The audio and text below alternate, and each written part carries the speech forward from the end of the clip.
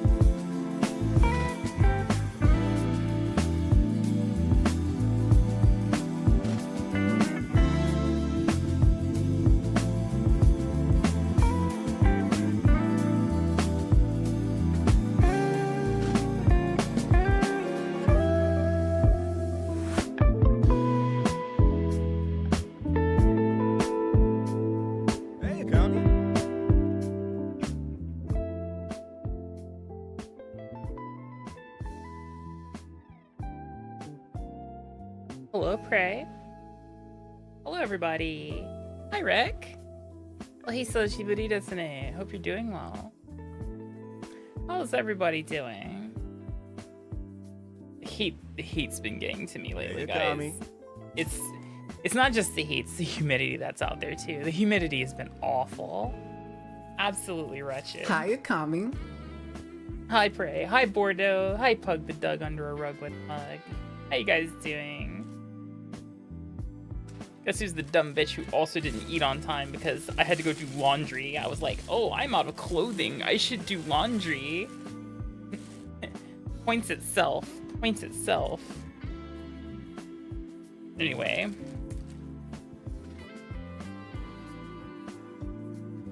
This is interesting. Didn't think they'd organized the pineapple on the pizza.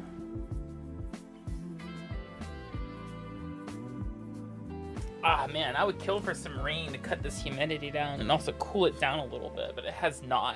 It'll get gray and like, it'll drizzle a little here and there sometimes, but it just makes the air more moist. It's kind of, it's gross. All of it's gross. Double Wolf Demon, thank you for the follow. Welcome in. You're doing well.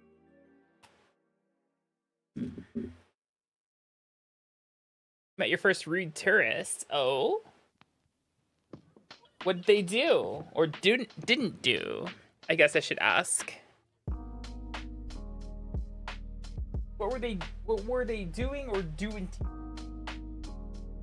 And words are hard.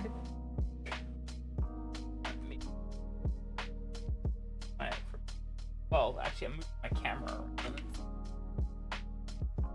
I don't want my food getting near it.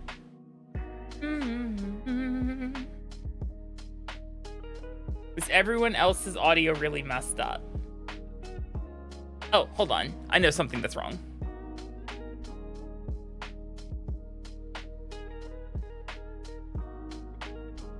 I did have to change that specifically for playing Peak with the others the other day.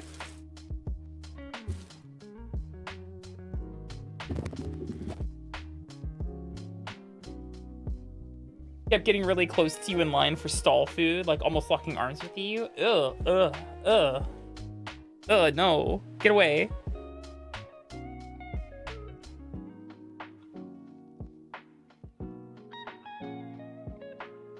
I don't have backyard baseball. Also, my name's Akami, not Akemi.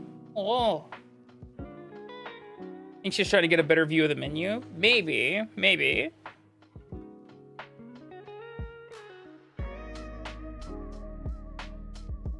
Hmm.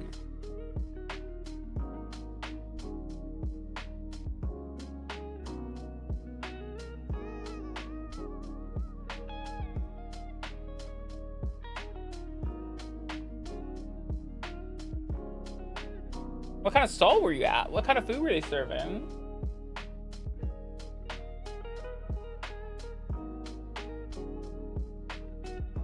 States my curiosity.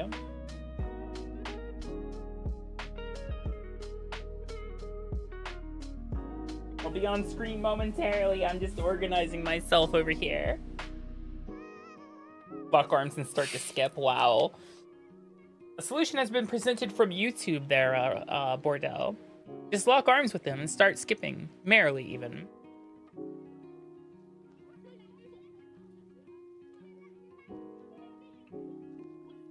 Was the stall's menu in English, or was it all in Japanese? So,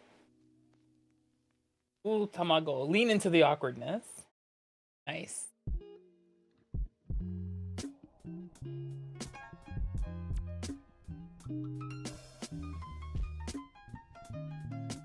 So, anyone? Dessler, hi. Thank you for the follow. Or no, thank you for the subscription. Thank you. Hope you're doing well.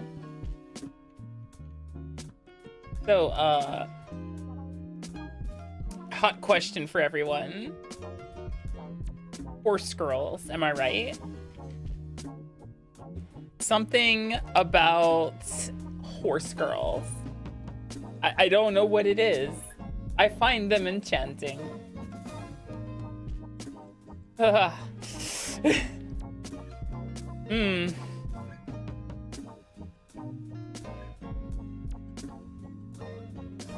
Because who knew, guys, that there would be a game that combines... Or, hold on. Who knew there would be a game that combines two of Japan's most famous pastimes, idol culture and horse racing, married together with cute, delectable anime girls. Anyone else playing the horse game?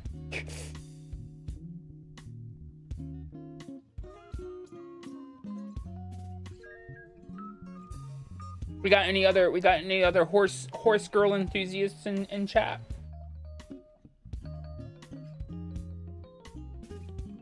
Is there corn on this?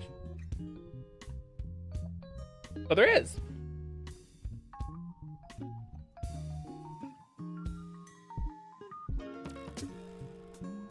That's fair, dumb drum.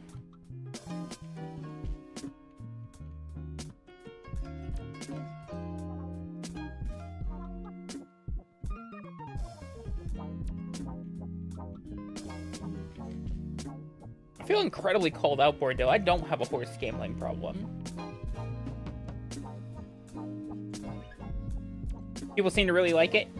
It's one of Japan's most profitable gacha games to date.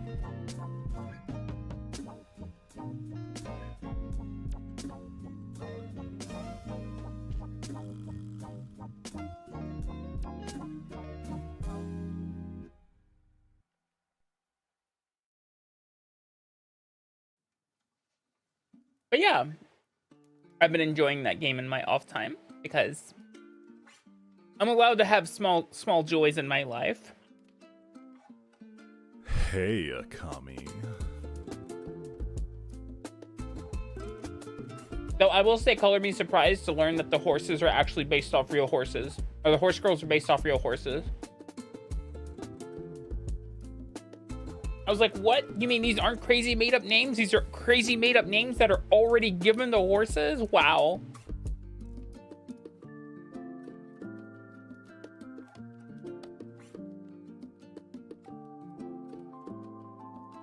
Hi, Passive. How you doing? I didn't know about that. Until I started watching videos about what the heck is this?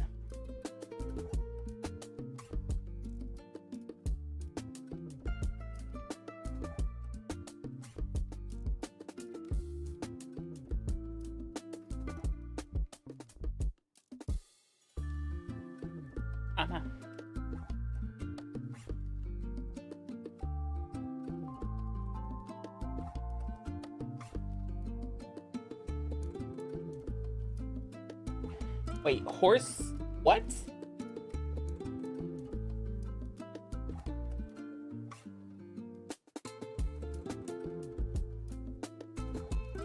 Technically speaking, breeding.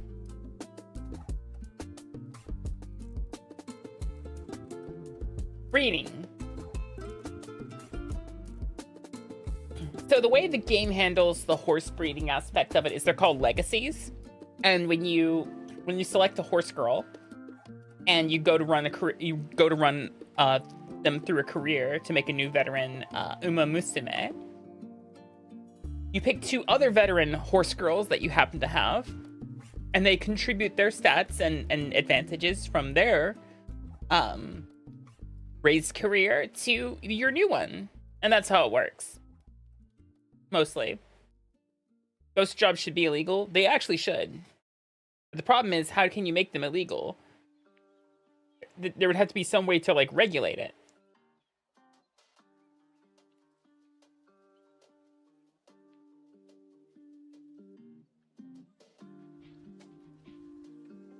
That's where things get tricky.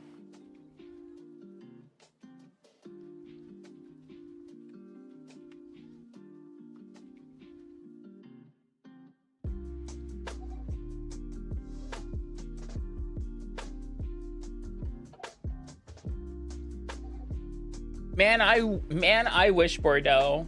I wish. Okay, all right, passive. The monkey paw curls. They just set up an autoresponder that when someone sends in a resume, it just auto rejects them after 5 minutes. They have now fulfilled their mandated response within a week. See, that's the problem with that system.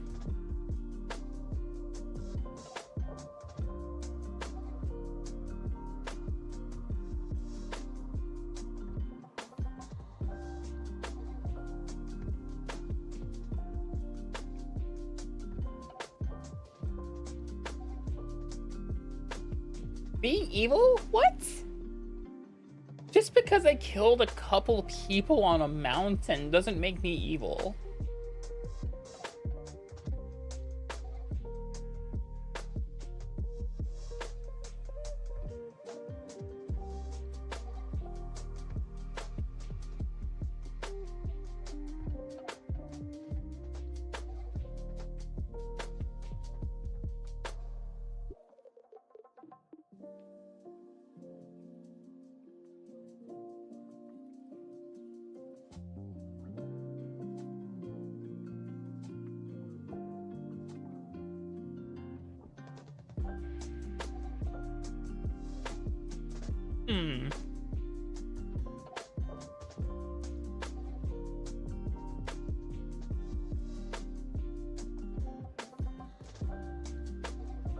Were they bad guys?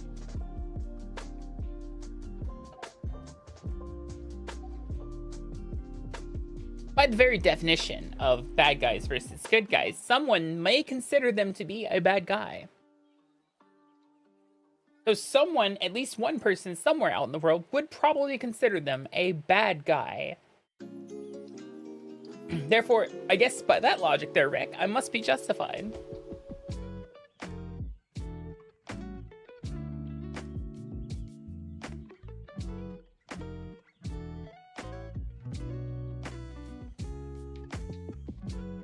Were they in the way? No, but I thought they needed a banana peel. It made things more comedic. Hey, me too, Bordeaux. Me too. How you doing, Pug the Dug under... Sorry. Pug the Dug under a rug with mug. It's been a while since I've seen your name.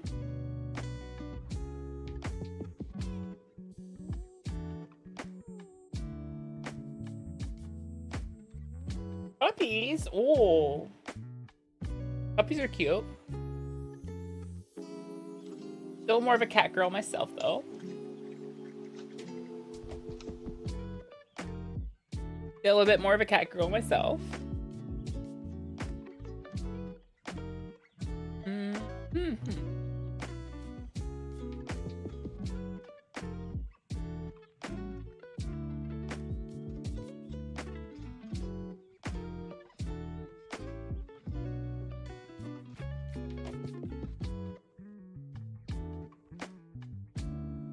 You guys ever stay up so late, you see the sun start coming up through your window, and you go, oh, I fucked up? That was me last night.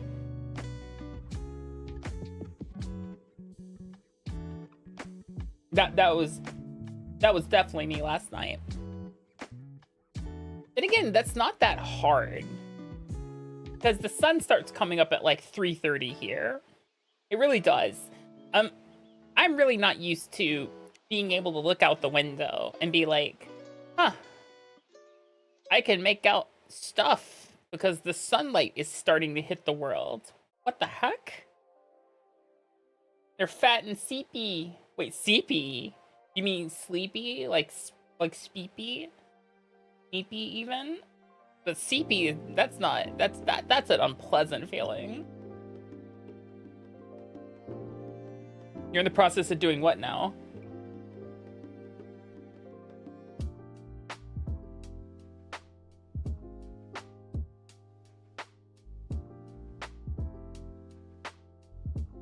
Seeing the sun. Remember, don't look directly into it. That's bad for you.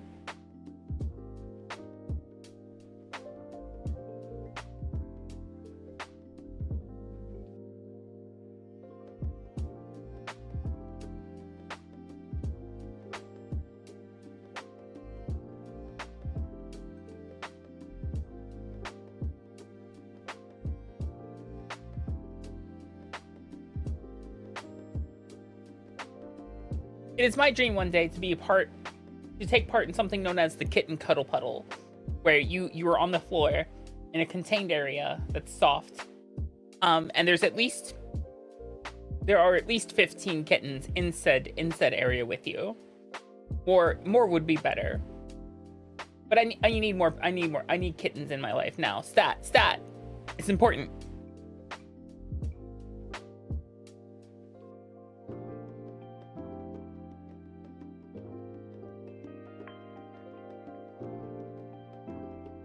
They're getting in through the cracks. Oh no.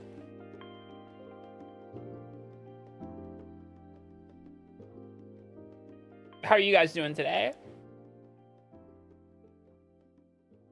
My day was extremely uneventful. I watched a movie on Netflix. Then I did laundry.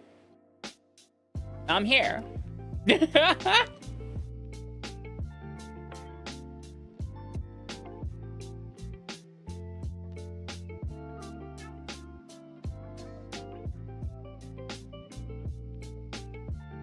I watched October Sky on Netflix since it was there. I'm like, okay, cool. I'll watch a movie.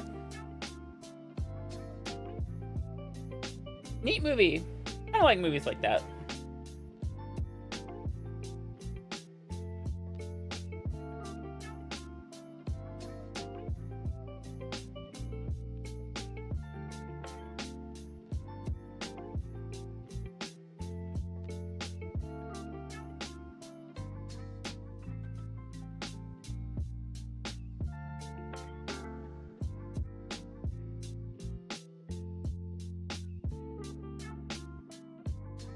Right there, watching me chew most of the time while I'm thinking of what to say and stuff. Hi, Izzy. How are you doing? You're welcome to come hang out with me if you want for a little bit, Izzy, though I know you probably want to go to bed. It's bedtime. Yeah, you should be sleeping.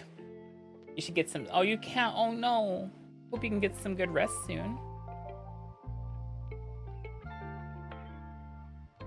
Oh, you're here? That's fair, Rick.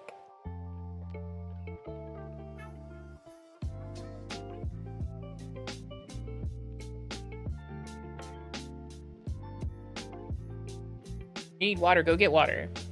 Billy. I need water too, but I'll do that later. What's the FX6? I can't access my keyboard, so I can't look it up myself. Because my pizza's in the way. What is the Sony FX6? Sounds like a cinema camera of some kind.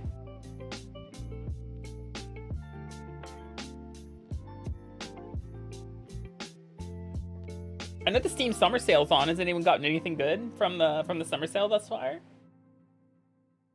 Part of the semi line? Nice. Does it use the E-mount too? Sure, you can do that, Izzy.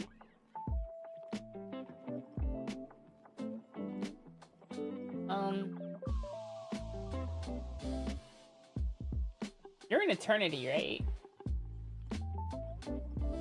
I think you are.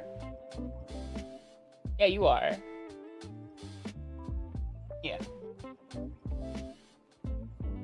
Hi, Izzy.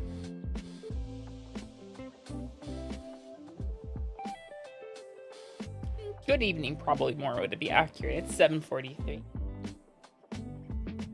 Yeah. Good evening. Or good morning. Oh, hold on. They can't hear you. There we go. I'm silly. I was just thinking to myself how funny it would be if I just didn't talk at all. As if it I was was just... like I just was like muted from then on.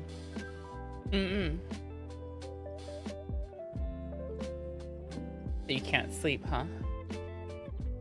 No, I'm a little anxious, so I'm not gonna be able to sleep Oh, I'm sorry. in a while. That's okay. It's one of those like you lay down and you're like go to sleep, and then you're like brain is going a mile a minute. Oh, I know those feelings. Yeah. Yeah. I did have a few questions for you in regards to, out of all the things actually, streaming. Oh, okay. What's up? It was more kind of like a Q&A, like, when it comes to your, like, when you're doing your branding and your, like, stream stuff, do you have a set number of things that you need before you debut, or that you would recommend people who are wanting to get into streaming, like the things that you should probably have before you go live?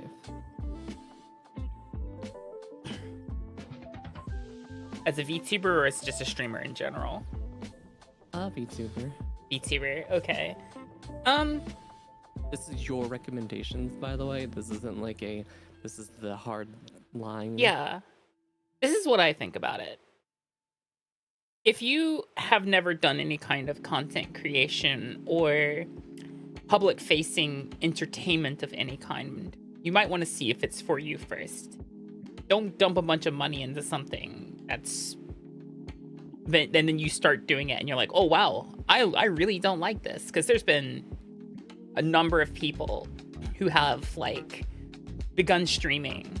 Like, they become like, I want to be a VTuber. That looks so cool. And they'll spend thousands of dollars to become a VTuber. And then they'll be like, they'll stream for like a week and be like, oh, I hate this. Or they don't have the immediate, like, success that they think they should be getting because they're like, I have the best idea ever. And then it doesn't bear the fruit that they think it should be bearing, because they think that, when you start a farm for the first time, you plant corn and the next day they should be fully grown and ready to harvest, Yeah. That being said, I think you want something to represent yourself and a logo for yourself. Okay. And from there, you can also use like a pre-baked. And here's the thing, something to represent yourself that can come from pre-baked. There's tons of models on like VGen and Booth that you can get. You can find something that's like one of those customizable models, like for what, like $100? I know it's still $100. Not most people may not have like $100, but it's better than like $2,000. Right. Yeah. A logo can run about $100 as well. But first, before you even go grab a logo, you may want like an idea of, like, if you're becoming a VTuber, what are you? It doesn't have to be concrete, but you might want to have an idea of, like, what do you want to look like, maybe. Mm-hmm. Because, like, overlays, transition stingers, those Those can be found in a box. Like, hell, my transition stinger, the pink cloud thing, that came from Etsy. Well, that's what I was gonna get into. If you had like a recommended checklist for that one, right? So like the next step where you've been streaming, you enjoy it, you have like maybe like 10 to 12 viewers, and you kind of want to start putting more into like overlays, transitions, emotes, stuff like that. Yeah, from a monetary thing, emotes would probably be the first thing, since, you know, once you hit that 10 to 12, you have that ability to have emote slots on Twitch. And even YouTube, at that point, you probably have the ability to have emote slots on YouTube as well. From a non-monetary standpoint, start thinking of things like redeems and other interactivity elements that you may want to put with chat. I'm bad about doing this myself. I have ideas, but like I'm bad about trying to get them executed because of executive dysfunction. Akami. Like, part of my day today was going like, I have to do laundry. I collected the laundry. I put it in the laundry bag to take to go to the laundromat. Then I got lunch. Then I sat for a bit, and for a bit, and for a bit, and for a bit, until it got later than I would have liked to go to the laundromat. And I'm like, oops. I even knew it wasn't like I forgot about it. I'm like, I should go do that. But it wasn't really a laziness thing. I really had to force myself to go do that. But Yeah. what was I talking about besides the laundry thing? Oh, interactivity elements. Yeah. Like redeems and like, you know, look at other programs to implement into your stream. Like if you have like you're using a booth model, maybe not like a PNG, use like the Twitch integrated throwing system, or maybe look at maybe doing crowd control or other things. Like there's other ways to like expand your stream that's beyond your branding. But if you're looking at like continuing to develop your brand and like establish your identity, you may want to look into people who specialize in like branding kits. Yeah.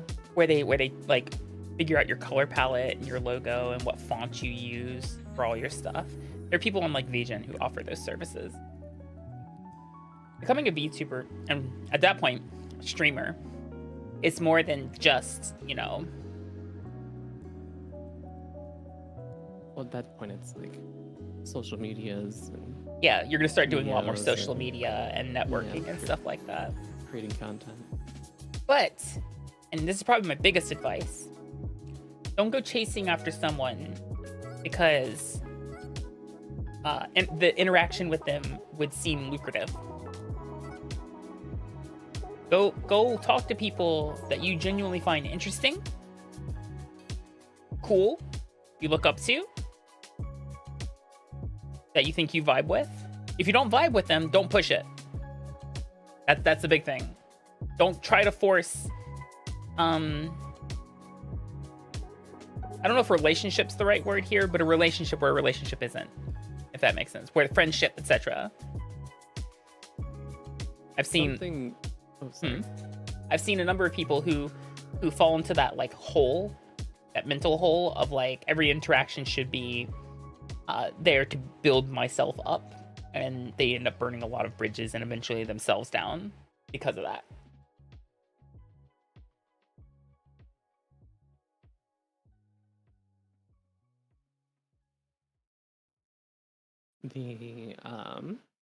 Yeah, something that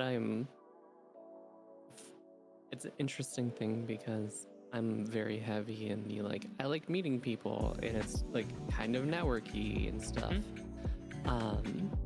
But what's happened is I've made a lot of relations with people. And for like a minute there, I was more focused on the relational Hello, Akami. aspect of things, as opposed to being comfortable with being by myself. And so I'm like having to remind myself, like, it's it's more important to think of yourself as a solo brand and not, Yeah. you know, Oh yeah, you're right. Because not as like if like or like if you have other people on your stream and then they all leave and you can't do a solo stream, that's an issue, right? Because yeah, that is something that actually happened towards like the beginning of the VTuber boom, where a lot of people had built their content solely on being primarily collaboration streams, where they were playing like Fortnite or Minecraft or what have you. The moment the person would go to stream by themselves and they no longer had their friends with them, they had lost the ability to hold a conversation with their own chat. And they can't carry the stream by themselves, and then what happens is the person then sees, oh no, my performance is dropping, what's happening? And that's because your brand became not you, it became you and it became your friends, the group as a whole. It's kind of the boy band problem a little bit.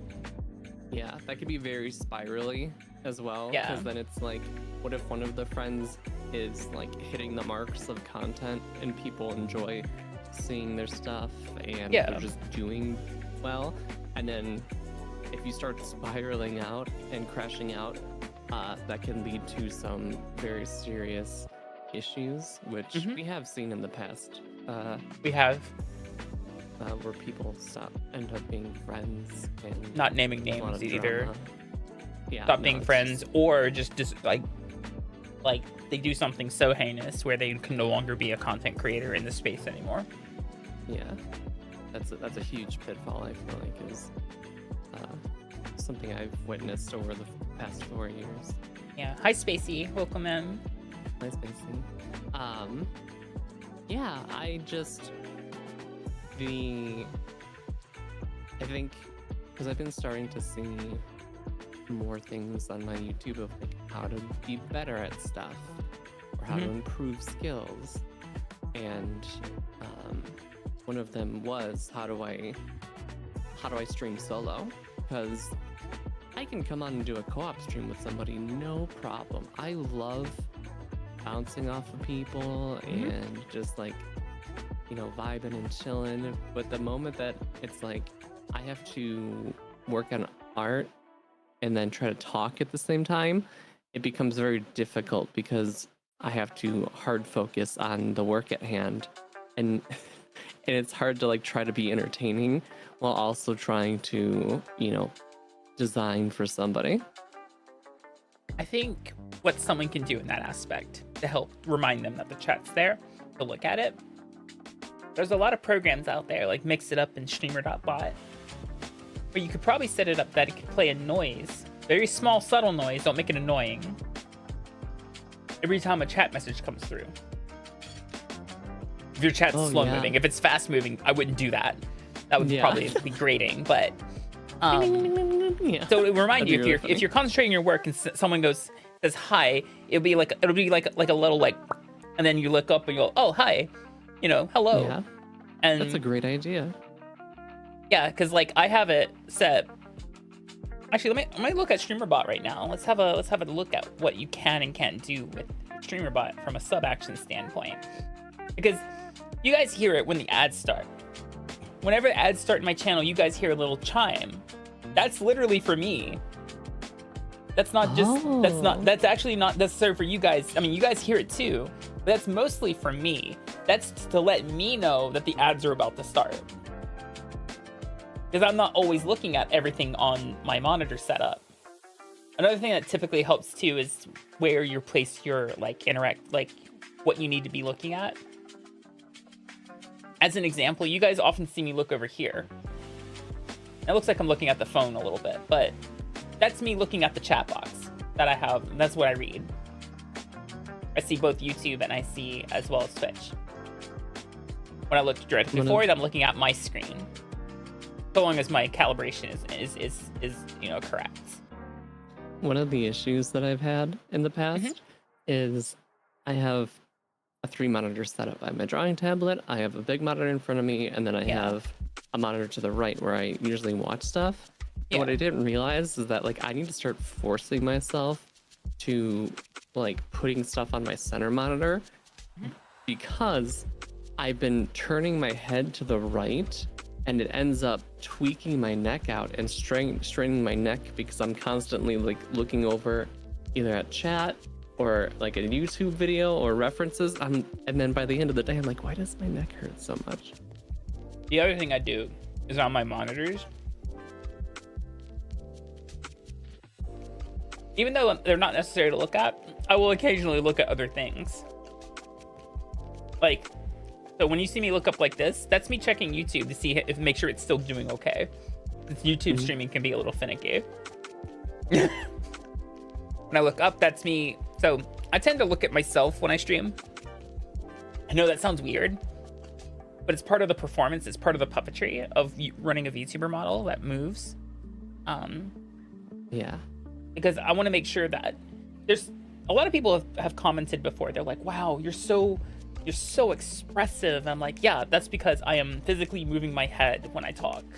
And I watch myself move my head when you see me doing this. This is me doing a little bit of exaggerated movement. But it's I watch myself typically when I'm not playing a game on my main screen. I'm looking at my model to make sure that it's doing what I want it to do as well. Right. When you see me look up, that's because I may not have something in front of my model. I'm checking my model to make sure it's doing what it's supposed to be doing. Because that's where OBS is. Freaking out. Yeah. Yeah. That's where OBS actually sits, is above me. Hi, Dr. Sako. Welcome in. But yeah. The big thing that I think is a really big reminder for everybody that everybody's content creation journey is going to be different, and milestones and achievements will occur at different paces, if at all, for every person, if that makes sense. I think it's really easy to spiral and crash out when you see it happens a lot in content creation where someone has been doing it for a couple years and they're like, I feel pretty good with where I'm at. I'm everything's, I'm happy with the community I'm building and everything's looking good. And then someone will debut. Someone new will debut. And then, the luck factor strikes in because there is a luck factor to all this, right? And there's hard work and there is a little bit of luck that is involved. Because it depends on who happens to see you at the right times. And then this person suddenly is double their size in 2 weeks after debut. And then, then they're triple, then they're quadruple. And the other person's like, well, what am I doing wrong? No, you're not doing anything wrong. Right. Yeah. Well, for instance, and this isn't I'm not throwing fire or shade at this person, but it's for example, Miss Lala exploded. She because her content is awesome and amazing and wonderful, and it's such a joy always being there. And then the moment that somebody big found her, she just took off. And it's yeah, it's as somebody who has followed Miss Lala for a long time, it was really awesome to see that. And I think you were saying, it's really easy to if you could get jealous of it if you started at the same time as her, whereas or before. Yeah. And I think it's one of the big things that I was watching with a video was talking about comparing yourself, and that is the ultimate way to kill yourself as a streamer. Oh yeah. Is to compare how you're doing versus other people. The only person I compare myself to is myself. I'm always striving to perform better than my last performance, if possible. It's not always possible. I also remember that, at the end of the day, I'm a person. I have wants, needs, and necessary things like sleep, Yes, and which is very important, but people going- will oftentimes say going it's to not. my job and stuff like that, and other like outside recreation. Like I can't be terminally online. Like I'm taking a vacation in August. I'll be off stream in August for like a week. I'm going to Tokyo. So got that to look forward to. That'll be awesome. There will be pictures. Oh, there will be pictures. But yeah, no, it's important to also take breaks. There are people who will start their content creation journey, right? And they'll be like, well, I have to stream every day. Every day. Like, that's unsustainable. That's actually unsustainable. Treat it, if you're trying to really like push that content creation button, you treat it like a job. Now, think about it this way. Even if you love your job, would you want to be working 7 days a week straight every week for the rest of your life? Absolutely not. You're going to burn out. Everyone burns out. It's a matter of when it happens, not if it happens. As somebody who absolutely loves what they do, and like I love art. Yeah. I love everything about art. I have been doing art for upwards of 20 years now. And it makes days go by pretty fast at times, but at the same time that I burn out like everybody else, right? Yeah. And it's again, it's like there will be days where I just get, like, for example, last week I was trying to design something and I couldn't, and I was getting really agitated at everything that I was doing. Nothing was coming out the way I wanted it to, and I was just so frustrated. And that was a really good sign for me to be like, take a break. And I had a couple people recommend like trying some stuff to help just like rejigger my brain to kind of be like, let's try that out. And it helped a lot.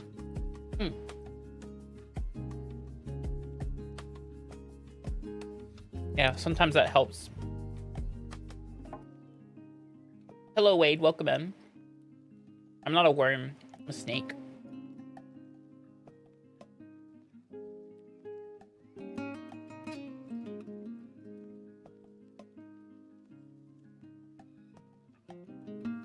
I've fallen into the trap before.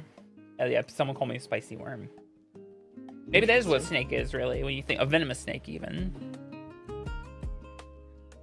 Nope. You were saying about the trap? Hiss ribbon. Danger noodle.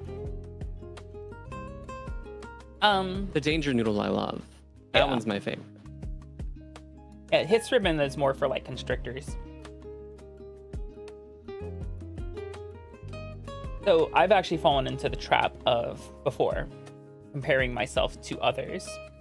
And then this is the other thing that is a big thing. Do not try to directly copy someone. Thinking that what they're doing will also equal with what they're doing and achieving success with will also achieve you success. No, red bush viper. Just red bush viper. And the reason I say this is because there was a model I had. It was actually my third ever model. And I quickly like got rid of that model because not only did I realize it was starting to make my community uncomfortable, it was also starting to make me uncomfortable. And so I did my best to scrub that model from the internet. It still exists out there. Please don't go looking for it. But that model was made because I was just like, hey, I saw someone else, make a model like in that kind of scope and vein, and they're seeing great success. But the same thing did not happen for me. I learned my lesson the hard way. No, you don't, Rick. Trust me, it's actually not flattering. It is not a flattering model. I can let you know that right now. Yeah, I think that definitely comes down to that you are not the same as the other person. So you don't have the same experiences, you don't have the same abilities, you don't have a lot of the same stuff. And so that's again why comparing yourself to other people is kind of like, I could see the argument of saying, well, how do I know my skill level at what I'm doing? Yeah.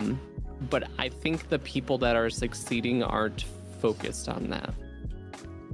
They're more focused on just getting the work done. Correct.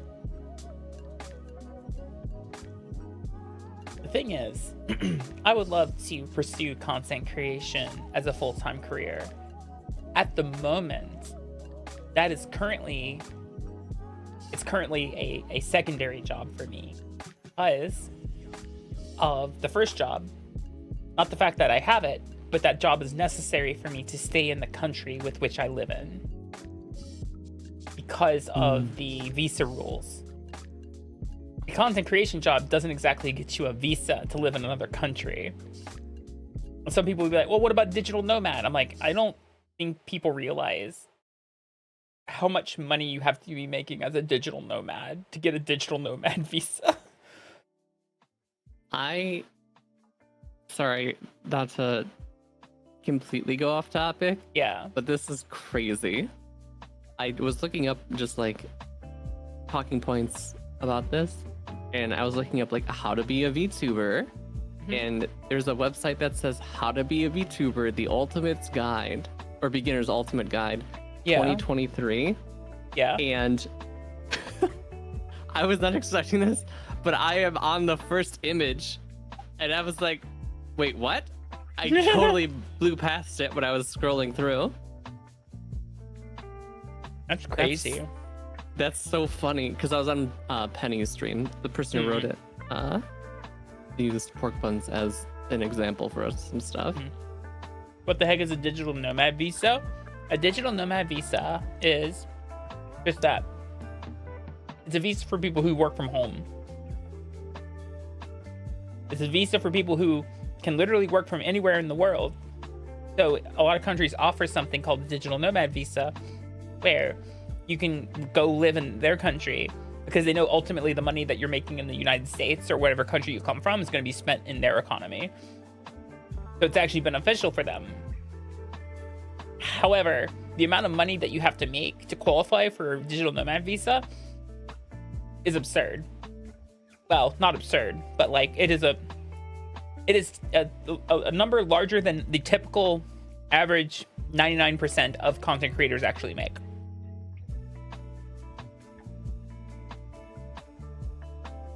I think in Japan it's $80,000 a year.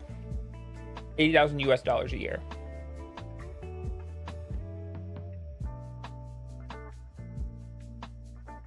Which means I would need to be making what? $3,500, almost $4,000 a month off content creation alone to be able to apply for that visa. And just as Yuki said, in Japan specifically, you have to go home every 6 months. Oh.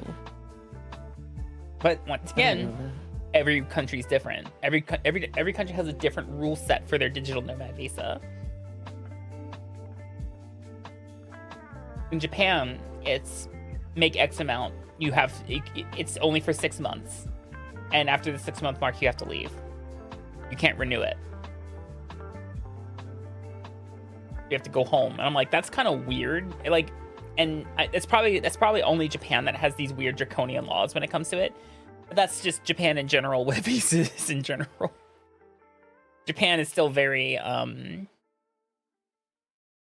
inaccessible to foreigners trying to find a life here, essentially. And Australia's like that too. Okay, never mind then.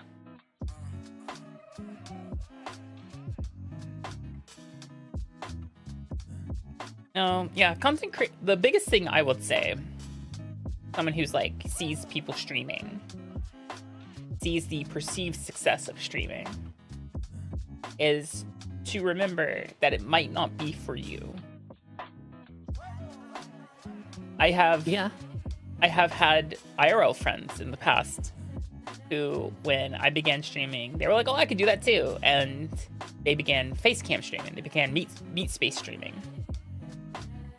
and they were like, "Man, I only get like one viewer, and I think it's my mom." It's like, well, do you network? Do you advertise? Do you raid? You post on social media? Do you talk? Do you interact with other people? Like, no. You can't just expect to turn a stream on for the first time and people to be there. You really just gotta make like that TikTok video that is like just full of like memes, like cracked out memes and like big like punching people in the face, like not just like you talking and there's like subtitles, but like for example, who's your editor? Currently it's ID10. Okay, ID10. Here's what we're gonna do. We're gonna start a bit, and then you're just gonna put in a bunch of memes. All right. So check this out. Right. You see this right here? Yeah. That's a titty. And now you're gonna supercut. You're gonna supercut to a giant, loud fart noise, and the atomic bomb explosion from Oppenheimer, and then, we're gonna continue. You're gonna cut back like nothing just happened. So yeah, Fortnite just got updated, and that's when you supercut in a Fortnite clip of whatever the newest season is. Yeah. And like them doing like someone hitting the gritty on a dead body or something. Yeah. And then we talk about we're gonna cut back and it's gonna say, yo, but have you played the new Nintendo Switch 2? And then you have a giant loud noise, like cut to a giant loud noise of Mario being like, "It's a me, Mario!" But it's like all like bass boosted and stuff. Oh, bit crushed like, and stuff like that. Yeah, super bit crushed and like Mario like popping a wheelie or like grinding on a rail. So we're using Neo YouTube poop style. Gotcha. Yeah, and then that's gonna be the entire clip, and that's how you become a content creator genius. Well, funnily enough, there's a couple people I know who, like, if you look at their TikTok profile, hi Grisky, that when you look at their content, like their TikTok profile, they'll have a video that has like 1 million views, and then you look at their follower count, and it does not reflect 1 million view video, you know? Like, they'll have 1 million view video, and they'll have like 3,000 followers, but that's because it got shared into oblivion and had no return for the person. Yeah. In fact, I'm sharing my screen to you, Izzy. Oh, hold on. And I just got this clip back from my editor. If you guys want to see it early. Off. Stop it! Leave my boy alone! No! Stop! No! Long live the king! I love him, please! I love him! Oh. Caddy, I love him. Please, Caddy. I gotta get him to the end. Please put my back. I love him. Yoink! Yoink! Bye, big boy.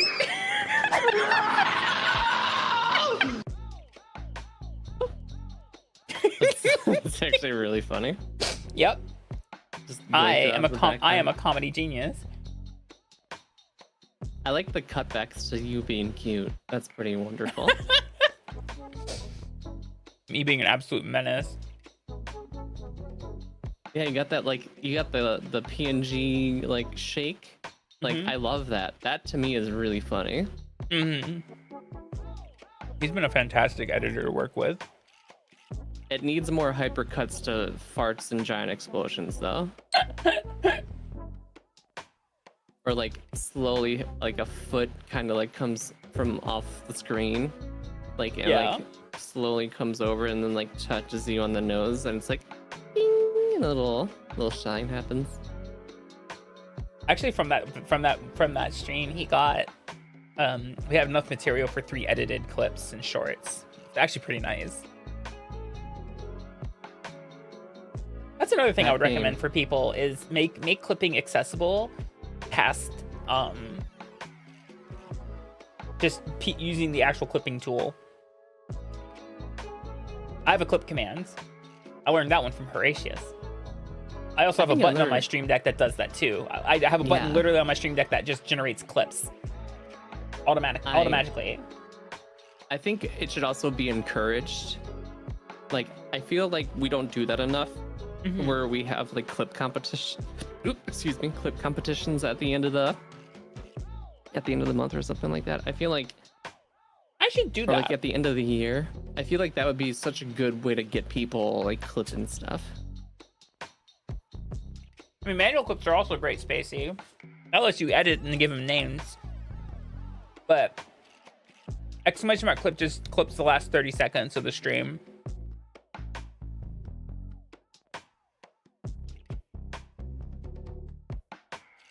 It also does this super secret technique that ID10 taught me.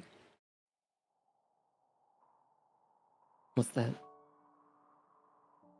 The OBS has something called the replay buffer. And the replay buffer, you can set it for however long you want. But think of it like OBS's built-in clipping function. Oh. And so I have my clip command tell my OBS. So when someone does exclamation mark clip, the first thing it does is it dumps the replay buffer. Then it actually makes the clip all at once. There's no waiting between. And my replay buffer is 90. No, it's 180 seconds. It's 3 minutes.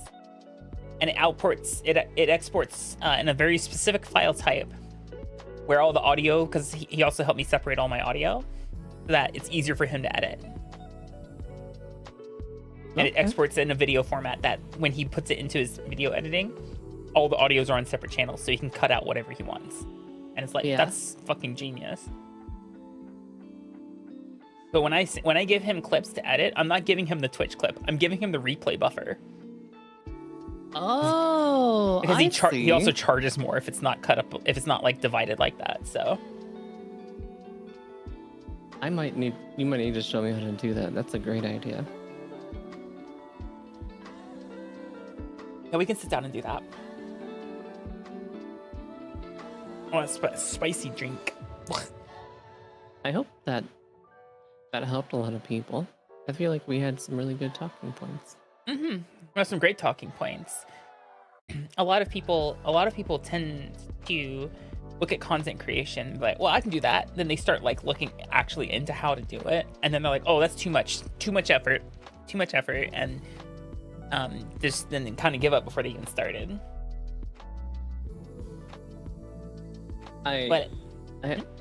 Sorry. But the other thing too is that a lot of people also don't ask the most important question before getting into something like content creation, and that is this for me? Especially before they start dumping not just time, but also money. Well, time is money, friend. Time is money. Time is money, friend. Anyway, God, I miss that stupid fucking game. Yeah. I really do. It is a job, really. Some people do it not as a job, but as purely a hobby. And you know what's funny? Some of those people who do it purely as a hobby are sometimes the most successful streamers you'll see, because they're not worried about certain aspects of what they're doing. It's just unabashedly like them having a good time, or a terrible time, which is also just a good time because, you know, it's the torment the streamer kind of streams. Yeah. One of the things that I was reading about, they were talking about this, people who build good habits and are successful have to be comfortable with being bored and doing something as small as like a mundane task. A lot of people just won't like it and won't do it, and so therefore they don't do it and then they give up. But if you like do it every day, for example, like streaming something, not like super streaming for like 12 hours a day, but something small, especially at the beginning where it's like you stream for maybe like 2 to 3 hours, and that time adds up. 3 to 5 hours is the sweet spot. Yeah. But starting out, That's what I'm saying. No, just in general. 3 to 5 hours is the sweet spot for all streaming. Yeah. But it's that idea of you have to be okay with being bored and fighting through that boredom and making those boredom things entertaining and fun. Biggest tip I can give to anyone who's looking into being a streamer, especially if you're doing gameplay. Even if you're not streaming, narrate what you're doing. Even if it's in your head, or say it out loud. Start doing that. You got to learn how to fill the infinite void of silence with nothing, with just whatever you're doing. Well, okay. Maybe not everything, because then you might get forced to go stream on Kick. Fair. Actually, there's a good video I was watching about this where they talk about. Thank you for reminding me to put a pig in the chat. A what? Oh, and that channel. Anyway, they were talking about this idea of doing, if you're feeling uncomfortable about talking because you're just not very social or you're an introvert, a really good way to do something is to play. It's kind of like an improv thing called topic association or word association. So like, if I said the word blue, Akami, what would your response be? Clues. Okay. And now if you said clues, I would say board games. And then you would say Agricola. Sorry, I want to play that game so bad. Actual answer, game store. Okay. And so a good thing to do is that now Akami, like, okay, so you said Agricola, right? Is that Agricola. what the word was? Agricola? Right. I have no idea what that is, and I'm interested in hearing about what that is. And so you could just start going off about what Agricola is. But the Don't key mind if I here do. well, yeah, you're just like completely side junk it. Yeah. You have to be able to do it to yourself, right? Yeah. So you have to, and not wait for chat to respond to that said thing, right? So it's like, what's your what's your favorite movie?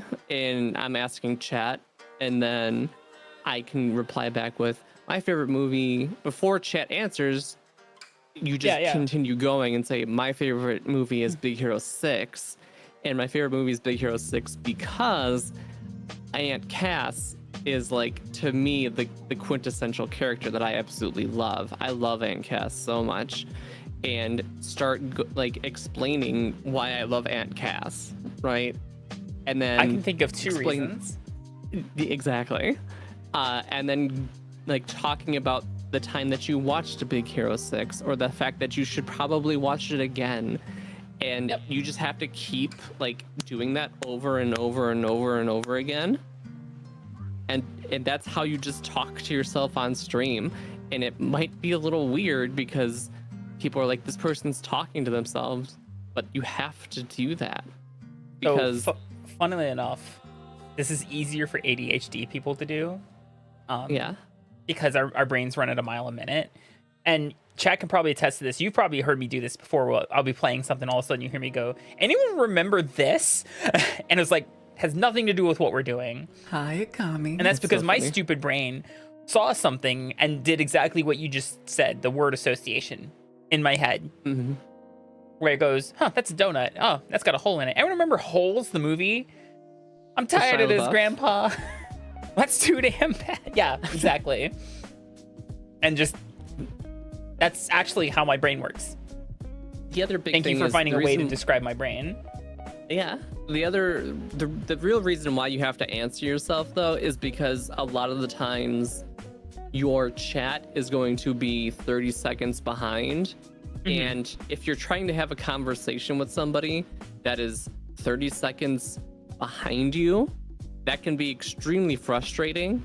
And you're like, so chat, what's your favorite food? And like nobody answers for 30 seconds. Like you're gonna be just sitting there for 30 seconds just waiting for a reply, and then you get mad because nobody's replied in the 30 seconds. Yeah. Rick also has a good point. Also, some people type slow. Or they're on mobile, and Also very true. that's an even Yeah. bigger delay. Yeah.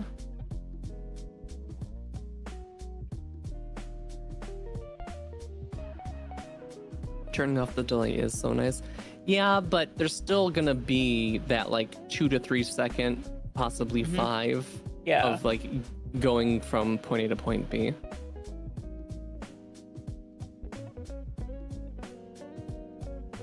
Right now, I want to watch Big Hero 6 again.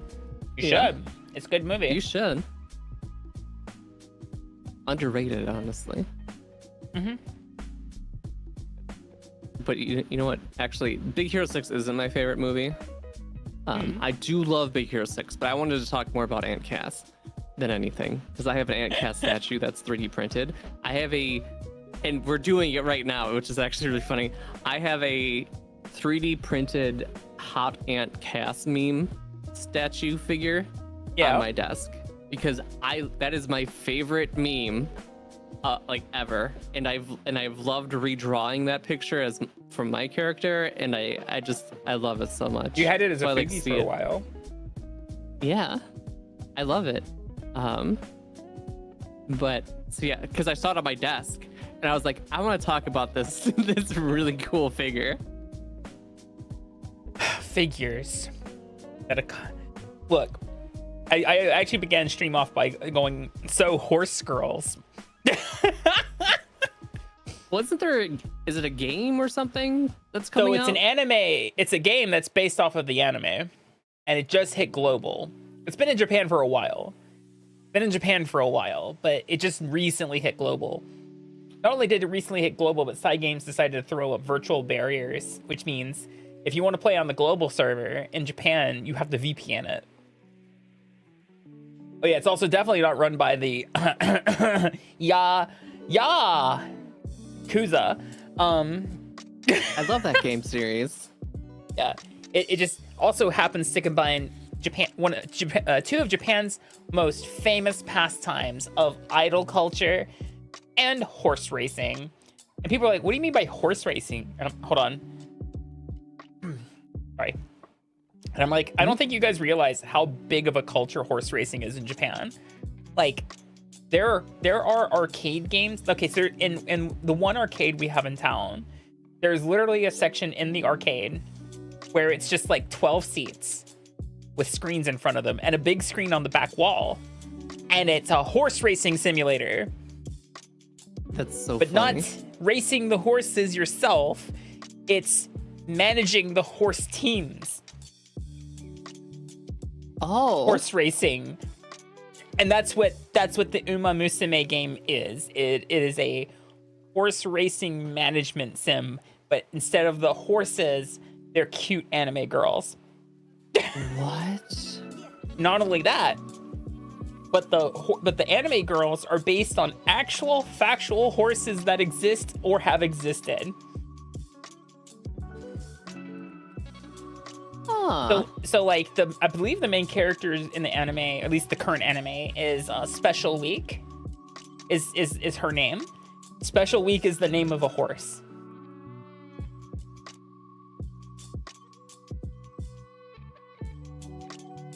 No, people pay cash in an arcade to play the one with actual horses, Rick, not the horse girl one. It's also done by they the same do? people who do Idolmaster. Yeah, no, people pay actual money to bet on, well, quote bet on, because it's bet with virtual currency inside the game itself. But they pay money. Oh. They pay money to play virtual horse racing. Pokemon Wild. I was gonna say I would think that it would be illegal in Japan. No, Not. Because it's gambling, isn't it? Gambling in Japan's a little funny. Well, yeah, they have to like sidestep a bunch of stuff, right? Yeah. They can bet on the virtual horse racing games with the virtual in-game currency that they pay to play with. But like the actual horse races themselves, I don't think there is a legal gambling front for that, if you know what I mean. Right. It's the same thing with pachinkos, right? Exactly. Where you take what you got from the pachinko machines and go next door to a completely legitimate but actually separate place to turn in your stuff. Yeah. Yeah, exactly what Yuki just said. You pay for the game credits that you can then use those game credits to buy a little plastic thing, and then you can use that little plastic thing to sell at the store. If the horse tuber you're talking about, Wild, is Luca, oh, she's already playing it. She's absolutely, super definitely already. I was in her chat earlier today when she was re-rolling like mad for trying for the cards.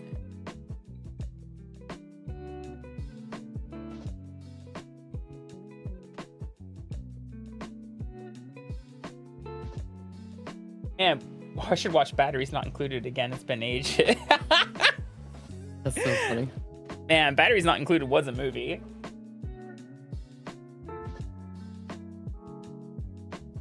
Like, could you imagine like looking at a child or like a younger person being like, hey, so there was a movie about developers who wanted to knock down this one apartment building where there was a diner at the bottom of it and the people lived above it.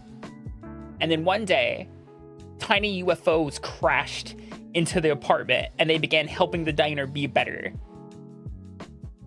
And then they fought off the evil developers. What? That's the movie Batteries Not Included. What? Oh my god. Who's in this movie? Hold on. God, it's an old like no-name movie. Hold on, let me see. Wikipedia. I've watched it. No, I'm on the IMDb right now. I'm looking up the synopsis on Wiki. Oh, it's Jessica Tandy. Batteries Not Included. Yeah, 1987. Is a 1987 American science fiction comedy drama film directed by Matthew Robbins, produced by Ronald L. Schwary, starring a plot. That's what I was looking for. Frank and Faye Riley, an elderly couple managing an apartment building and cafe in the East Village, come under threat by a nearby property development. The development manager, Lacey, sends hoodlum Carlos and her other thugs to bribe the couple and their tenants to move out. When the tenants resist, Carlos and company punch through unsuccessful artist Mason Baylor's door, intimidate pregnant single mother Marissa Esteval, and break retired boxer Harry Noble's jar of tiles. After Frank Riley refuses to move, Carlos vandalizes the cafe. Mason's girlfriend, Pamela, is tired of living in that old building with him. She dumps Mason, packs up, advises him to get a steady job and leaves. And the Riley's friends, Muriel and Sid Hogginson, take Lacey's bribe and decide to move to a retirement home in New Jersey. Two small living spaceships appear in the Riley's apartment that evening and start repairing many items that were broken. They also repair the cafe, putting Frank and Faye back in business. Literally, the movie, like, it's like, oh wow, big evil property management comes in. Then these two little spaceships come in and start fixing shit. And, okay, so, oh, sorry. and then the movie kind of revolves around the little spaceships for a while, and then they scare off the property development. So, okay. So the main female lead of that movie is an extremely famous actress. Oh. If you've ever seen the movie by Alfred Hitchcock called Birds. I have seen The Birds. She was in Birds. Oh. She was also in what's it called? Driving Miss Daisy. She was Miss Daisy. Wild.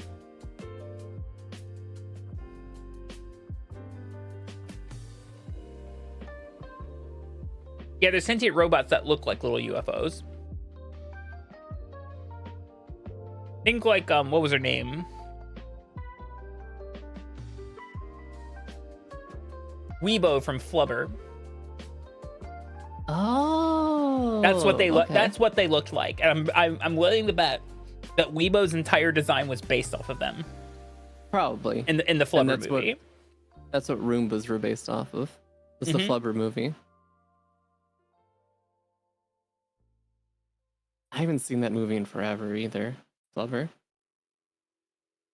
Yeah, Flubber sure was a movie.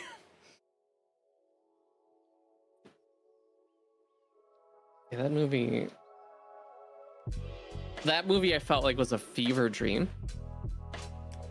I want to say like a lot of the late 90s, early aughts, like Disney / family movies, a lot of them feel like fever dreams.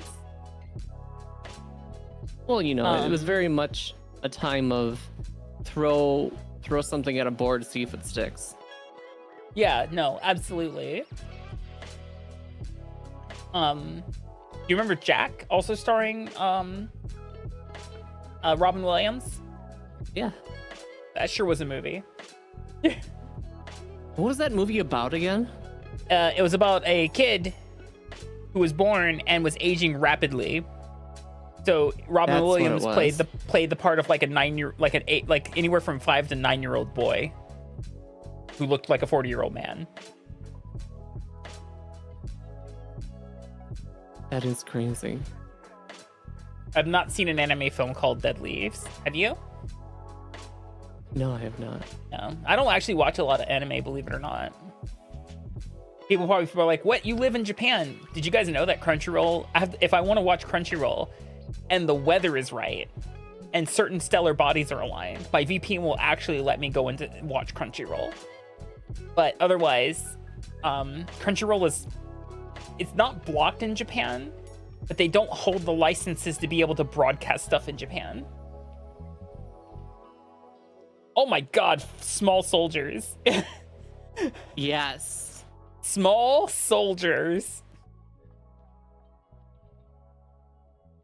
Small soldiers.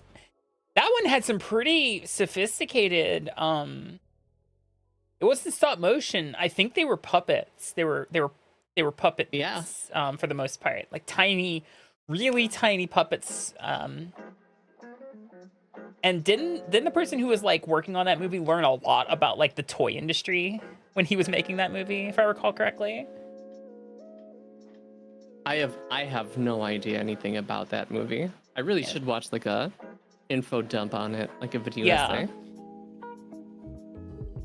Wait, then how do you watch anime in Japan? Netflix or like Amazon Prime for the most part? And yeah, sometimes regular TV, but I don't pay for regular TV, so I don't watch it. And once again, we re-arrive to the fact that people don't realize you have to buy a TV license in Japan to watch TV. Or the high seas.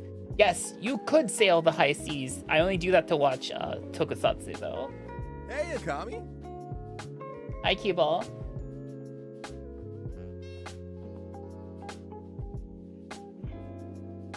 Whoa, no, you don't touch LimeWire.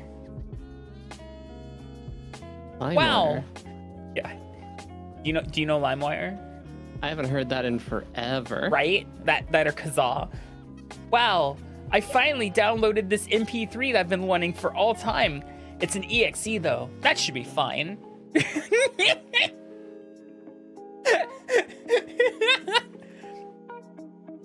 Suddenly, viruses. Suddenly, your family's computer is borked completely. Oh my god. I once saved a friend back in the day. Uh-huh. Like 8th grade. I saved a friend from having porn on his desktop. Because he clicked on the wrong thing, and then suddenly it was everywhere on the desktop, like saved in like wallpaper Malware. and stuff. And I was like, I'll fix this. I'll fix this. Takes out the 3-pound neodymium magnet. You're welcome. Just crash it all.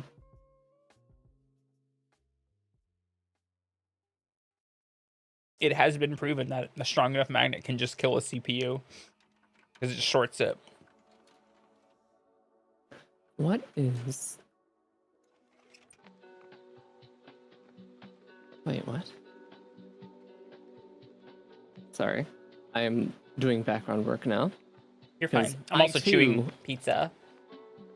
I do have the same issue where I'm like, I should probably check on that. Even though it's like, I'm like in a stream with you. You've been gracious enough to let me hang out with you. Oh. On stream.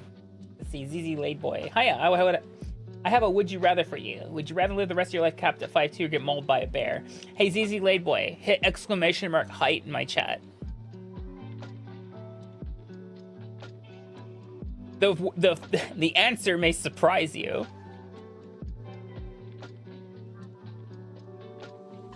It's been over a year since I had this kind of pizza and I was craving it, so I bought it. Oh, what kind of pizza did I get? Yuki, I bought not pineapple, Hawaiian. I added green peppers to it.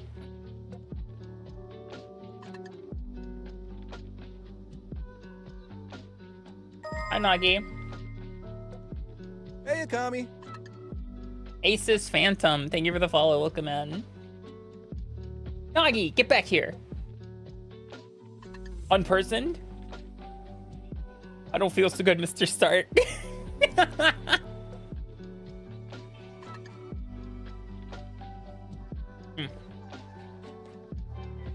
I've been battling Walgreens for my prescriptions, and it's been such a pain in the butt.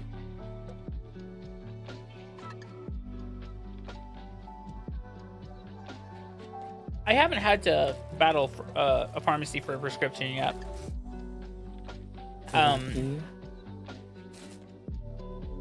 see, I don't know who I'd want to battle more. Hold on, let me get rid of this real fast. I'm not rattling it around in people's ears. Duduha drug or happy drug? Yeah, I had to call happy drug. Wait, what? Wait, what? That's the name of the plays. Happy drug? Happy drug. That's awesome. Mm-hmm.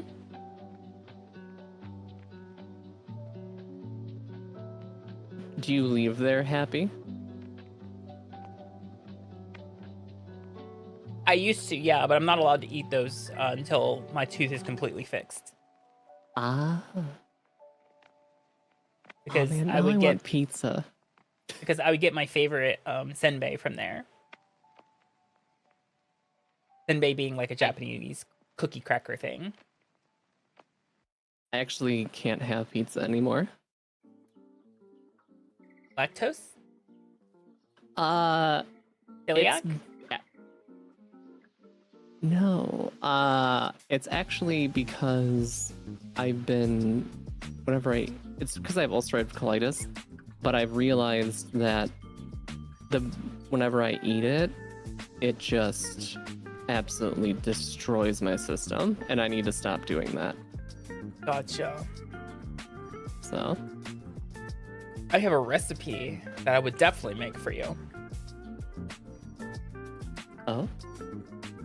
Because I made it before, where I made a doughless pizza and it was pretty darn good. No, it's the tomato sauce. I didn't use tomato sauce on this one. What did you use? Alfredo. Oh. So the way this one was built was I used the dough substitute, which I'll describe here in a moment, because it's a little horrifying to make, but it was really good after the fact. Wow, Lord Garmadon, like the guy from Ninjago. Thanks for the follow. But I put Alfredo sauce, or like a white sauce on top. And I put veggies on top of that, no cheese, because the Alfredo sauce was already cheese, right? Right. But the crust, it consists of being made of chicken.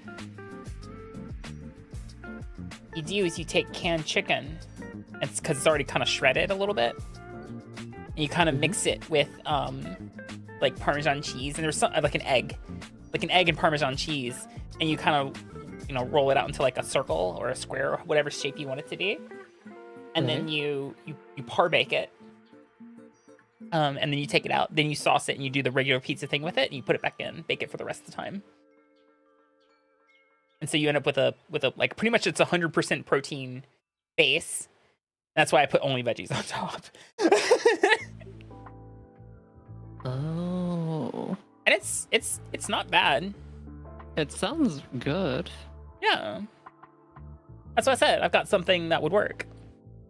I had a feeling when you said ulcerative colitis, I'm like, I bet it's the tomato sauce.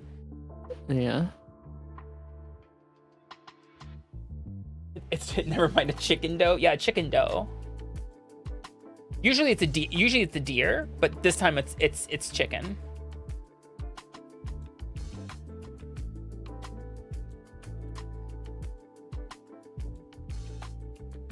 Yeah. I don't have a Domino's here. Hi, Felix. Because I live north of Sendai. Hey, Akami. And what I like to call the Sendai divide of Japan.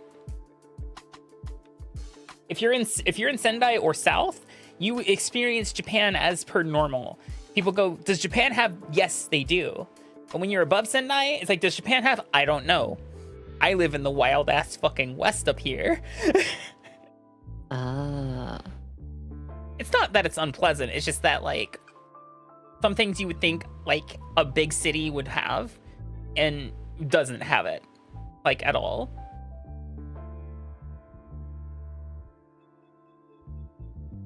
But you have a Pizza Hut, right? We have Pizza Hut, yeah. We also have That makes sense. 1 or 2 Japan-specific pizza brands. Hi, Felix. My channel bio still has a thing. Location is the U.S., not Japan. That's fine. It can stay that way. Trust me, it can stay that way. Channel bio. Isn't KFC big in Japan? It's sure. I mean, I'm gonna be real. It's not just KFC that's big. It's all fried chicken. You ask the kids what food they like here, like in the schools. They're gonna say, I like, you know, fried chicken, or they'll say karaage is what they'll say. If they haven't learned the word for, if they haven't learned it, that's just fried chicken. Because not only can you get fried chicken at KFC, you can also get it at the kombini. And you know what? I'm gonna go out here. A little bit of a hot take. The kombinis have better fried chicken than KFC. Oh. Well, specifically my KFC. Because here's the thing. If you go to Tokyo, that chicken's flying off the shelf at that KFC. It's not sitting around. Those KFCs are super busy. However, the fried chicken you get at the kombinis tends to be like fresher and just less expensive and just better in general. I prefer Lawson's fried chicken over the other two.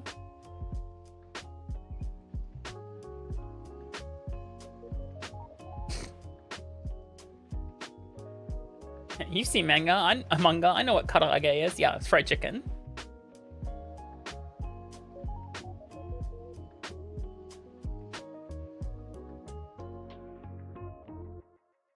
I like either the karaage kun from Lawson, which are like little chicken nuggets. And just recently, they went up from having 5 nuggets in the little box to 6. They advertised it. They had like a big advertising campaign about it and everything. You're like, there's 6 of them in there now. We didn't even increase the price. And they have the best flavor, which is lemon. I don't know if you knew that, Yuki. Yeah, it's like lemon. It's still like a little breaded chicken nugget made from like white meat chicken. And it's like kind of like dashed in like lemon juice or whatever. So it has like a slight lemon flavor too. It's like almost like lemon pepper chicken. It's really good.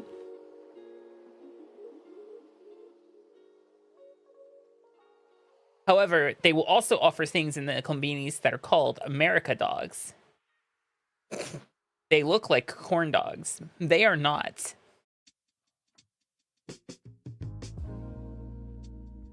The breading is completely different on those things. No, Yuki, the breading is completely different on those things. What's the breading? It's more bready than it is corny, if that makes sense. Okay, so it's more like actual bread. Yeah.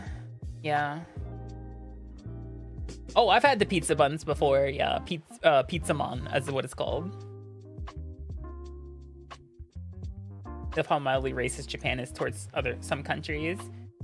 Oh, it's not that, Felix. It's just that is like the corn dog is such a violently American thing. But you know what is not super readily available here in Japan? Is corn flour. So that's why they call it an America dog. Here's the thing, because Japan is extraordinarily literal with everything that they do. If they called it a corn dog, they would expect it to have corn in it. So it's just easier to call it an America dog.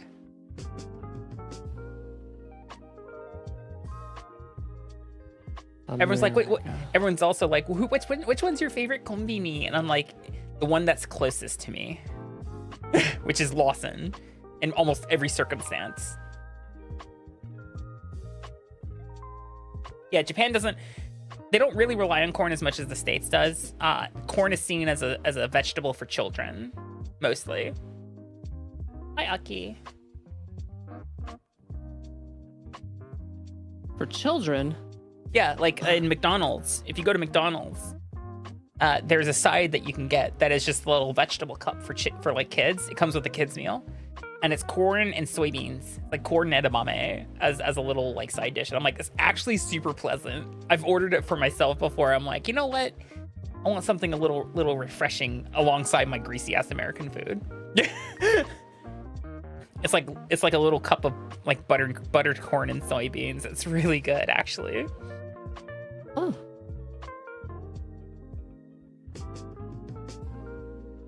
Everyone's all like, they're like, oh, why are you eating at McDonald's in Japan? I'm like, I've lived here for several months now. I'm entitled to be able to eat whatever the fuck I want.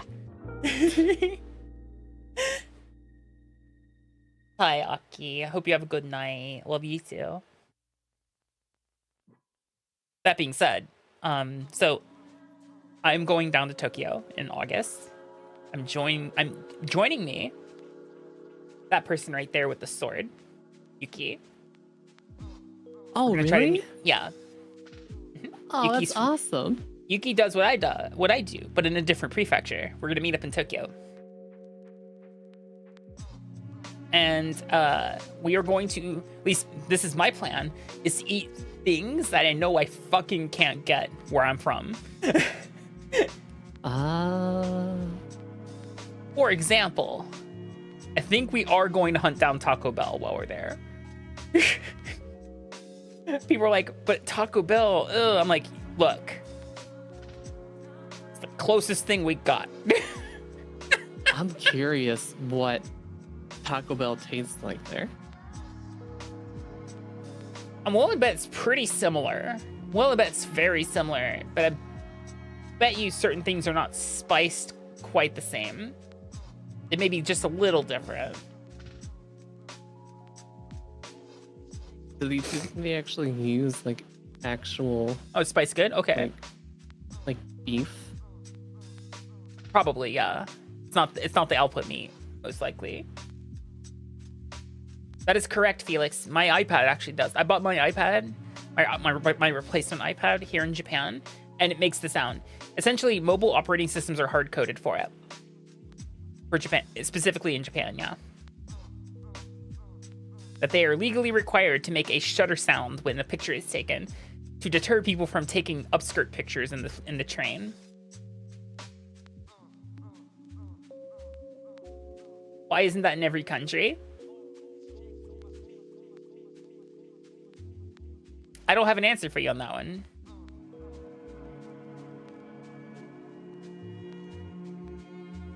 It stopped when you went to the US. You know what's funny? You know what's funny, Bordeaux? Is my phone here in Japan does not make that noise. Oh. Yeah, I feel a little dirty that the phone I brought with me from the States does not make the noise that it's technically legally required to make while it's here.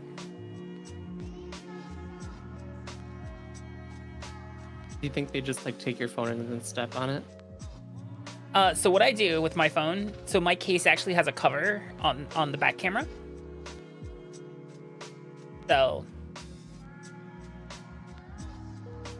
yeah, it's obvious when I want to take a picture because I literally have to like open the little back flap that that covers the cameras.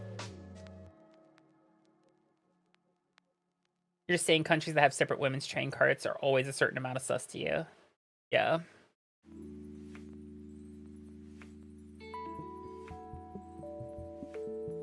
The fun part about the women's train in Japan is almost always there's a foreigner on there that doesn't know it's the women's cart because, you know, reading. Like say it's a good loophole. It's just, yeah, reading's super difficult. I mean, you have to look at a bunch of dead trees and then violently hallucinate while doing it. Yeah, it's a lot of hard work.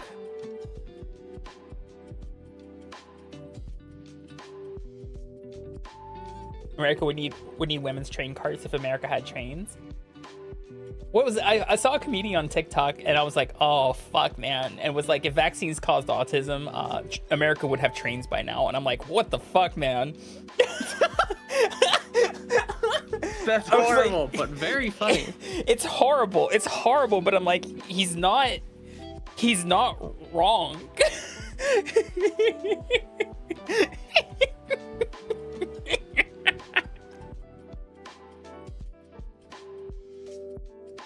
Man, though, there's just something special about going on that train platform and hearing, this is a Hayabusa, this is the Shinkansen Hayabusa Super Express train bound for Tokyo with stops at,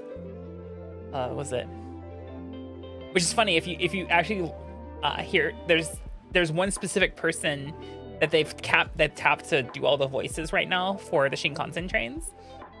And what they did was they hired this woman and they're like, hey, we need new Shinkansen lines read, but you need to sound like the first woman that did them because we're afraid of change. Customers don't like change. So she's like an Australian woman who's doing like an American woman or like a Canadian person doing a bad British accent, which is what the Shinkansen announcer is. It's great. Huh.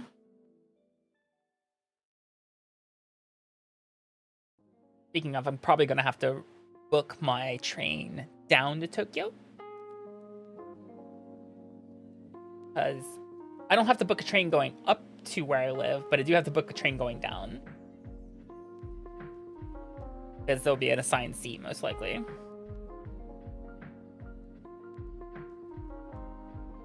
Don't really have trains in Okinawa. That makes sense. Okinawa's not exactly very big. Also pretty recent in comparison to the rest of Japan.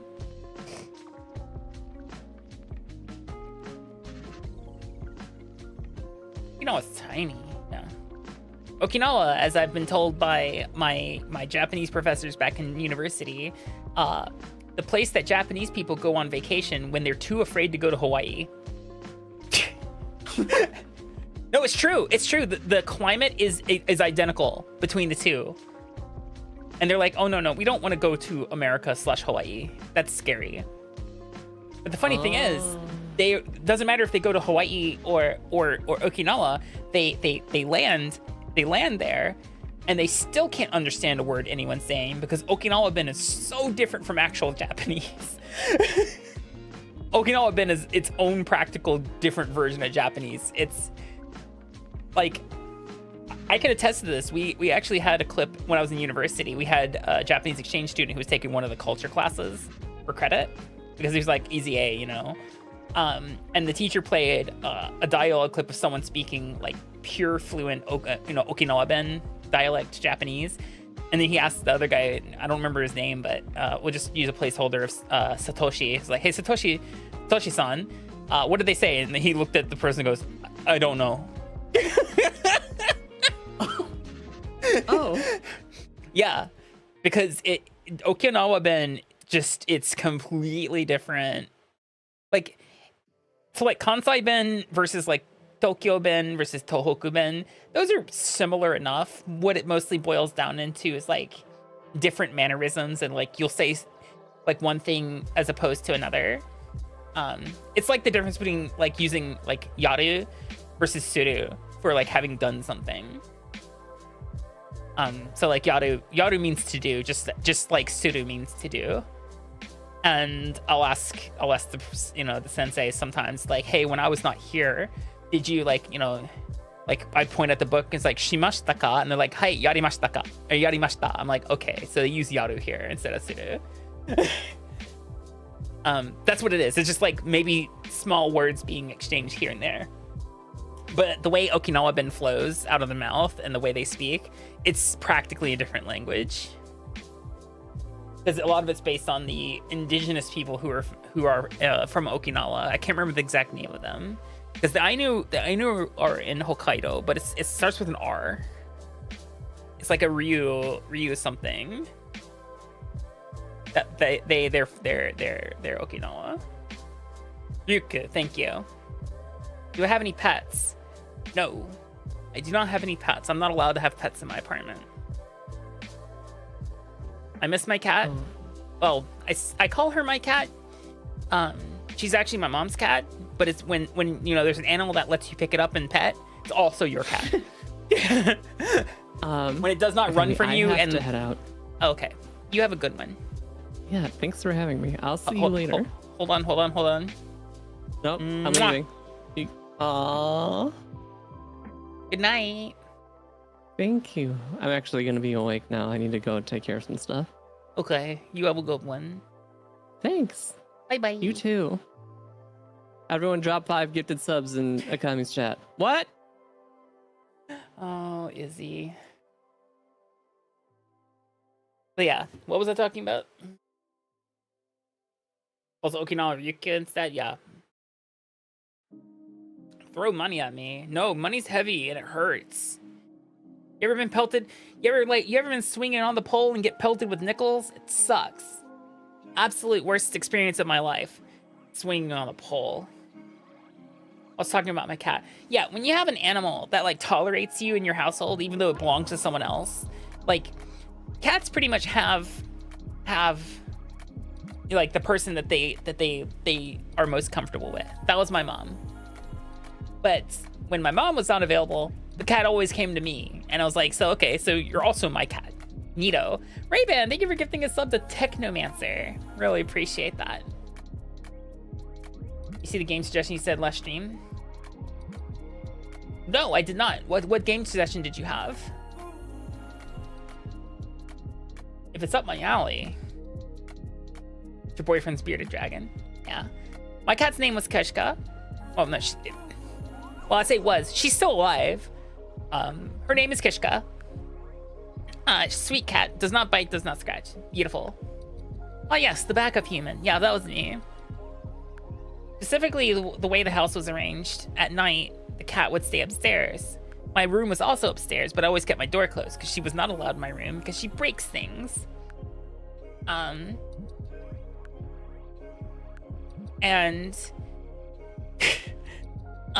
when I would walk out of my room to go to the bathroom, she would always come up and like meow at me like a lot until I picked her up. She's mostly looking for food. I sometimes called her a fat bitch who's extraordinarily food motivated, but I would pet her. I'd put her back in the chair where she slept and normally slept, and pet her and make sure she was okay, and then go to the bathroom. Come out of the bathroom, there she was again. But I'd pick her back up, pet her some more, be like, you're not getting any more treats, and then put her back in the chair, pet her some more, and go back to bed. Yeah, something like that. Like paw at something, not swat it off the butt, like paw at something until it's not. Until it's from point A to point B, which point B usually being the floor. Yeah, Felix, what was the game suggestion you had? I've missed the first time you asked it.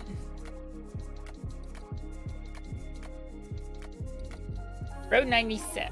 It's one of your favorite games. Very story heavy and focused on the fact that your actions, no matter how small, have consequences. Ooh, story heavy might be a little deterrent for me right now. I'll keep it on the back burner though. Thank you for the suggestion. I appreciate it. I'll give a look at it though. We'll see if it's like up my alley. So it's like British English and Australian English then?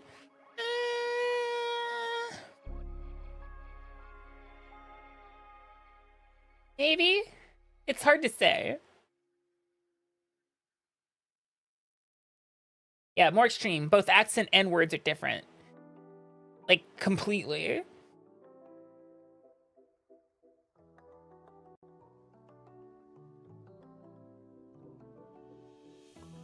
You have a puppy who has no backup human, only one that she will abandon others for, your grandpa?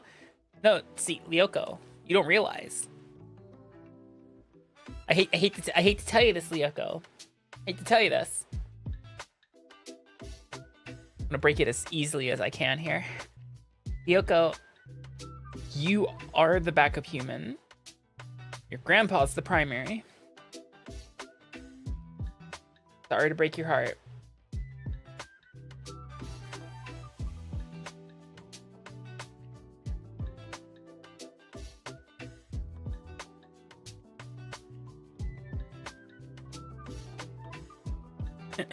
My animal doesn't have a backup human, just one person she always goes to when they're there.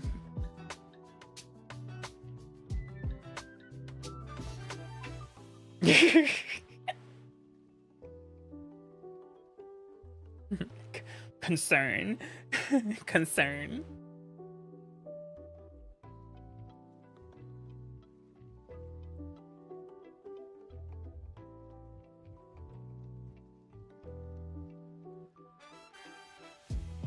Truth hurts sometimes, it does. You're the backup for your dog when you were little because he generally followed your parents around, but if he got spooked by thunder, he'd come to your room. That's kind of sweet though, honestly. Dark Heart Snoring, hello, welcome in. Story heavy, but the story isn't that long. Okay, like I said, I'll give it a look. I'll give it a look. There's like a lot of games I have that I want to play that are in my backlog. And sometimes what ends up happening is I suffer from something called choice paralysis.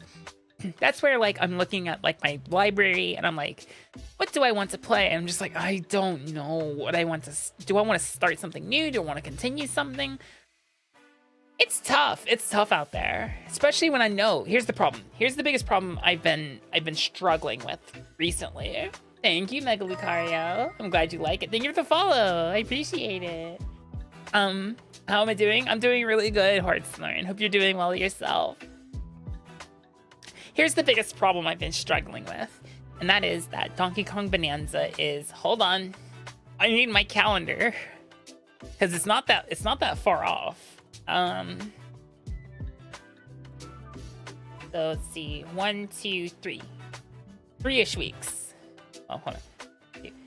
Yeah, just under 3 weeks. 1, 2, 3, yeah. So 2.5 weeks. We'll go with 2.5 weeks.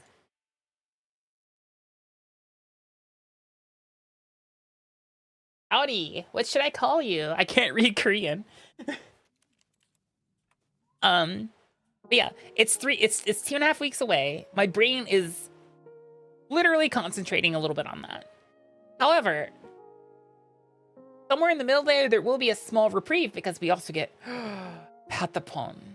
Ooh. I did not realize that the that Patapon 1+2 is also coming out in July, as well as its spiritual successor Rataton. I'm like, oh, okay, that's neat. Oh, so I should call you Yes? Hello, Akami. Hi, Bright Guy. How you doing? Welcome in. I hope you're doing well. Oh, we get a vacation day on the 21st? What day is that? 21st. Oh, it's a Monday. Oh, thank God. Marine Day. Okay, nice. Call him Steve. No, they didn't say what they wanted to be named. Why are you using he, Felix? We don't know what their pronouns are. Can I just say I really appreciate Japan's national holiday structure of, yes, we created a holiday to celebrate mountains and the mountainous regions of Japan. Banks are closed and you're off school. Okay, you know what? I'm not... You know what? I big appreciate the mountains. Look, I am gonna knock the mountains here. Nope. We love the mountains here. They used to be Emperor's birthdays. Sounds about right. Hello, Lyran. Welcome in. How you doing? I'm also, once again, continuing to work on my voice. I sometimes slip, but I'm working on making my voice lighter and more energetic. And hopefully you guys can hear the effort that I'm putting into it. Do my best with it. Climb 3 mountains on your Golden Week vacation. Wow, that's a lot of mountains. I've climbed exactly 0 mountains since I've gotten here.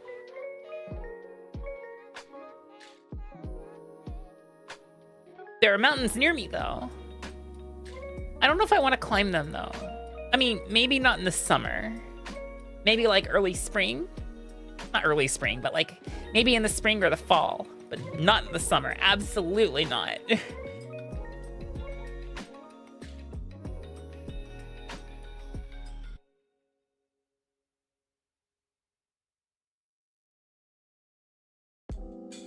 I mean, nothing's technically next to Hokkaido. Hokkaido is surrounded by ocean. You're surrounded by mountains. Wow. I mean, the thing about Japan is, if you're in Japan, you're not far from a mountain, if not already sitting on a mountain yourself, because it's a volcanic mountain. It's a volcanic island chain. The volcanoes made the fucking mountain, made the fucking islands. The islands themselves are mountainous just in general.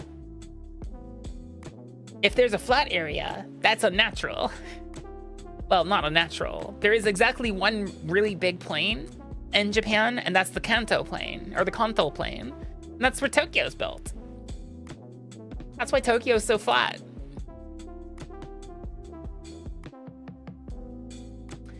And that doesn't sound pleasant, Felix. Tons of mountains. And all the animals that come with it, like bears and monkeys. Do they share? Huh?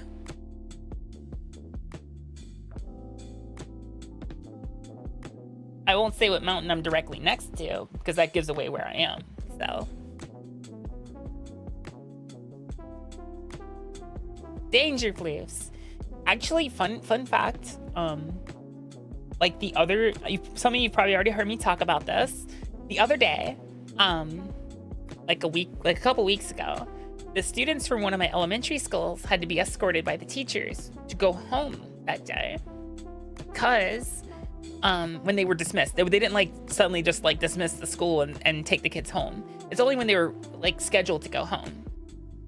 But they had to run through procedures for walking the kids home as a group, because a monkey had been spotted in the area. And the thing about Japanese macaques is they're about the same size as some of these kids. So it's just like, yeah. In a fight of monkey versus child, the monkey's got it. Guaranteed. The monkey wins that fight pretty much 95% of the time. But the funny thing is, I've told the teachers before. I would talk to the teachers, and I literally would tell them, I'd say, hey, yeah, in America we don't have any like primates that are native to America, and they'd be like, what? I'm like, yeah, there's no monkeys that live in America unless they're in zoos. Like there's no like gorillas or monkeys or anything like that. And they're like, what do you mean? I'm like, there just isn't. They're not there. We have eagles and bears and shit. Like mountain lions. Pretty sure most animals beat children. Most likely, yeah. They're in hiding, watching, waiting. They will strike when you least expect it. Ah, yes, mountain lions. The puma. That sounds terrifying, Bordeaux. Humans are okay, Frieza. I need you to calm down there, Lord Frieza.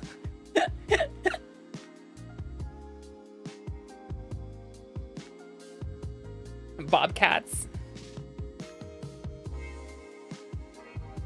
Hi, Leo. Welcome in. Hey there, Akami. It's been so long since you've seen my model. Yeah, this is me. Thank you. Hi, Dragon Spartan. Welcome in. Whoa, whoa. The Googer. What? Hello? That sounds... Don't know how to see... Don't know how to feel about that one. That one, Googer.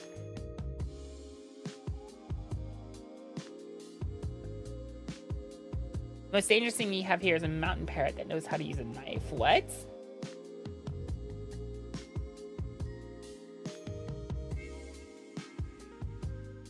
Let's see. The last time I was using a Survivor-based model was around... I want to say November-ish of 2023. Yeah, it's been a bit. It's never about the number of ads. It's just the same amount of time every time. Yeah, your last message was October. Yeah, that's about right.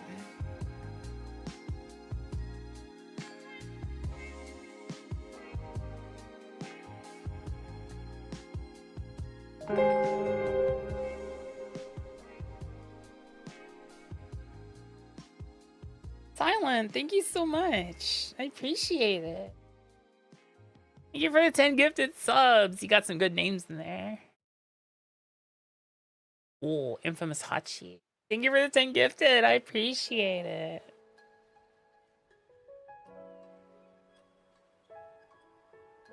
Guess who's doing laundry tomorrow still? I've got so much laundry. I hate laundry. Laundry's... Man, why does laundry stink? Why do I have to do laundry?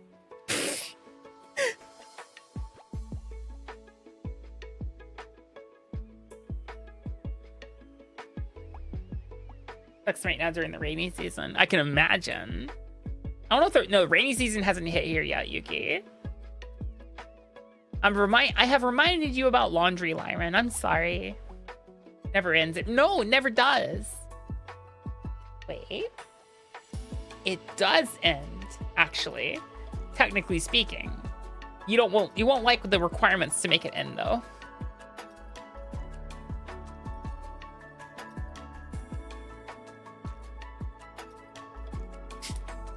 Oh no. No, Bordeaux. Did you have a Donnie infestation? Were you dealing with Donnie? Is that what it was?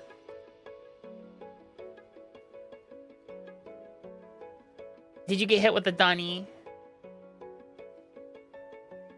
A Donnie or tatami mites? Or was it something worse?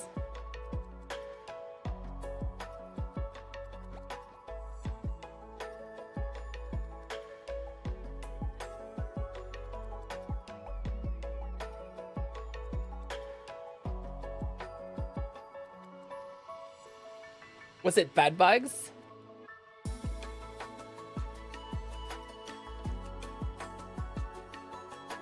Bookie Booty. Bookie Booty, are those cockroaches?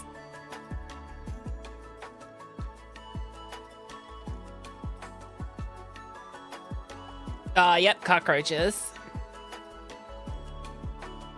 Bookie Booty.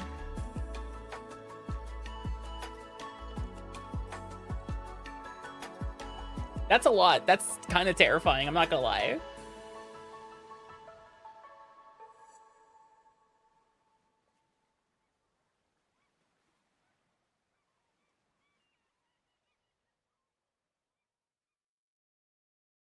I have not seen any bugs lately here in my apartment. Makes me worried, actually. Not saying there should be bugs in my apartment, but you never know. Yeah, or it could be like, just clean your apartment, you won't have cockroaches.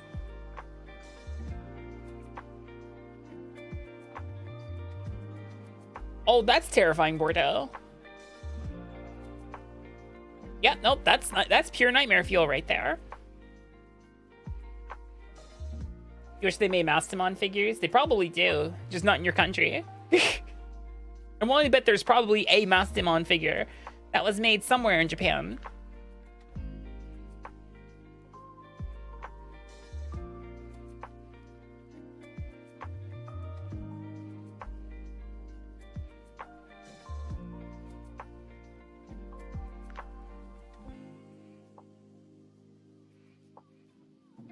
First, Felix, here's what you need to do with your money.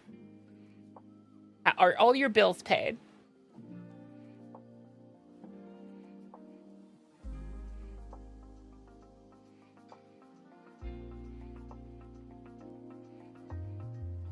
No, yeah, no, I feel that too sometimes when I'm dealing with seeing bugs and stuff. I always feel like they're there on my skin and stuff. I'm sorry about that, Bordeaux. That's stinky.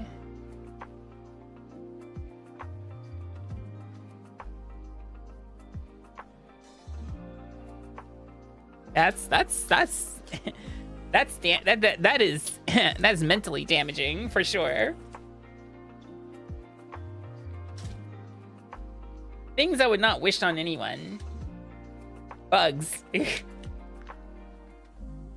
Bug bombs are illegal in Japan. They sure are. You can, however, hose the entirety of your floor down in bug spray. That's not illegal, but bug bombs illegal.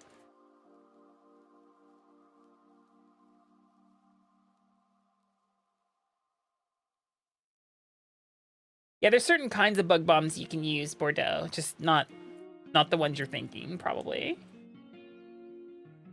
Not like the standard American style bug bombs, of course.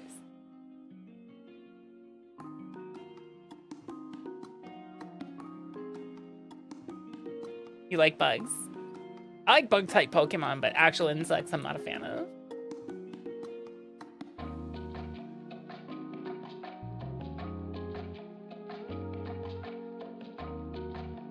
You know who really likes bugs here in Japan? The kids. During recess, elementary school kids especially will take little cages out to try to catch bugs. It's wild.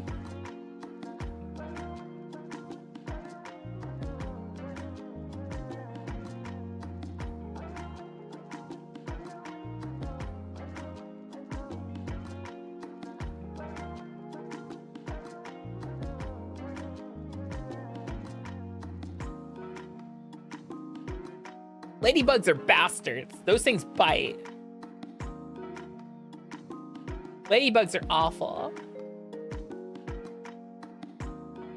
The little ones are kind of cute. You're not wrong, Yuki. It's just when they get big and terrifying. It's when they get big and terrifying. That's when it's scary.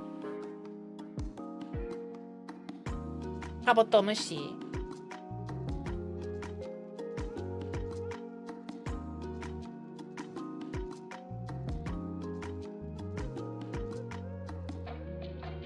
I've been bitten by ladybugs before. It sucks.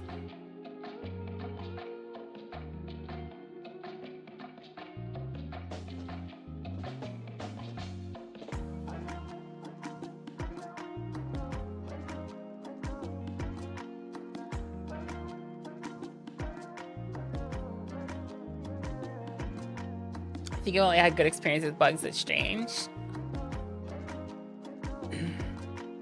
Call me a girly girl. I don't like bugs. I like bug type Pokemon. Those things are neat. That's because they're like cartoonish, stylized bugs. But actual bugs, I'm not a fan of those.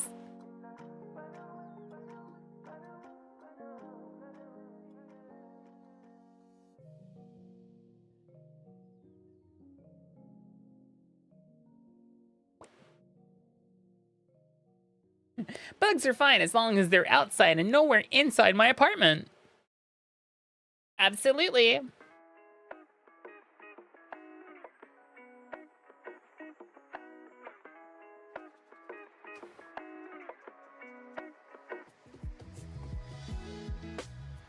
So, I want to get something off my chest.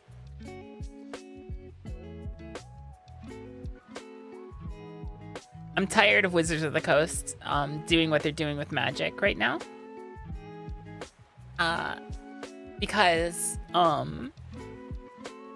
they just announced a secret lair. And I'm like, oh, that's really nice. And then they're like, it's gonna be a limited print run. And I'm like, why won't you print to order? I hate artificial. Okay, guys, this isn't just a Wizards of the Coast problem, but I hate artificial scarcity with a passion. I hate artificial scarcity say it with me, guys. Artificial scarcity is bullshit. Say it with me, guys. Artificial scarcity is bullshit. You know what? See, you know what, Yuki? You know what's bad? When Japan is doing more print to order now and forsaking the thing they invented. Artificial scarcity is bullshit. It really is. And because the secret lair they're gonna be releasing is a Sonic the Hedgehog secret lair, and I'm just like, well, shit, doesn't that look nice?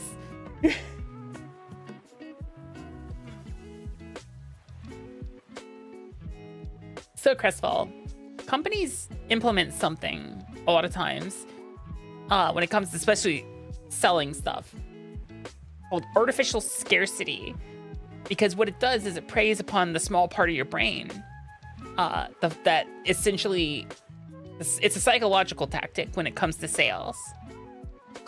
They're taking advantage of the fear of missing out, or FOMO, to sell products and create essentially generate hype for said product, because there's only going to be so much created of this product.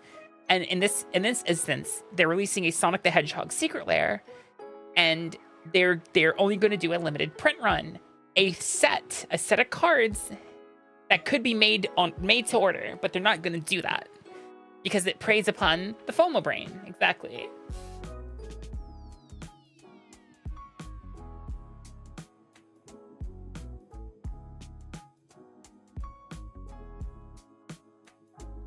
Oh, Felix. You should do what you believe is correct to do for yourself. Don't listen to what I say to do. I'm not the one-all be-all guiding factor in your life.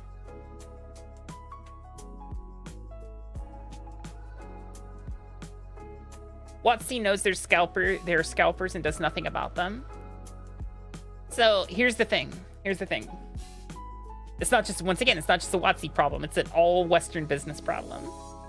It's all of Western business that has this problem. And the thing is, here in Japan, we have the solution to this. I don't know if you guys know about this. Hello, Axe, welcome in.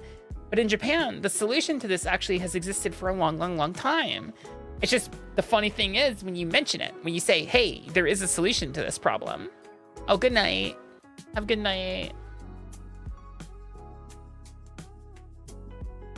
But see, the funny thing is, when you tell people, oh yeah, what the companies should do is they should do this instead, people get like really upset about it. And they're like, no, I don't like that. But it's like, are you sure?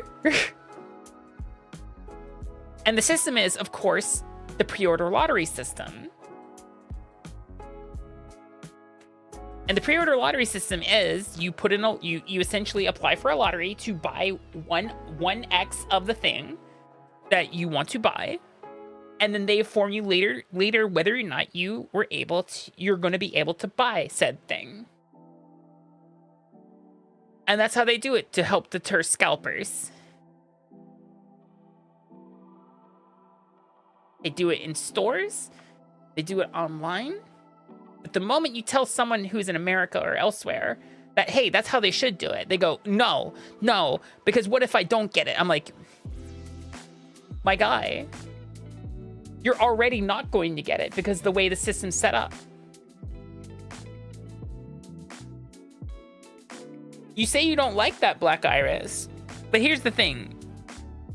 Would you prefer A, the product releasing at, say, midnight, the website crashing for a total of 30 minutes, and when the website's finally back up, they're completely sold out?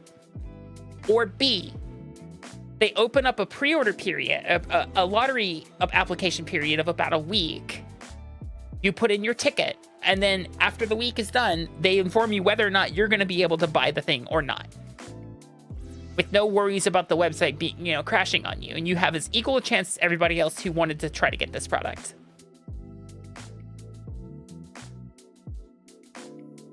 Me personally, I like the second option, having done it myself twice, because here's the thing. I've talked about the one I won, but I have not talked about the one I lost. Because Yuki sent me a link a long while ago, for a Kotobukiya model kit, like lotto bundle. And it was like spend like $100-ish, but get like $300 worth of products kind of thing. And essentially, I applied to that lottery, and they're like, nope, you don't get it. I'm like, oh, sad Christmas, but whatever. I wasn't incensed that I didn't get it. I applied to the Switch 2 lottery, and I got that one. Lotto is objectively better, but not everyone's going to be happy, and that's correct. However, I feel like fewer people are going to be unhappy in the lottery-based system, where you don't feel cheated by the machinations of the website. Because right now, what it is these websites essentially... So what's crashing the websites aren't people. People are not crashing these websites when products go on sale in the West. What's actually crashing those websites is all the bot programs that people are running to try to buy these products in as big quantities as they're allowed to, as quickly as possible. And that's what crashes the websites. And then by the time the websites are finally back up, the product's all sold out. You never even had a chance. Whereas with the lottery system, you do have a chance. You do actually have a chance to be able to buy that product.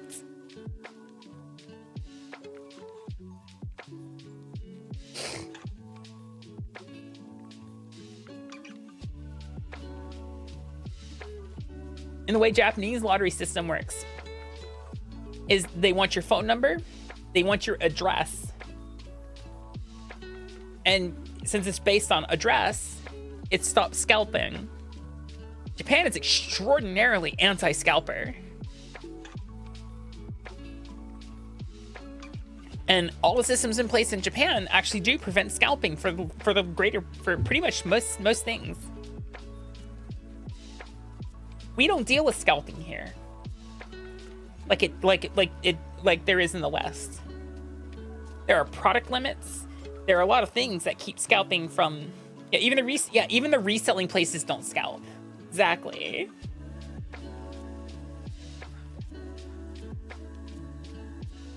Felix, I'm gonna sit here, Felix.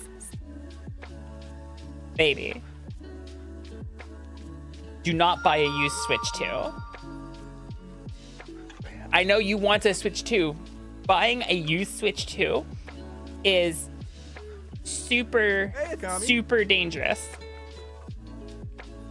Because here's the thing. You have no guarantees that a Switch 2 was not ripped and blocked online at the hardware level. Because it's not even like you can't like reinitialize and reinstall the Switch's firmware and then like get it assigned new stuff. It's hard. These are hardware blocks. And people are doing stupid shit and winning stupid prizes with their Switch 2s. And then nothing right now is technically stopping them from trading it in at like a GameStop or some shit and getting money for it.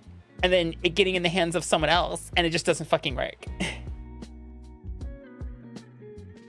I won't buy from scalpers even if it means I don't end up with the thing I want. That is correct. That is a correct and based approach, Rick. I'm also of the same factor. I will not buy product from a scalper because it just perpetuates the problem. You still want to get Dune Awakening, but now you're just gonna wait. That's fair. It's a pretty fun game. I enjoy my time with it. Also, thank you for the resub, Caravellos. I appreciate it. I hope you're doing well. The site you're buying on has electronic verification. That just means they're electronically verifying that it's you that's buying the product. They're not verifying the Switch that you're buying. Yeah, exactly.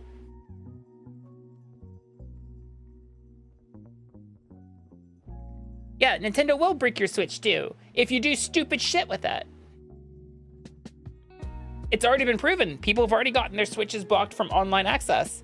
You know what they did to do that? You know what they did to get their Switch blocked from online access? They put a flash cartridge in it. They put a flash cartridge in it. They used the thing that Nintendo said, hey, don't use that.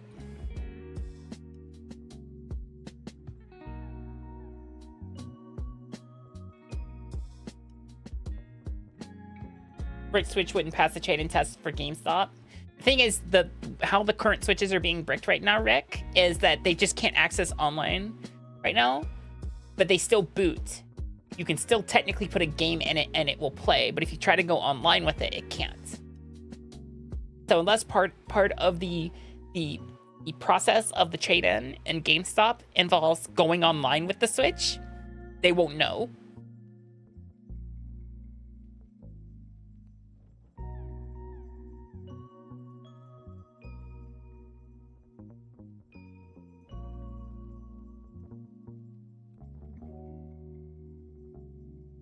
If it's a game key card, yeah, but all primary Nintendo games are not game key cards.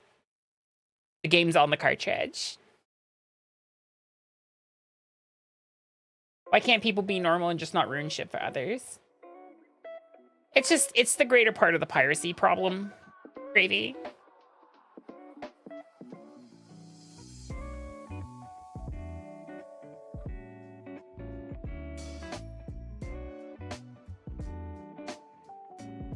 See, what the biggest issue is, so companies create these products, right?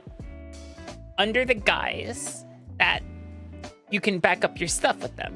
That's technically speaking what the MIG switch is supposed to be used for. It's so you can dump your games onto it as a backup. And of course, they have to legally be like, do not use this to play games you're not authorized to play. However, that's what people are going to use it for. It's almost like, what's the best way to say this?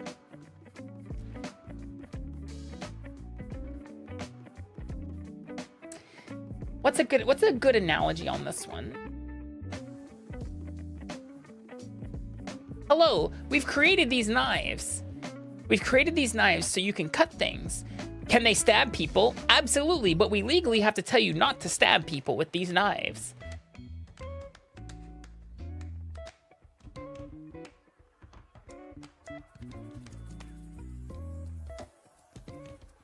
I mean, you should know you shouldn't stab people with a knife.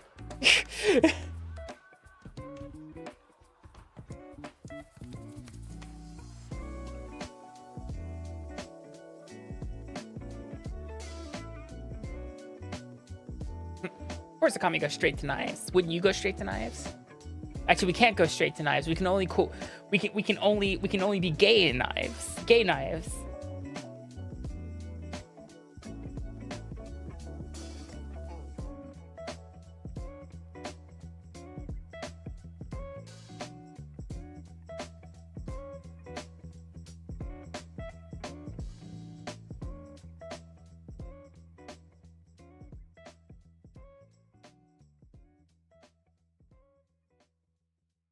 Spicy drink.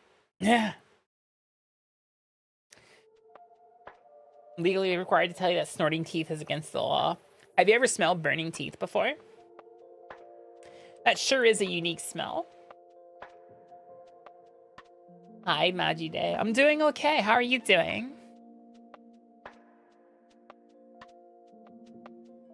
Yes, you have. Okay, so you have been to the dentist before.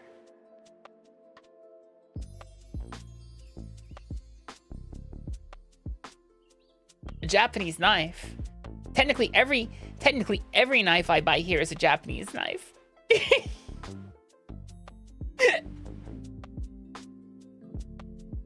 You want one of those fancy kitchen knives, but you're afraid of breaking it? Yeah, me too.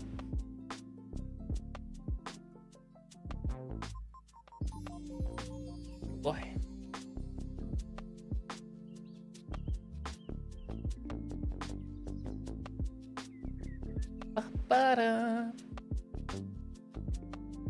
Oh, you mean the fancy chef knife? I mean, isn't every chef knife they sell here in Japan a Japanese chef knife? Yeah, Kirby and the Forgotten Land was really good.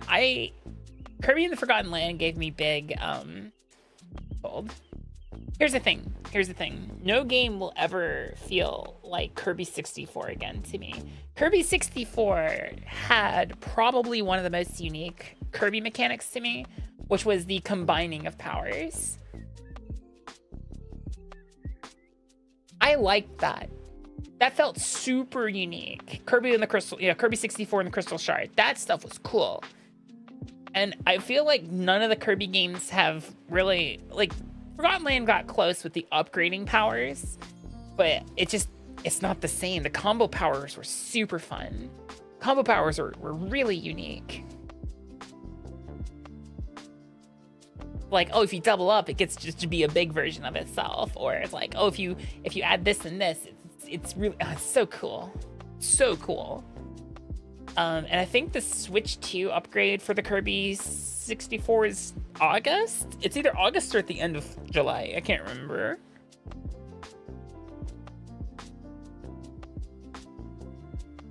I just know that the Animal Crossing people are currently frothing at the mouth for the, because apparently they, like, supposedly Nintendo dropped some kind of, like really cryptic tease about Animal Crossing, and it's just like, wow. They are just as thirsty as Silksong people. They are frothing at the mouth. The difference is Silksong people at least know what the name of their game is.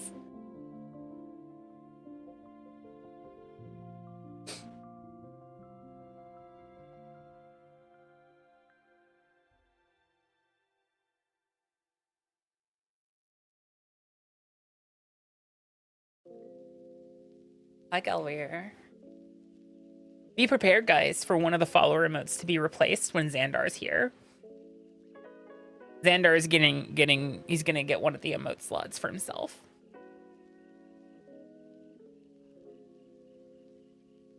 I thought I showed you guys Xandar. You guys want to see Xandar so far? Xandar's cool.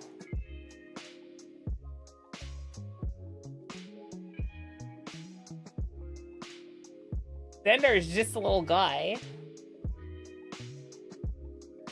I haven't gotten an update lately. I'm not rushing the person.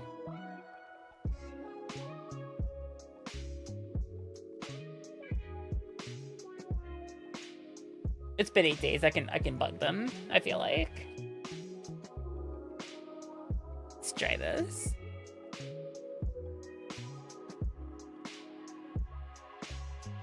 Hi, Brett Walters. Hey, hi, so what about trans rights? They're human rights. Obviously. Okay, Sash. I'll put my hands on my hips for now. Sash is off. iPad here. Yeah, look at these little beings. Doing well, Brad. How are you doing?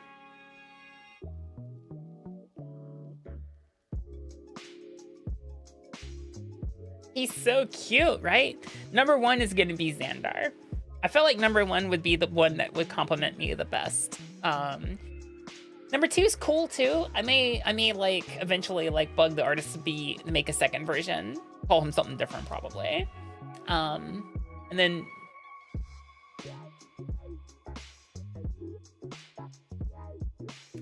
the thing is, all of them have similar like crystal colors to the color except for this one. This one's like yellow, like dark yellow with like green crystals. But like this guy right here, it's like green with green, orange, red with orange, blue with blue, purple with purple. But like pink with pink, green with pink is pretty cool.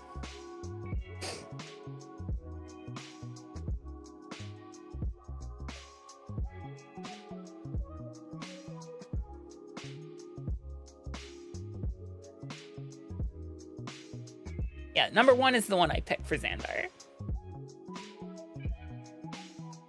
Green and pink is adorbs. Exactly, watermelon coded. We love watermelon code. Little guys, little creature. Top left definitely matches me the most. See? Someone agrees with me. That's Xandar for you. Hopefully we get some updates. We'll get some updates soon about Xandar. Super excited about that.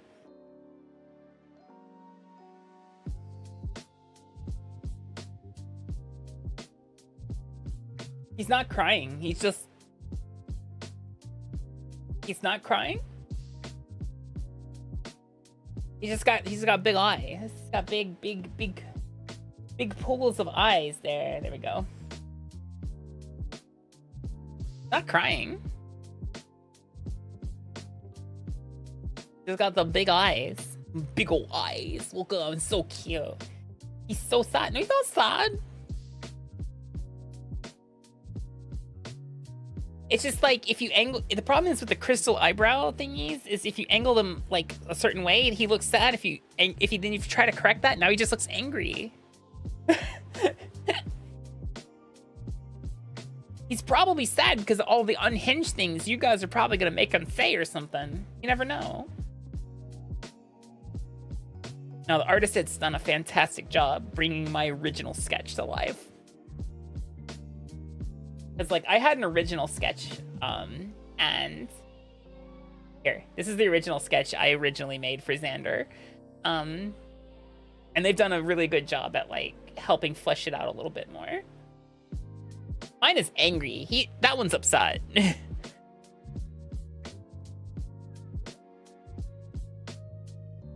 This one right here is a bit of an upsetty spaghetti.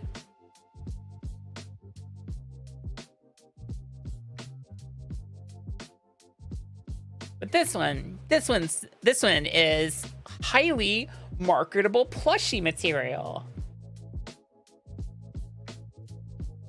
No, seriously, like if I get to a point where we can go for a makeshift plushie, this is the plushie, guys.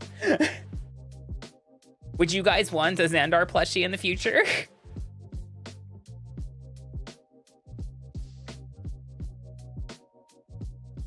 Hi Zoe, welcome in. Happy Pride Month, Mushroom. Yes, see? Highly marketable plushie. Would work really well. Some people are like, I want an Akami plushie. I'm like, no.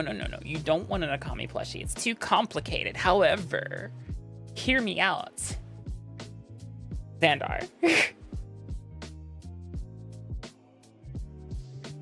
It's perfect.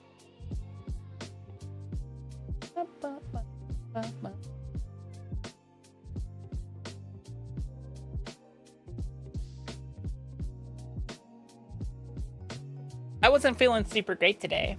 Apparently there's a pride parade somewhere nearby me. I should have gone, but I was not feeling great. Also, I desperately needed to do laundry. It's been so hot and sweaty. I'm like, I've been going through so much clothing. It's just like, oh no, time to clean.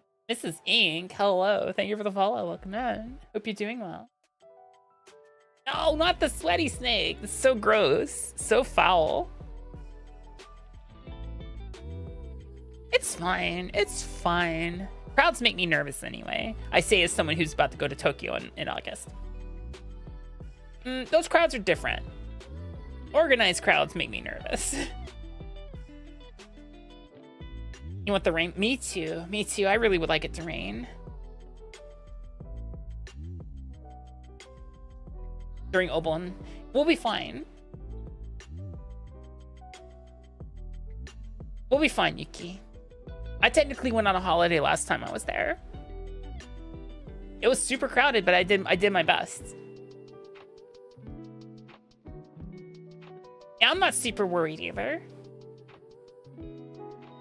I do need to buy a new camera bag specifically for that trip.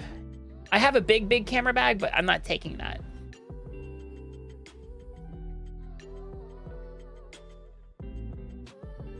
I'm not a fan of the summer either. I am historically a person who's gone down as saying I'd rather shiver than sweat. Because there's a lot of people who go, man, I hate the cold. I'm like, are you sure about that? Are you sure? I'd rather shiver than sweat because here's the thing. When it comes to shivering, I can put on more layers of clothes. I can get blankets. I feel like, and I don't feel gross, you know, once I'm comfortable again. However, when I'm sweating, I have to take off clothing eventually and replace it. And then I feel sticky and moist and ill. I hate it. The heat's what you're worried about? We'll figure it out.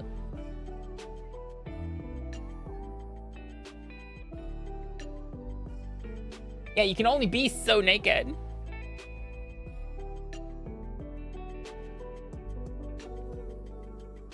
And yeah, exactly. I'm with you. I'm with you there, Bordeaux.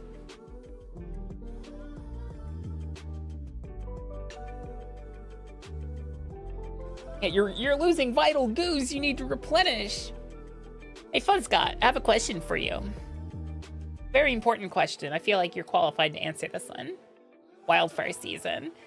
I don't know if Japan really suffers much in the scope of wildfires. Believe it or not. We may have one or two, but like it's not as bad as other places.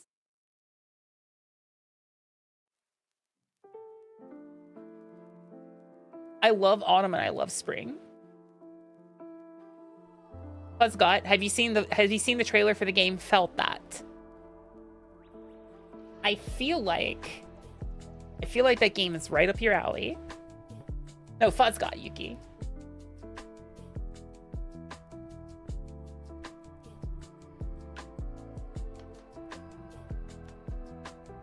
No worries.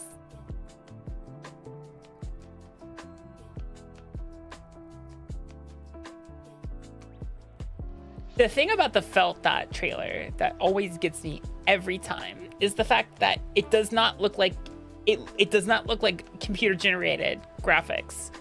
Then when you look really close, you're like looking at it and you're just like, shit, this is computer generated. It just doesn't look it. Holy moly. Guys, Unreal 5 is some scary shit for game development. A proper studio who knows what they're doing with the tool set can take that tool set and just take it and hold it in their hands and go, we can create a masterpiece.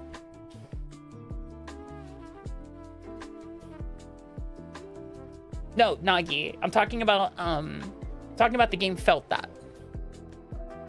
And we're starting to see more games utilizing Unreal 5 as their platform for developing games. And Felt That itself, when you watch the trailer, it takes some. You have to look for the parts that show that it is computer generated graphics. It does not look like computer generated graphics. Those things look like actual puppets, and that's the scary part. Because not only did they nail the overall like texture and look of the felt puppet, but the way they made them move makes them look like they're puppeted. Like the amount of physics that are going on with that stuff, it's just like, wow. Hold on, let's pull up the trailer so everyone can see what we're talking about. Let's see, YouTube. Felt That trailer. Ada. Mimi, thank you for the follow. Welcome in. I don't want to see Jeff Keighley. We don't need to see Jeff Keighley. That'll work. That'll work perfectly. I'll say. Here you go, guys. Let me make this a little bigger. Can you see it? Can you see it fine? Hopefully you can.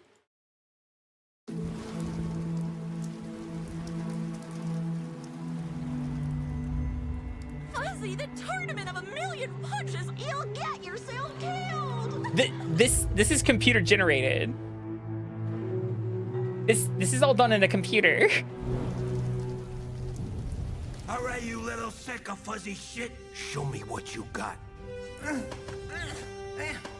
Those aren't puppets. If you're gonna be champ, we gotta transform. Why are you even here? I said you have to look close to see it. But these are not puppets. Save us, Fuzzy, or we'll die. Like, Hold on, we'll go back and look at it real fast in a moment. Yeah, boy.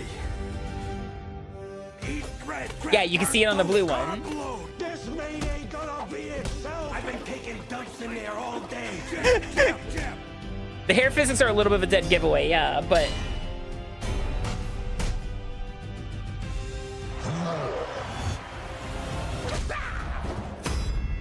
it's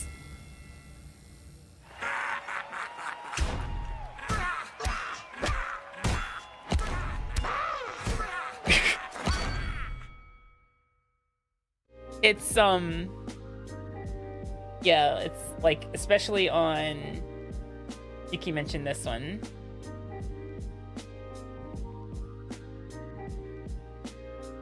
On the blue one here, you can see the hair clipping through the eyes. That's how you know it's, at first, it might be hard to catch. It's very convincing. Exactly, Nagi. But even on like the main characters too, when they zoom in on them,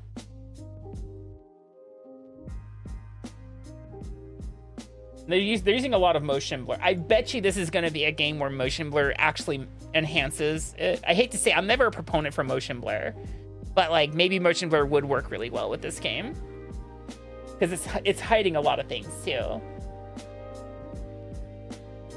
So yeah, no, this game. Yeah, the way they moved, exactly.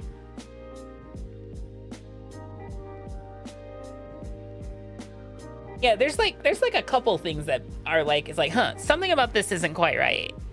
But like, other than that, no. Visually speaking, this game looks great. This game, from a visual standpoint, looks fantastic. And you know what? It's given, you know what it reminds me of? It reminds me a lot of back in the day. Back in the day. Jingle, jingle, jingle. Back in the day. There was a point and click puzzle game. Seems like an FMV heavy game. I don't think any of that was FMV's cue ball. There was a point and click adventure game called The Neverhood. And computer generated graphics were quite limited back then.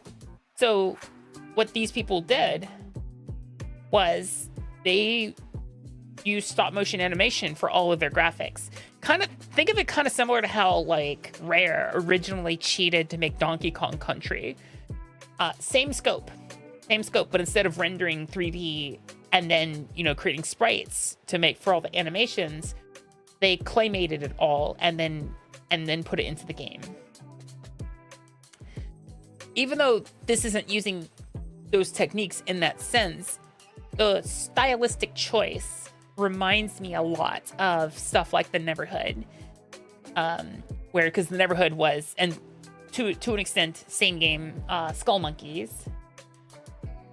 The motion blur has artistic intent. It sells the idea that puppets have power in their punches. Other games have to use it as a crutch to load texture, save memory. Exactly. And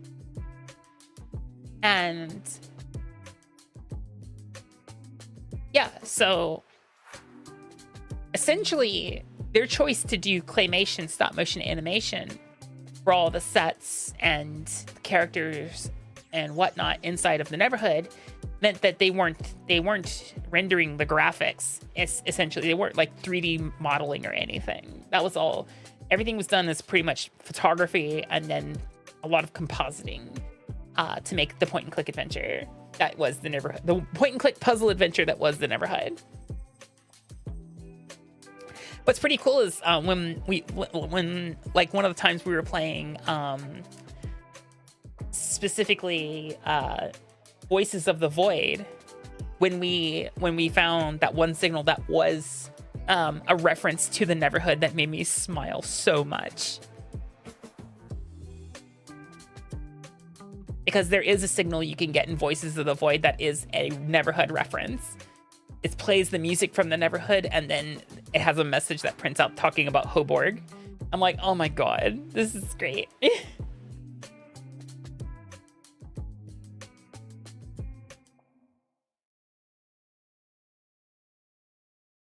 All right, get some sleep, Yuki. Have a good time zone. Thank you for the self-care. Graphics are normally the last thing you think about when playing a game. Normally, same. I don't look at games for the graphics. Like, here's the thing.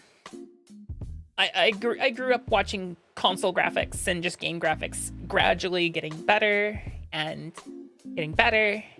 We're at a point when we're kind of at that point. There's like a graphic that was used as like an example of being like, hey, here's the difference between 10,000 triangles and 100,000 triangles, and it's visually like indistinguishable. And we're at the point where graphics are not the main driving force for gaming anymore. They can help tell stories. They can help with the visual appeal. But if games like Minecraft, Vintage Story, Terraria are any indication, you don't need cutting edge graphics to sell a game.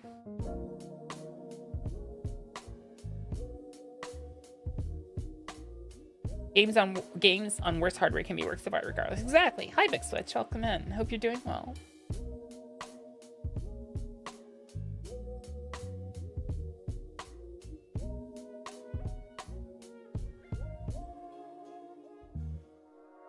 Visuals peaked with Sly Cooper. Cell shaded gaming. Ah, yes. Same. I'm not much a fan of the summer right now. It's the same. I walk outside and I'm like, ah, yes. You essentially, in Japan, you walk outside, you close the door, and immediately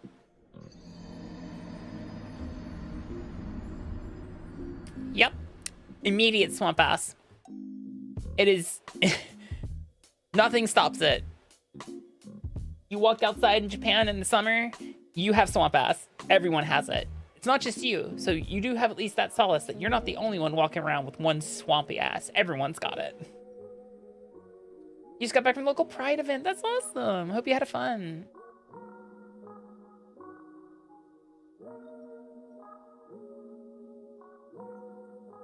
Exactly, Majide. We were just talking about the neighborhood. I had that game growing up. I only ever completed it once. That game was actually pretty tough in some spots. Absolutely. Mm-hmm. Maniac Mansion. I don't know that game, Rick.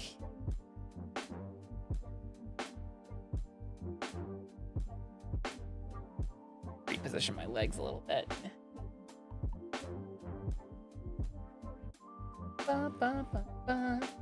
Of course, now my feed is full of videos about Hytale because apparently I thought it was going to take longer than it did.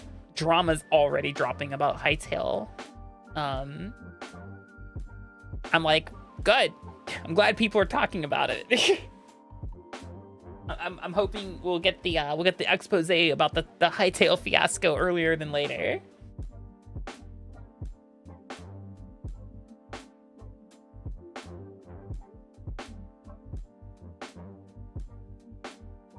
I mean, we do get cold weather here, Bordeaux, but like the hot weather's still really hot.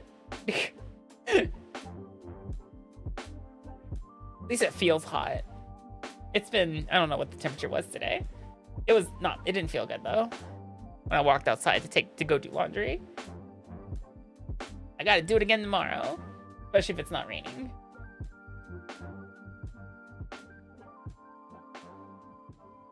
I just need to start getting my laundry situation under control.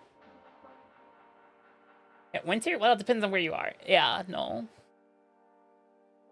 Once the snow hits the ground, it doesn't go away until a certain time of the year here. I've learned that. I've learned that quite quickly.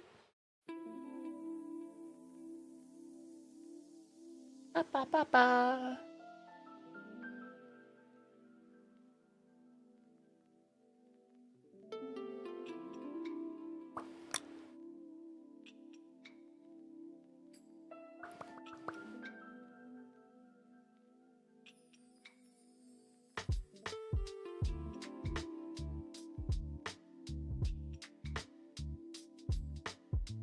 Not as old as Elite, though. Probably not. I should boot that game back up sometime. See what's going on inside of it. And finish my alien farming. Yeah. Not tonight though. I'm honestly not feeling Elite tonight. Realistically, I don't know what game I would even play right now. If I'm being honest.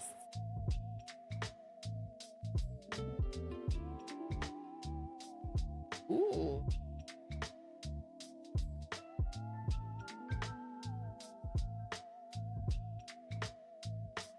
Morning Bakanando.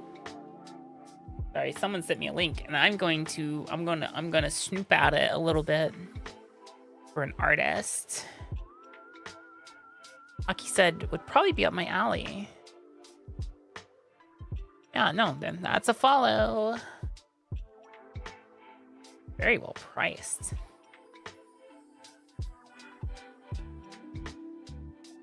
So only a couple of examples. One. Ah. I see now why. Tee smile. Alrighty.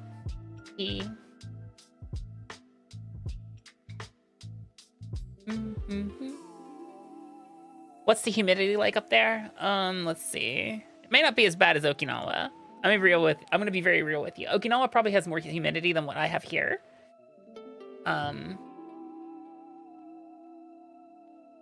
We're gonna be around 75% right now. That's what we're currently sitting at. It is about 75% humidity. Which, like I said, it may not be as much as Okinawa, but it's still pretty humid. Look, for me, anything above like 50% humidity is pretty awful.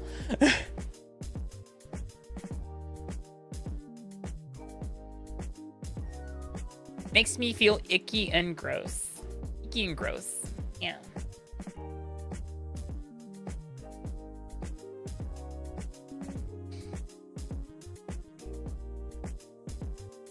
That about the new Panther Clipper? Panther Clipper.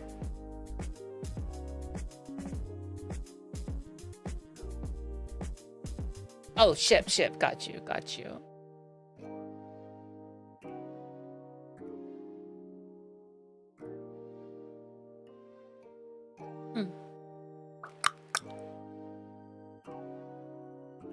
Yeah.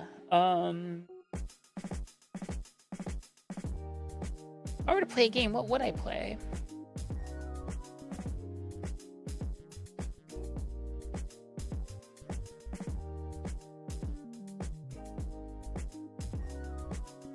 Well, it's going to depend on what I have installed, so... Google says Hokkaido's humidity is 91%. You want to know how? It's an island. I've explained how. Does the explanation suit you?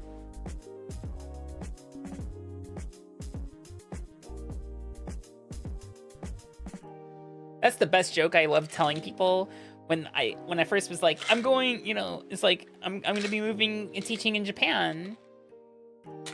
And they're like, wow, where are you going? And I would tell them this is exactly how I would say it because I didn't know exactly where I was going at the time. I said, I'm not sure yet, but I know for sure it's gonna be on an island. And the first reaction was from people was they'd be like, oh man, that stinks. I hope it's not too bad living on an island. I'm just like, yeah, because the joke is, you guys haven't caught on yet. All of Japan is an island. If you live in Japan, you live on an island.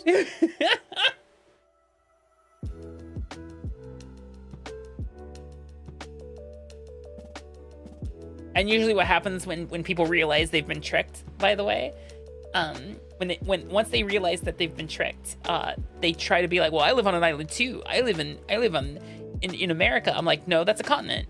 They're like, well, it's still an island. I'm like, no, once it gets to a certain size, it's no longer an island, it's a continent.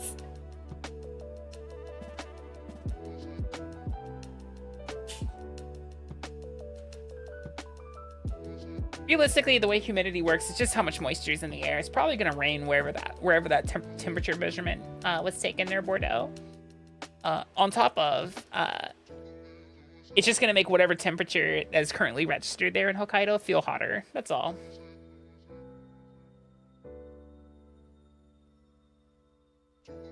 What if you live on Long Island? You know what? That's honestly a fair assessment there, a physicist. However, the specific example I'm citing is my mom. The very specific example is my mom, who lives in North Carolina, which is most definitely not an island.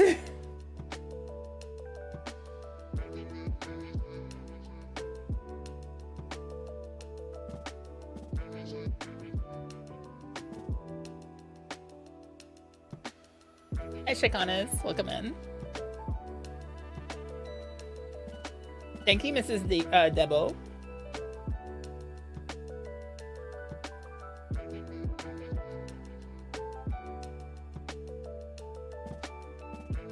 Took some ibuprofen. Needed it.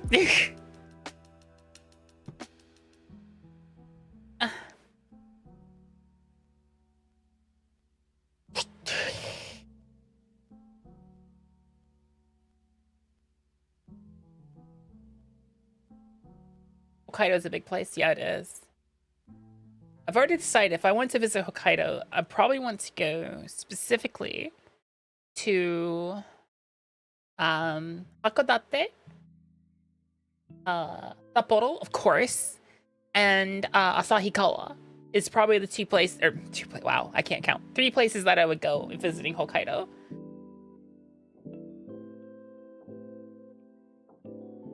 Japan has like 10,000 islands or something. That's true, but a lot of the islands are like small.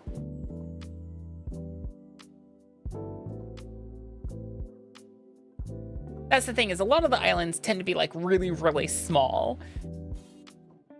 They'll be like, oh, we have 10,000 islands in Japan. I'm like, can you name them all? Most of them are just like so small, it's like a rock in, there's like a rock in a bay somewhere and they call it an island, you know? Let's see, I know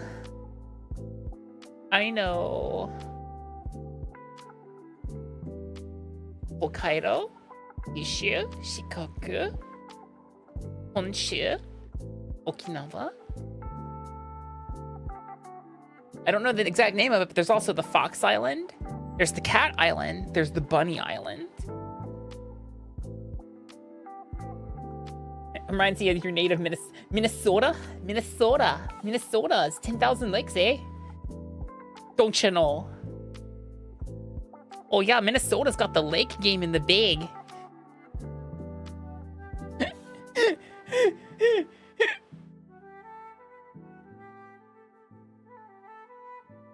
Please tell you the animal islands are called that because they're full of them. Yes, actually. When I say it's the Fox Island, it's because it's full of foxes. When I say it's the Bunny Island, it's full of bunnies. Oh my god, I got thrown out of a truck stop in Minnesota. You wish to frolic in Fox Island? You say that until you get there. I don't think people realize how bad foxes smell. And one fox is pretty stinky. But now imagine being surrounded by like 12, 13, 20 foxes. It's not exactly a pleasant odor.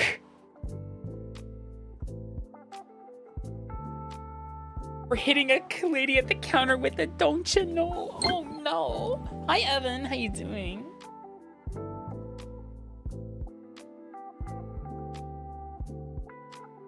Don't you know? Jesus. Oh, I can't stand ferrets because of the smell. Even descented ferrets have an odor and it. Ugh. My mom used to keep ferrets, and she'd be like, "They're look how cute they are." I'm like, "They sure are adorable, but I don't want to hold them. They stink and they bite your ankles." Doing pretty good. Isn't there a deer island? There's probably an island with deer, but the deer you're thinking of are the Nara deer. The Nada deer in Nada. You can just go to Nada and see the deer. You have a neighbor with a heavy Minnesotan accent. Minnesota. Minnesota. Which is just like a different version of a Canadian accent when you think about it. It's Minnesota accent is just the stereotypical like northern Canadian accent though. Oh yeah. Yeah, road's looking real greasy out there, bud. Don't you know?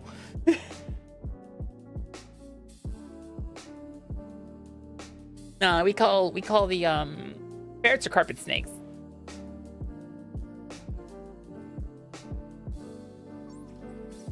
That is correct, Corbellos. I've seen that happen. Good night, Windbreaker. You take care, okay? Just at 150% speed. Perhaps. Gotta go fast. Went to Miyajima recently. Lots of deer there too. Yeah. Oh dear. Every time I hear "Don't you know," it just reminds me of what's that one cartoon? Howie Mandel was like the dad, and then there was the mom. It was about a precocious little child. What was the name of that stupid show? It's before Howie Mandel like shaved his head and got weird. Oh, well, weirder, I should say. Bobby's World. That's it. That's it. Nope, you hit the nail on the head there, Kirk. Yes, Bobby's World. And he's also the child. Yeah, Bobby's World. Holy moly. Memories. I just remember the mom in that show was the don't you know type. You should go play outside. The weather's real nice, don't you know? It's like, Jesus, no. We're getting hit with the Minnesota flashbang, the Midwestern flashbang. Yeah. Holy moly. But yeah, Bobby's World. Thank you, Kirk. Good job. Thank you for like pulling that memory out of my head for me. That's up there with Eek the Cat. Do you guys remember Eek the Cat? Holy moly. Heck. Eek the Cat, and then like they tried to do spin-offs from Eek the Cat because Eek the Cat was more of like a quick like Hi Jordy. Need to double check to make sure that one's not too loud. I may have to readjust the volume on that one. This reminds even Adam Sandler sketch. That name shot back a game from when we were like 5 to 6. Yeah. My brother's been looking for this show forever, but he couldn't remember the name. Wait, what show, Bakanando? Eek the Cat or Bobby's World? Eek the Cat and the Terrible Thunder Lizards. That was a new Hayakami. Yeah, I just haven't credited them yet, Carbelos. I need to go do that real quick, like real stealth tech here. We got two of them in there now.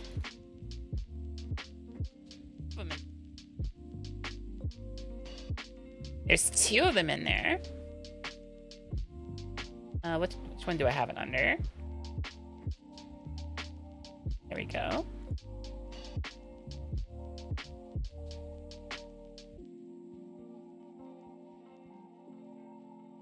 Submit. Turn off edit panels. The panels have been edited. The Marin one always throws you for a loop. You know there's 2 of them, right? We actually have 2 Marin ones. She recorded 2 for me, so they're both in there. We have 2 Marins. We have like 9 Seiki. We have like 4 Ember Ushi. We have a Goopy. We have an Izzy. And now we have Horatius and Tag.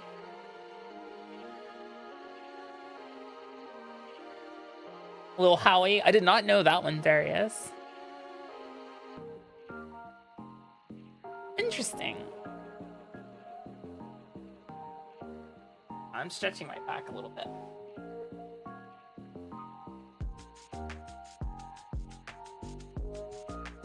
Big stretchy. The voice line is just about my voice volume, maybe a little louder. Okay. Typically when people record that line for me, I have to like tone it down way down because it's always like really loud.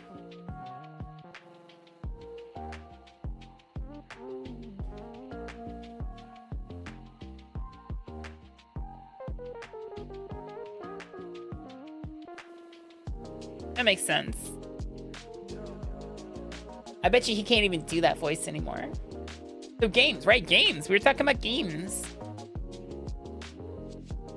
I was looking at my Steam earlier. It's just like, what would I play? What do I have installed? I actually went through and did a big uninstall of a lot of games I wasn't playing. Cookie clicker. Wow.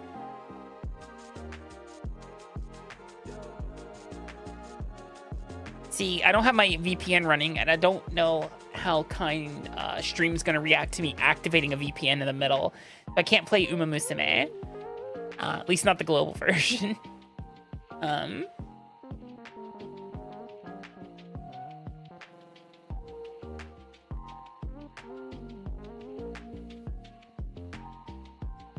We have Hard Space Shipbreaker. We have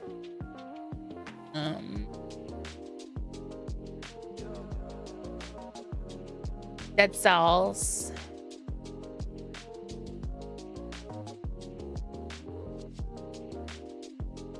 You can use Hey Akami to voice train. Oh, it's good. I've already picked my wife. My horse wife. I finally found the one that when I look at her, I'm like, she's the one. You guys ever have that when there's like a game that goes, here's a bunch of waifus, and you're like, how do I pick one? But then you see the one, and then like your like brain resonates with that one. You're just like, you're pointing at them, and you're just like, it's that one. Hi birds, how you doing? But yeah, that's the one. Hey, Akami. Hi Ziggy, how you doing?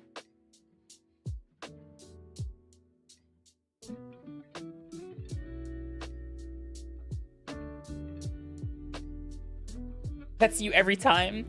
I mean, there's a lot of the girls that like, I'm like, that one's pretty. Oh, hey, I like that one. But then there was one I saw and I'm like, that's the one. That's the one right there. Oh, in Fire Emblem, mine is, what's her name? The purple-haired dragon lady. For reasons, because I have a type. I have a type. And it's not hard to guess what that type is.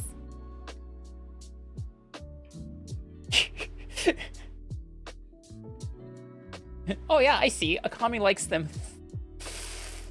Hold on, I gotta do this for maximum effect. Yeah, Camilla. It's like, oh yeah, I see. Akami likes them thick. Yes, I do love them thick. Women? Pretty great, not gonna lie. Women are pretty fantastic. Anyway, this is the horse that I resonated the most with when I saw her. It is Biwa Hayahide. Everything about, I like her hair. It's the hair. It's the hair that drew me in. The rest of everything was there too. Like I'm like, I look at her and go, yes. That's not a horse girl. Let me guess, you're gonna say that's a horse woman.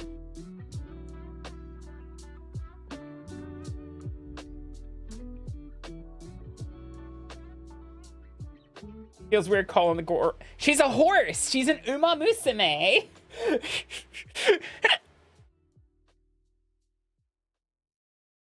He's only got one rib cage.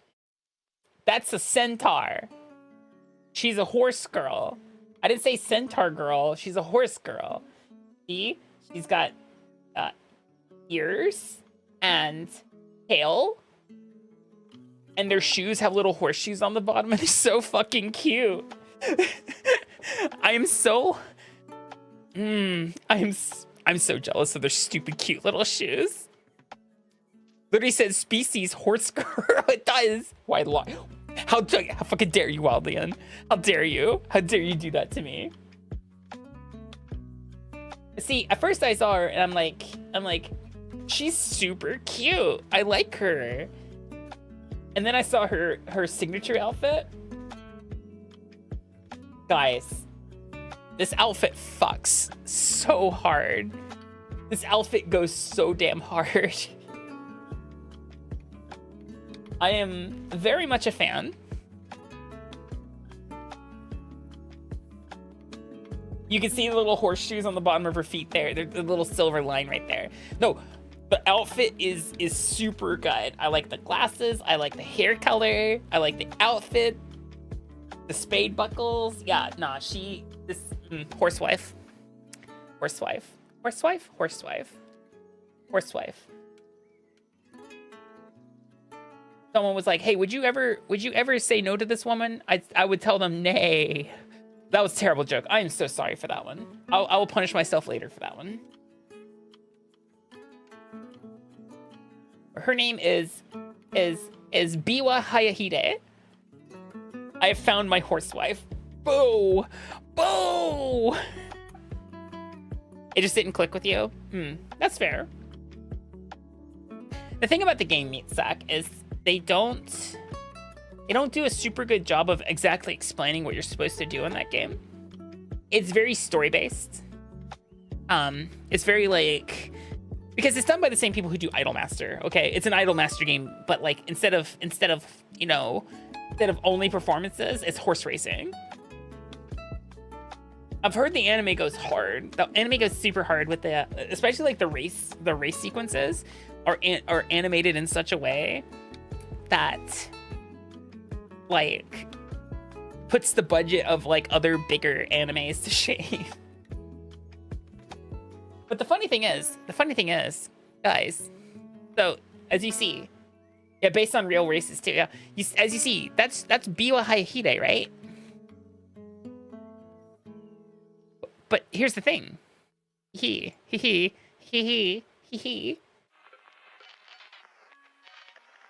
me a picture.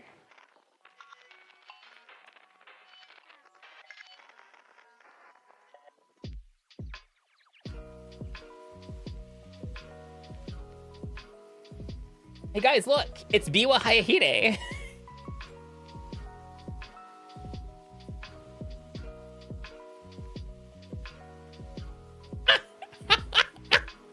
I did not realize this is not translated. No, it is not translated. Okay, cool. Anyway, so this is Biwa Hayahide. This is the actual horse that the girl is based on. You know, birth March 10th, 1990, death July 21st, 2020. The gender, of course, is cock.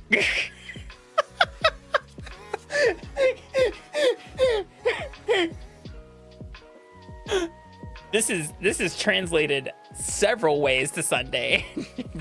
Gender has schlong. Gender has dong, yeah. Oh my god. That's insane. Anyway. But yeah. I like Biwa Hayahide. I like Biwa Hayahide. That is the horsewife for me. Oh, and then yeah, this is her stage outfit. It's super cute too. Oh my god, it's so cute. Why is everything so cute?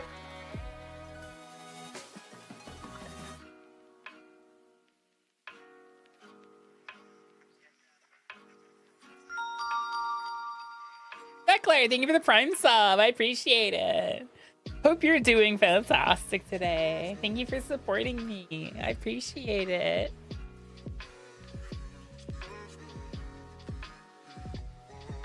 He's got that silly little smile right there. Ugh, My heart's melting. I mean, the rest of me is melting too because of the summer, but like, the horse girl's making me melt in other ways. Anyway, games. Got money, honey. Got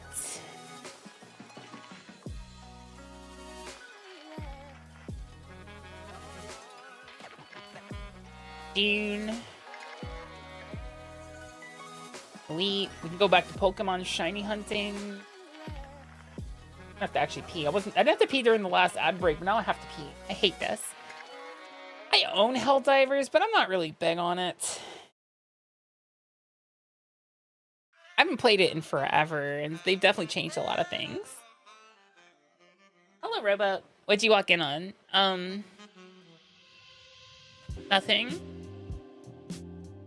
Horse girl. I'm pointing at her, but like, can't see my hand. I'm pointing at the horse girl. Oh, melting. Oh, it's just summer. It's just another summer in Japan.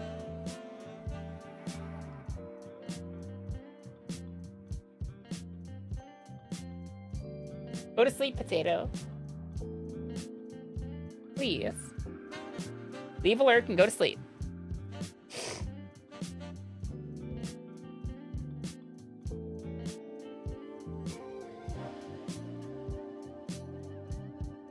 Hey there, Akami.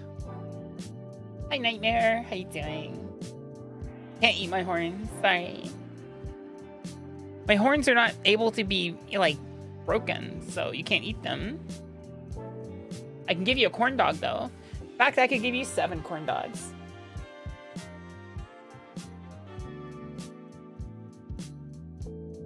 Never forget.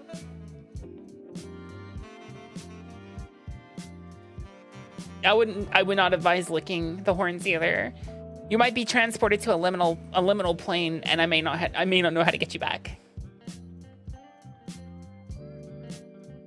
Wait, potato. Are you telling me that you would eat 7 corn dogs?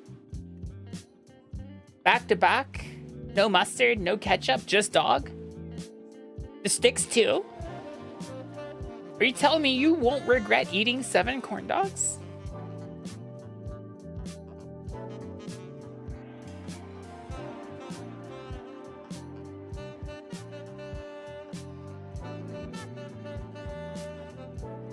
Wow. You only ever had 1 corn dog in your life. It's from a Walmart in Florida. Boyd, there are better corn dogs out there than the ones from Walmart. You lost half your brain in a liminal space. You should probably go get it back. Regret's a problem for future me. That is the literal definition of regret, Bakanando. The literal definition of regret is future problem for me. The stick is the best part. No, you're not supposed to eat the stick. I mean, you probably could, but I wouldn't advise it.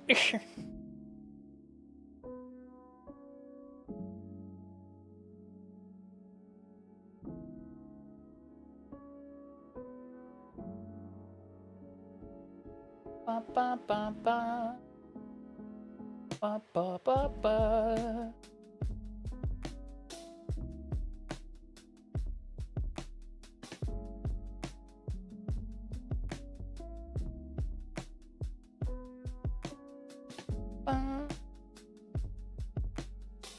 Ba ba ba.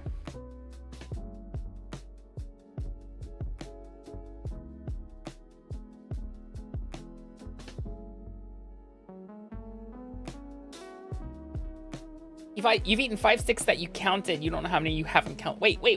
You're not supposed to eat sticks. Stop eating sticks. Sticks are bad for you. They could perforate your bowel. That's also bad for you. That's actually, like, deadly. That's super deadly.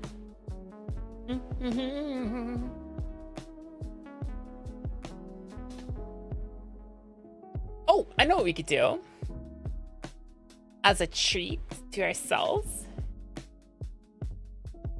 Sepsis. Oh, ugh, no sepsis. Let's see. Steam Summer Sale. Maybe there's something on my wish list that's on sale.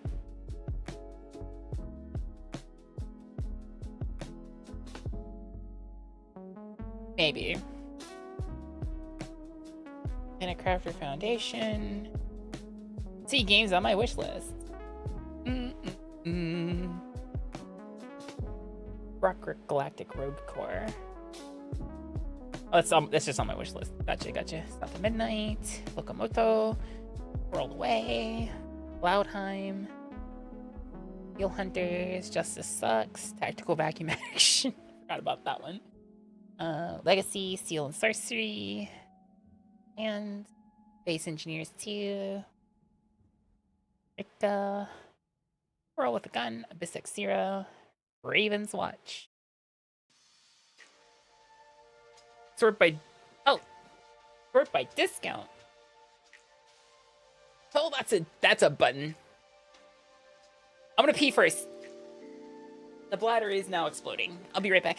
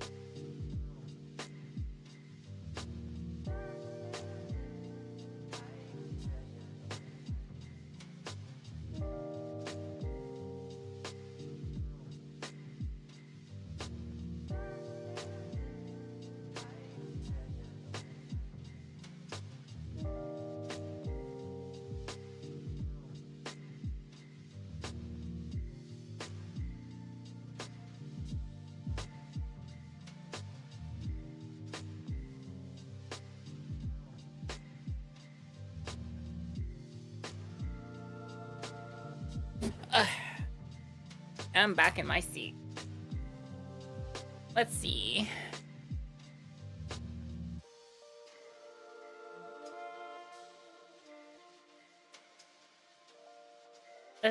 Portal Knights, Just Sucks the Witness, Pillars of Eternity, Assassin's Creed Syndicate, The Outer Worlds, Breath Edge, The Awakening, Staxel, Running with Rifles, Hobo, Tough Life. There's some games on this thing I do not remember. Hold on, let's do this real fast, so you guys can see what I'm looking at. Actually, I can do this. We can do this from the website, right? I can go to Steam. Oh, good night, Bordeaux. You don't want me to log in? Hell. Don't make me sign in. You ass. Oh wait, you ass. Hold on.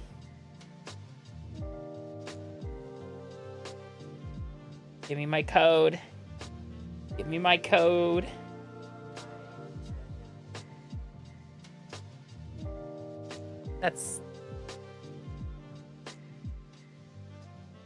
There we go. Perfect. Whoa. Whoa.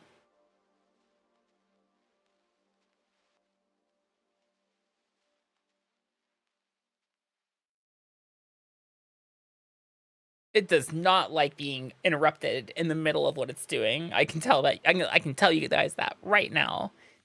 It doesn't like that. It goes, "The hell you doing, woman?" Anyway, whoop, whoop, whoop. Let's see. Where's my wish list? Ah, there it is. Wish list. Sort by discount, you said, right? Is Sinister. So we have, zoom in like a little bit. There we go. Maybe a lot of it? One more? Two more? That's perfect. That's very readable. Ah, it's Akami's wish list. Wowie. I feel the snow. Other side. Scarlet Nexus. Druid Stone. The Secret of the Minhir Forest. Darksiders 2, Pee-wee.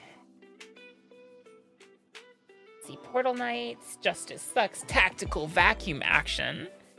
The Witness, Pillars of Eternity, Assassin's Creed Syndicate, The Outer Worlds, Breath Edge. I don't want to remember this one. Have I played Noita? I have played Noita before. I actually own it. Theo the Awakening. Turn of the Jump. Baxel, Running with Rifles. Oboe Tough Life. Super Hot. Generation Zero. Shelter. Space Otter Charlie. Smallland. Survive the Wilds. It's grounded, but not grounded. Armillo. The Last Spell. Space Haven, Dungeons of Hinterberg, another brick in the mall, Tricky Towers, Simple Plane, Galactic Mining Core, Lost Castle, Daisy, From the Depths, Raven's Watch, Legacy Steel and Sorcery, Pulsar, Lost Colony, Squirrel with a Gun, Planet Base, Dig or Die, Void Destroyer, Microcosmum, Survival Cells, The Planet Crafter, Rust, Blue Blitz, World Away, Okamoto, Foundation, Volcanoids. I think I remember this one. It was like the one where you like have a digging machine or something like that. Open world survival kind of shtick. Did you know that Noita means Noita in Noita? I don't know how to feel about that one, EU. I don't know how to feel about that one. Heard Breath Edge is pretty funny. Really? Reka. Reka or is it Reka? Reka, Valley Peak, South of Midnight, Worm Unlimited, whatever that is. Echo, Forever Skies. I thought I owned this one. You know what? They probably... Hold on. Yeah, I already own it. Why is it on my... Can you just wishlist things that are... Can I just remove this? I already have Forever Skies. Anton Blast, Space Engineers 2, BeamNG Drive, because I see just so many funny things with that. Dark Souls 2, Dark Souls 2, Scholar of the First Sin. The Banner Saga 2, Hyperlight Drifter, Solace Project Boundless, Ruby. Oh, we're outside of discounts now. At this point, we're just looking at my wish list. It said Breath Edge is pretty funny. What makes it funny though? Did I skip over it again? No, I didn't. Okay, Breath Edge. Survive in outer space together with your immortal Did they just say I have an immortal chicken?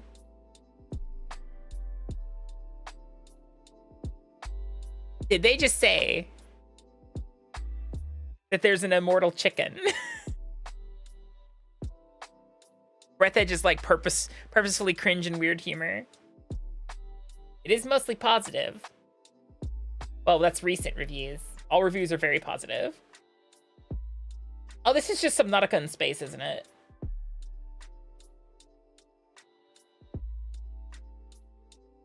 Right, that's why I wish listed it. It's just Subnautica in space.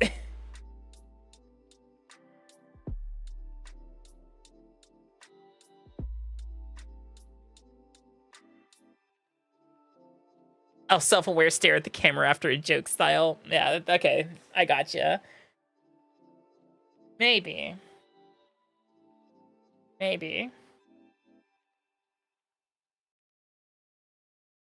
It sure is a game. What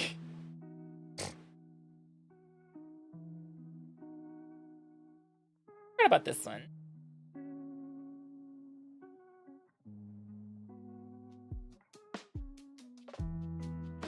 Just a stealth action, a game about a killer robot vacuum cleaner on a quest for vengeance through a 90s TV universe. Wow, okay. Very interesting.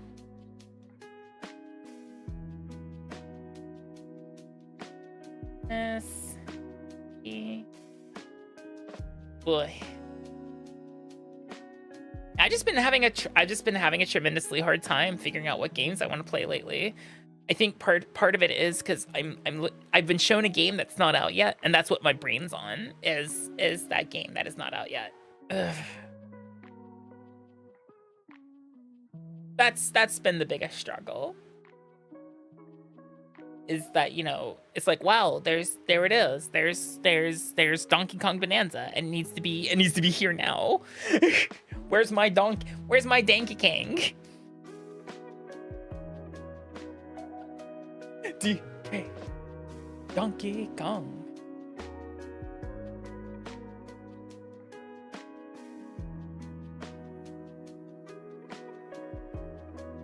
Let me look at what I have installed too. How about a DK64?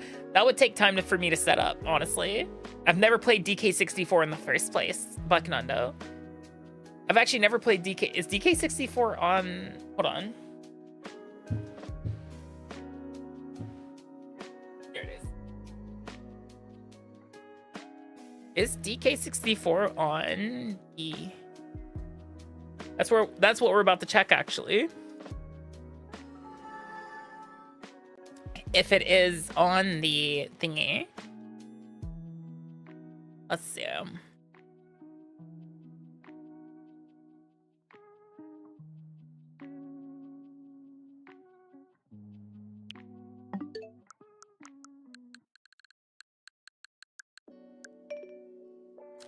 Where is my... There it is.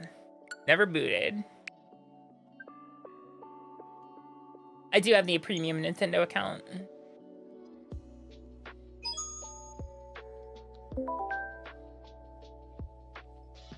Hold on.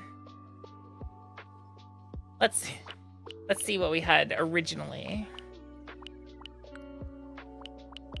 It wasn't in the original stuff, so let's see. Oh, Iggy's Wrecking Balls. Extreme G. Hey, Killer Tommy. Instinct. Ridge Racer 64. Kaiju Stars, hi. Banjo Tooie. I'm really surprised they haven't put Donkey Kong 64 on this. I mean, I'm not surprised. I mean, I am actually not surprised because I think historically they hate Donkey Kong 64. Probably another Virtual Console physicist, if I had to take a guess. Might be on your Steam Deck, yeah, probably.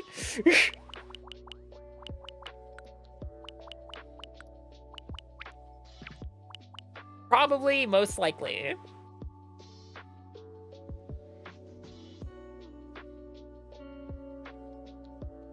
It's Switch adjacent. I mean, you're not wrong.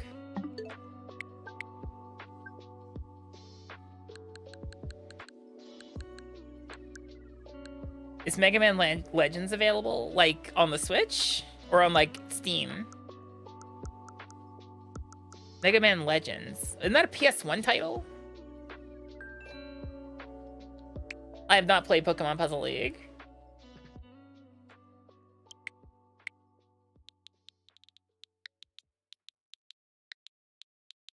Mega Man.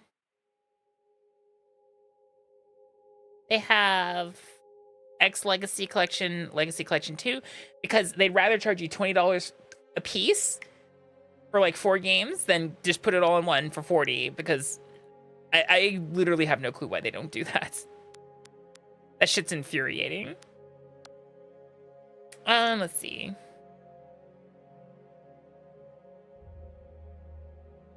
I didn't see 64 on the NSO, so.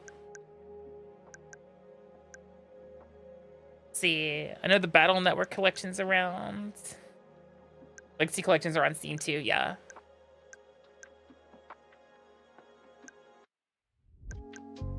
God, I forgot the Funko game was a thing. What a fucking trash. What a fucking trash heap.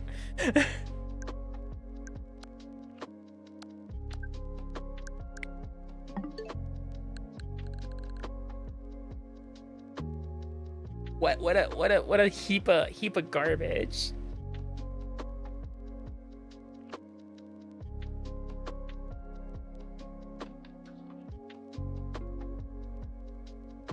It's only ever on the PlayStation and PlayStation 1. Yeah, that sounds about right. Now, someone said it was also called Mega Man 64. It was still Mega Man Legends, but it was called Mega Man 64, and they cut like a bunch of like voice lines and stuff because of the cartridge size or something like that.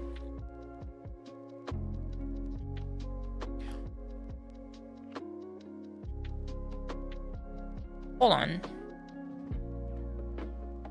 Hold on. I think we're cooking. 1 second.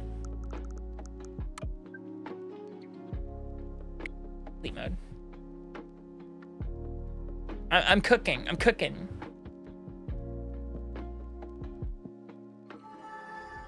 I'm cooking, guys. 1 second. I think it's actually out. It's not. We already looked through it all. I think this game is out. Remember them teasing it. Hey, It fucking is. Oh. This game is from my childhood. It's mine now. Teehee smile. Hopefully it's not too terribly big. Hi, Sushi. Welcome in. No, just take it from that, please.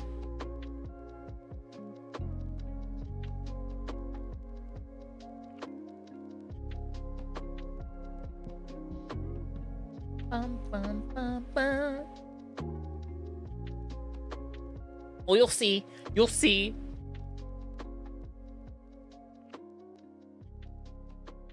That's bigger than I thought it was going to be. That's fine. So to preface it, technically it's 3 games. I never played the first one. I did play the second and the third one. The first one was a side scroller, and then the second 2, the next 2, were 3D collectathon, like intro level, perform, do the objective kind of games. They were both on the PlayStation 1 as well as the Nintendo 64. The Nintendo 64 version was, of course, pared down with less voice lines and lower textures to make sure it fit. As, you know, cartridge-based systems were starting to become very limited when CD-ROM-based games kind of started trouncing on them. Sonic Adventure? No. So that would have been an option, wouldn't it? I actually don't own Sonic Adventure 2. I don't like I don't really care for the first Sonic Adventure, but Sonic Adventure 2 is also a good game, and I don't own it. And it is the Steam Summer Sale, so it's probably on sale. Sonic Adventure 2. Oh baby, it's 5 whole doll hairs. What a steal! Actually, hold on. Buy the Sonic the Hedgehog Legacy Bundle for $31. Buy the Sonic the Hedgehog Ultimate Bundle.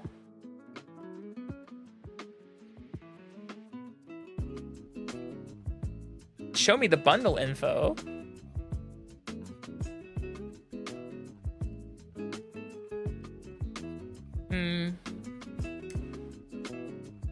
I don't think I'd play most of these, honestly.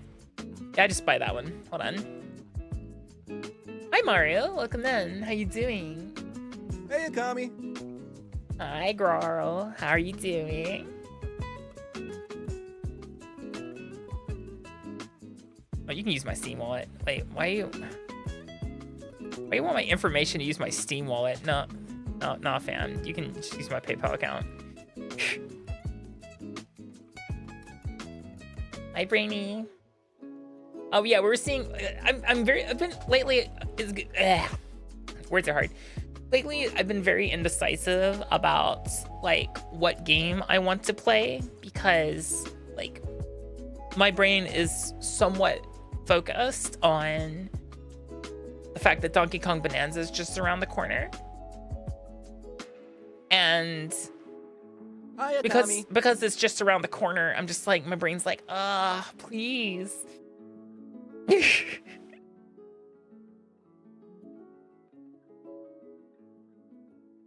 Working out, wowie. I need to start doing that. I need to do more stretches because my legs will not take me working out. I will destroy my knee joints doing that. Oh, banana. Yeah, I can't wait for that shit, honestly.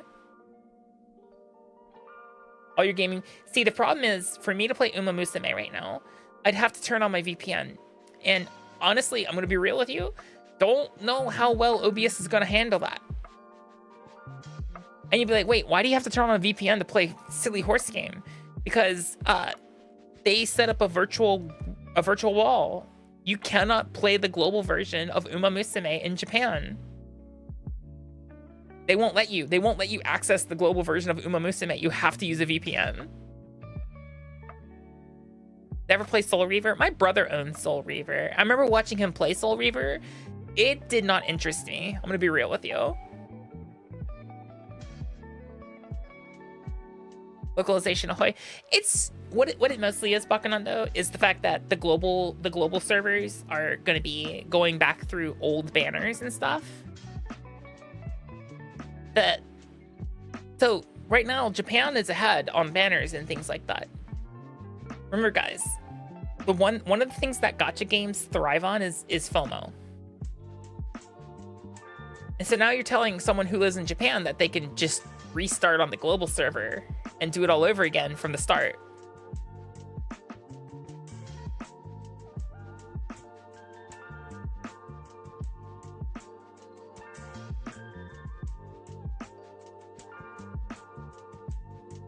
That's mostly what it is.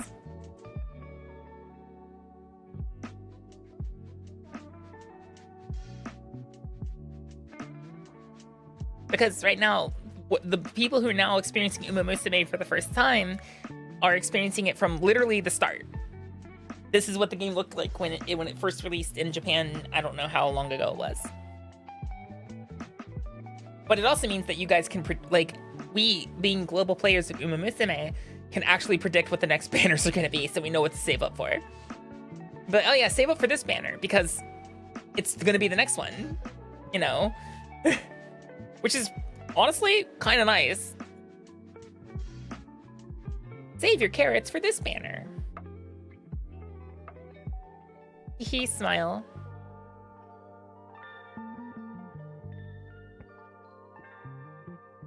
Actually, how big is Sonic Adventure? Wow, it's actually larger than I thought. Soul Reaver technically is just edgy Tomb Raider mixed with the Metroidvania. Really?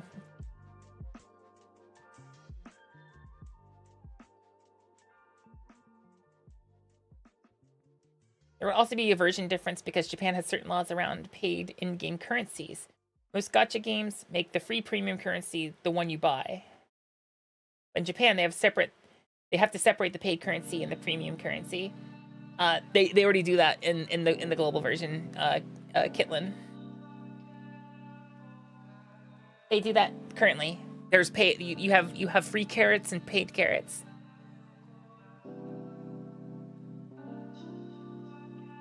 So yeah, you can't pull on certain banners unless you actually bought carrots. So, who is your current horsewife, Maru? I've already picked mine. Who's your horsewife?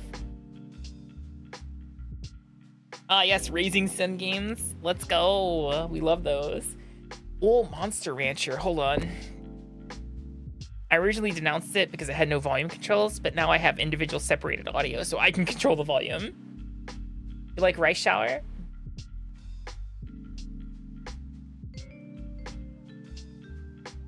She is not pathetic. My horsewife is Biwa Hayahide. She is, oh, she's so pretty. I have intense gender envy when I look at her.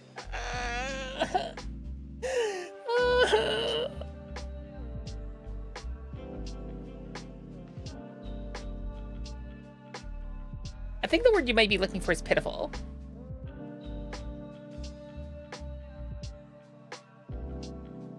That's the thing, girl. The Uma Musume, probably you're not going to see a Clydesdale because those aren't racing horses, those are work horses.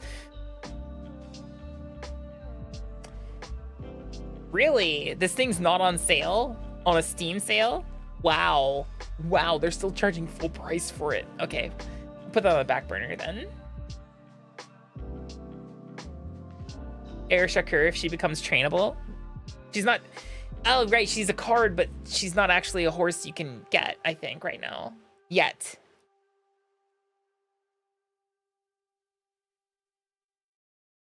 Keyword being yet.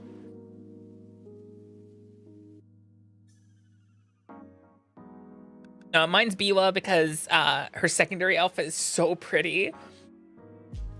It's like pink and purple and black, and I'm like, oh, so good. Here. Oh, then you might like Taiki Shuttle, girl. Taiki Shuttle is literally an American thoroughbred horse that was then brought over to Japan to win a bunch of fucking races.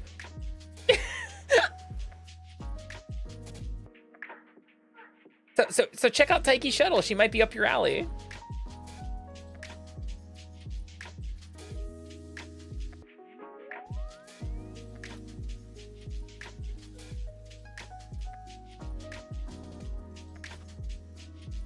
Ba, ba, ba.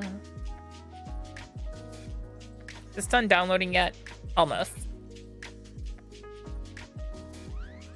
Well, that's the thing, Saoirse. You have to remember that the Uma Musume themselves are race horses. You're not going to see horses based off the massive horse breeds. Or you're not going to see girls based off the massive horse breeds because those are not race horses.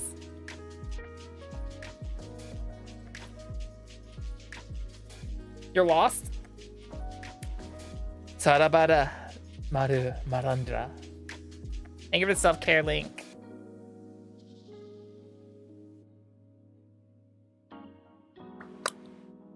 Hold on.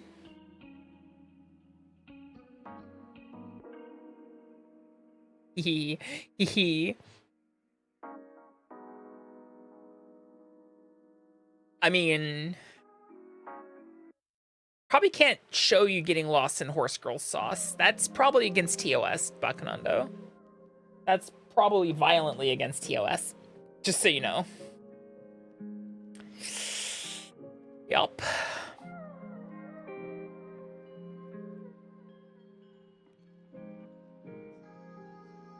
Ba, ba, ba, ba, ba.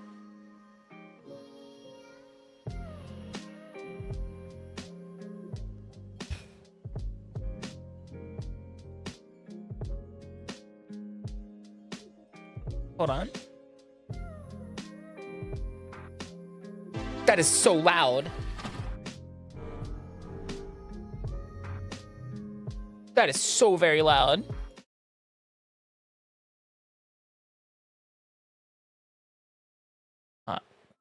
Game probably needs to come up volume-wise for me. And then Transformers sauce. That's just transmission fluid.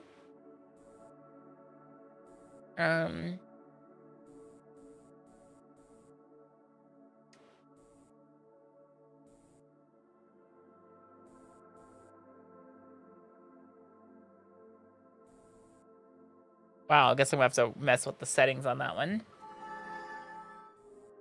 Let me do this and pull out the TV, game capture.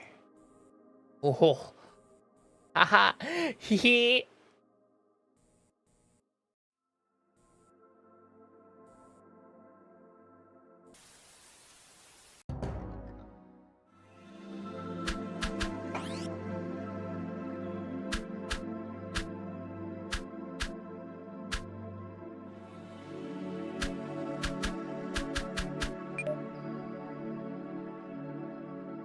Oregon.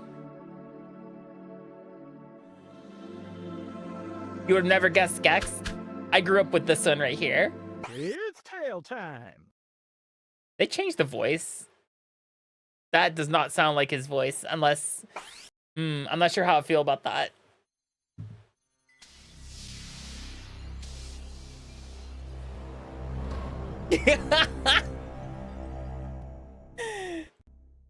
Since retiring from the public's eye, I had resigned myself to a life of solitude. I'm gonna call this retro. 2 years I started my day watching Kung Fu theater. Just call this retro. Blurred into one long, greasy telethon. The next thing I know, some government goons show up at my place. It seems they've caught a whiff of old Mr. Sunshine himself. Rez. He's back in the media. Yeah, he had a voice. And they think I'm Gex crazy did not enough to stop. go back in after him. Gex did not stop talking. So they whisked me away to interrogation 101. They Gex play rough. historically does not talk, does not stop talking in the games. If you played the 64 version, if you played the 64 version, then yeah, you may not have heard him speak a lot. Because they had to cut a bunch of voice lines to fit.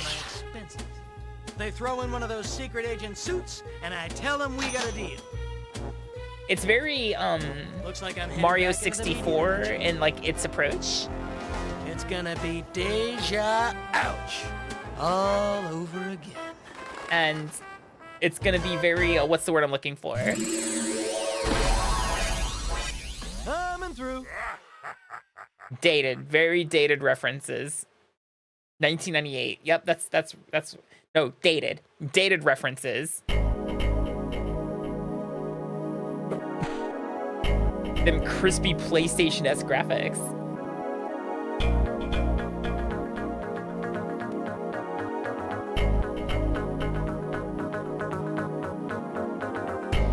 Oh, right. I have to click on this, don't I? Cool. Here we go.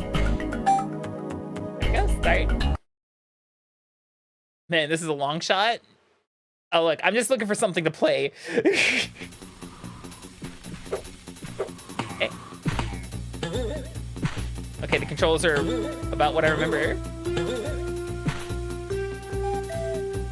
Camera controls. About scared.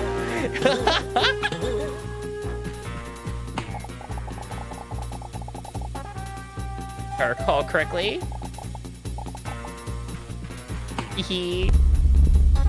Man, it's a miracle what I remember, right? Yeah, camera controls.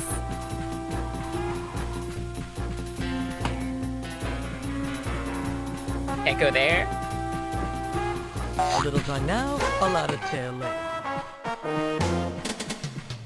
What's this? This is, yeah, okay. It's tail time. And then, like Mario 64, you choose what you're gonna do and go do it, and you get a remote for it. It's like I said, it's very Mario 64. To see the world as Keith Richards does. Kids don't know who Keith Richards is.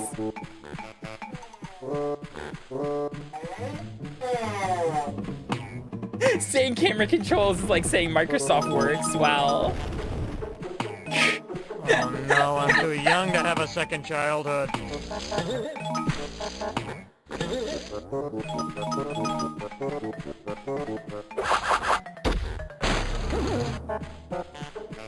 Holy moly. I know, I was not joking about the dated humor. Not at all. Tyrannosaur, thank you for the follow. Or thank you for the resub. Thank you. I appreciate it. I hope you're doing well.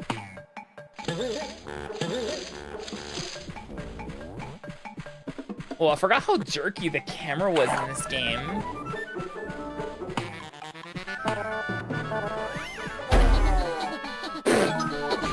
Driving with the thing! Doing good. That's good to hear. And like I said, it's a collectathon. You collect stuff Forget too. about it.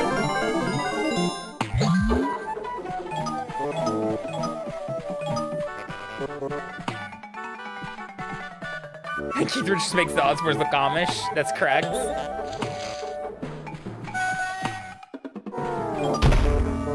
Oh, right. I forgot about that. Do geckos like carrots? Probably not.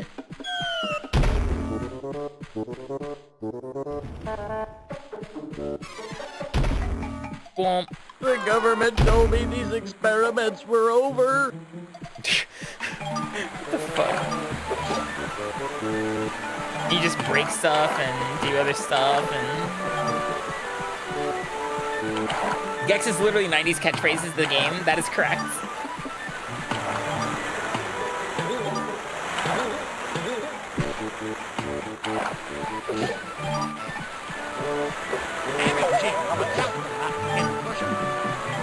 I miss when Rare was actually allowed to make games. Now they barely pull.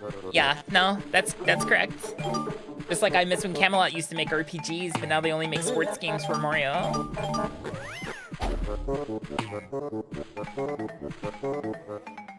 What's in here?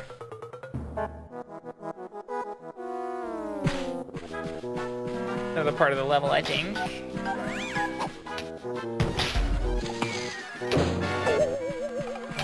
Oh, I'm in a rabbit costume. Oh, I died. Oops. We'll never get Golden Sun back. No, we won't.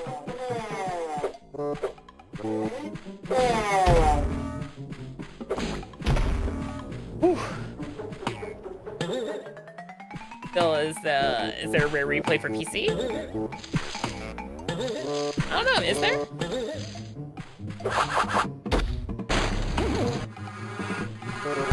Tail time! Golden Sun died with Dark. Yes, because it released essentially at the tail end of not the Switch, the DS, the DS's era. God, that thing's relentless.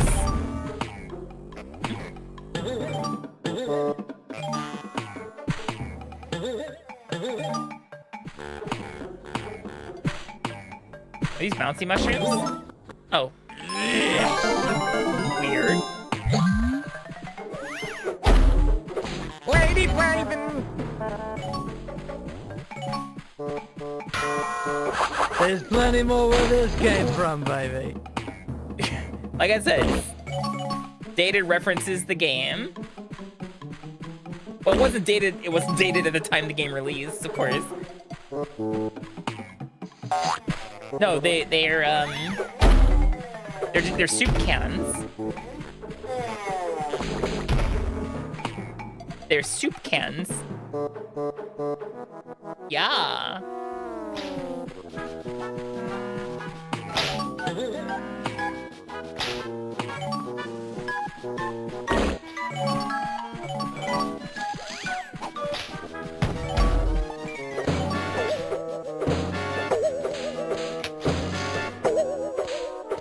Oh, I'm giving you such a pinch.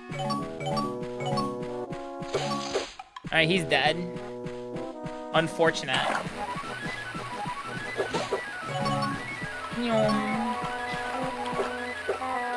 File this under ouch.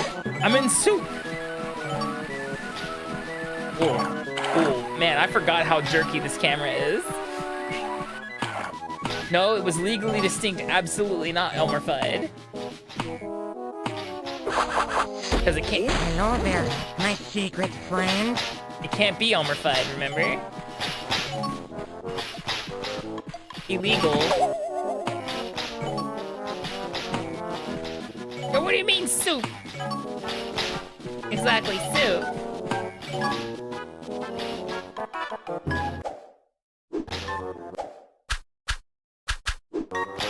Damn, what's with the like persona like the persona menu?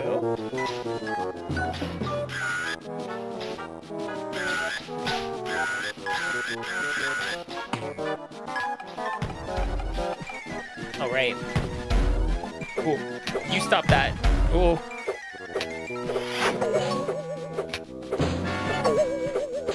My tail's gonna kick your butt. Give you such a pinch. It? Gexona, yeah, Gexona. What remote is that? Hold on, I'm investigating. Ooh. Not the one I was going for. Now that's what I call getting some tail.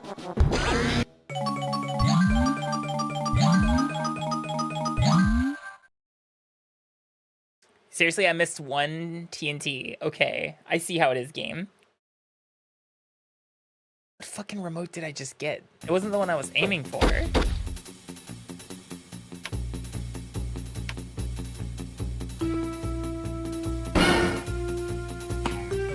It's tail time. Our remote's different from the different one. What do you mean from the normal ones? Oh, hunt the two hunters. Okay, yeah, I guess we did do that. Alright, I'm gonna go to the ad break screen, guys, and cause I need to pee and I want to get some water, cause I am almost out of my other drink. So we'll be right back in just a moment, okay, guys? Okie dokie, okie dokie. Nyom. Mommy has to pee. Who knew?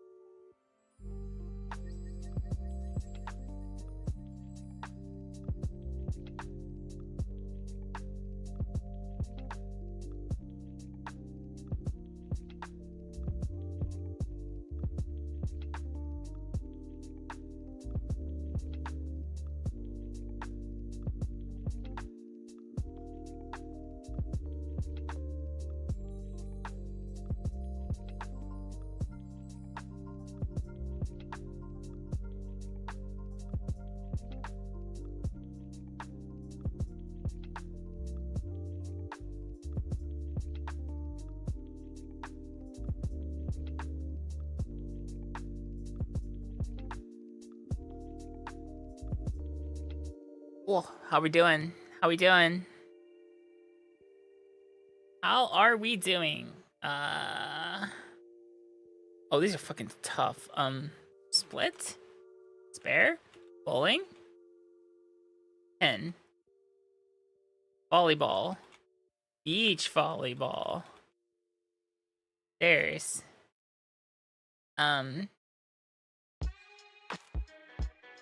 Paraglider.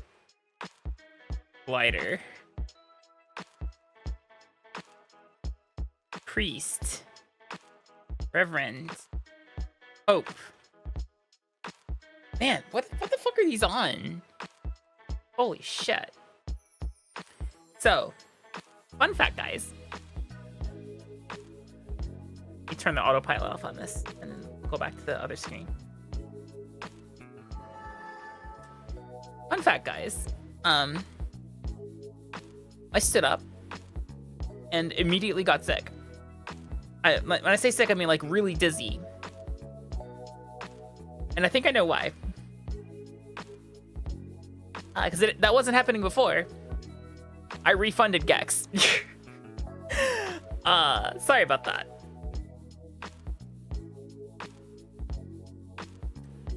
But the camera. It was the camera. It was absolutely... growing up, I don't remember the camera being that bad. That camera was... Holy... Was it awful. It was fun for a minute, sure was, until I nearly fell over when I went to go to the bathroom. I was like, not good at all. Yeah. I should have read the Steam reviews, but part of me was like, "Ah, man, I remember Gax." Yeah, no, that's gonna get a no-go from me. That's actually, I'm kind of curious at some of this. I'm downloading the other game I bought. Don't worry, my internet's not exactly super fast, so it's gonna take just a little bit. But I'm downloading the other game that I bought. The port is ass. It feels like it, yeah. Like, holy moly. Let me uninstall it. Manage, uninstall. I requested a refund. Hopefully they give it to me.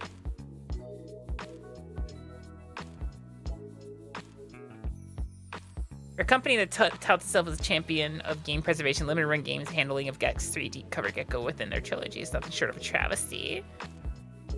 It's arguably the most polished of the original PlayStation entries, offering improved level design, better music, a slightly more refined camera. Limited run games manages to diminish even the existing strengths. Blah, blah, blah, blah, blah, blah. Someone says, literally find any other way to play these games. This isn't it, Chief. This is simple emulation of the 3 main PS1 titles and not even good emulation. The audio is bugged in some places. The new analog stick controls aren't all that it's cracked up to be. Mixed. Product refunded. The devs can't be proud of can be proud all they want of their full analog control, but the sound emulation is actually completely broken. Yeah, okay, that makes sense. Yeah, something along those lines, Void, was making me... I told them it was making me sick.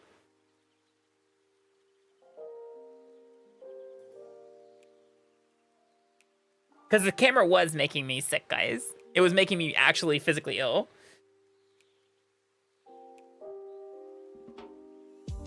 Like I said, I nearly fell over when I got up from my chair. I was like, oh no. Caught myself before that happened, but it's just like, hey, you know what shouldn't happen? This. A pair of nail clippers around here? I dead. Maybe I don't. Maybe it fell over somewhere. Sorry, I'm looking for something. 15 minutes. We had 15 minutes.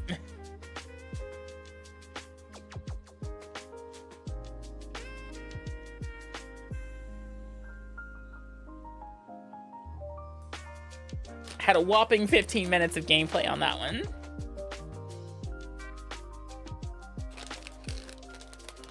I'm actually, I'm mostly just Snake Girl, less so Gold.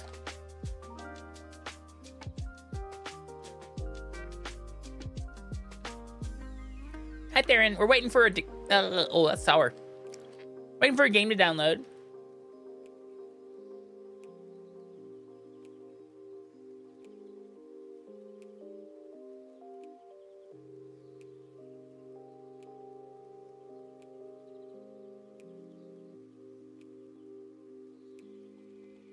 I told him to refund it to my Steam wallet, so it's like the money's still gonna stay in Steam.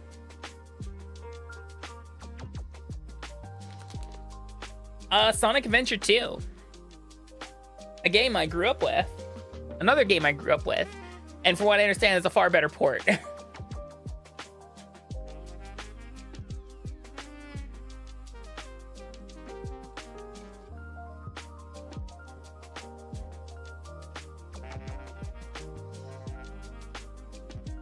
Also on sale for like $5.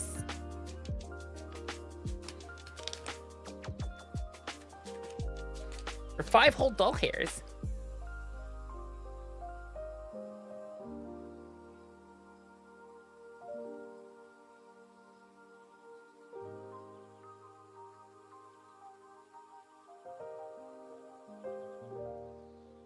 Yes, 5 whole dollars.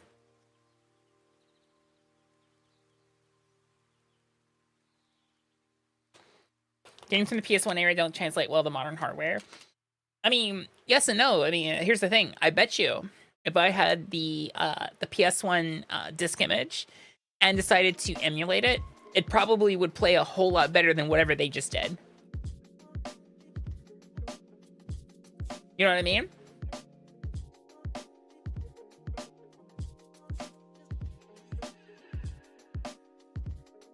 Because that's essentially what they were doing. Was just hole in hole, all in all, completely emulated PS1 versions.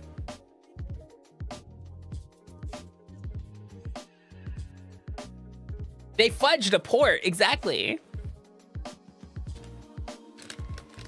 Like, just play it, like...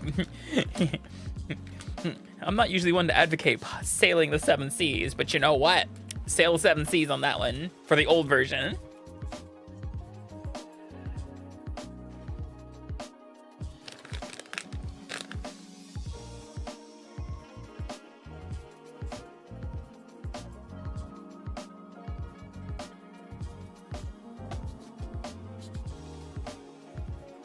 Bleem? What's Bleem? And the moment I saw limited run games come up on the screen when I launched that game, I was like, oh no.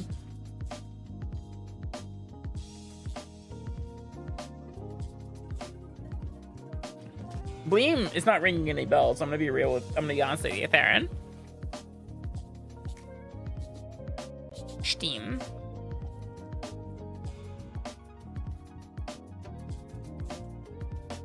Library. Wait, nope, I'm not installing that one again. I learned my lesson.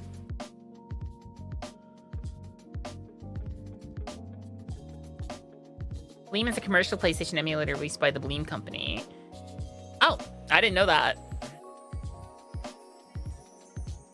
Honestly, if I was gonna set up anything for like retro, I'd probably do like RetroArch or something like that.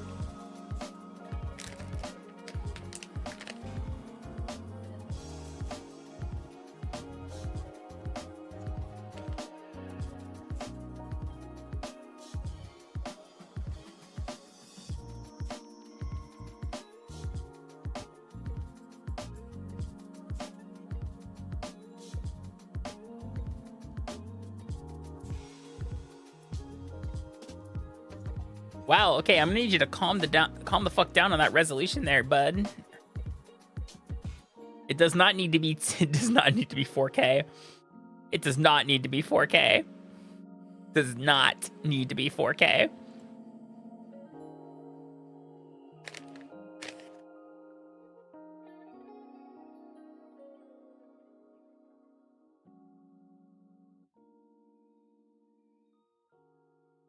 I do have a capture card, yeah.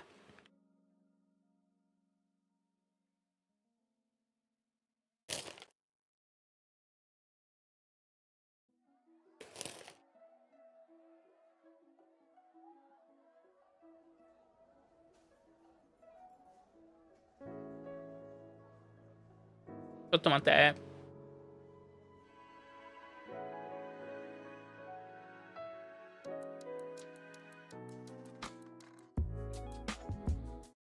Oh, it's trying to do stuff. Hey there, Akami. Some kind of strawberry gummy strips. Found them on my desk and I was like, oh, I have these.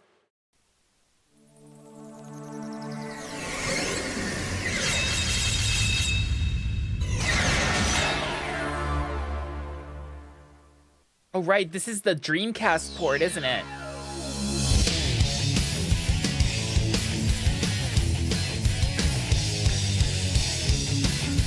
Wait. File select.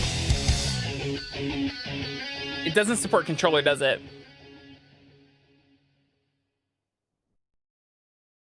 It doesn't support controller, does it?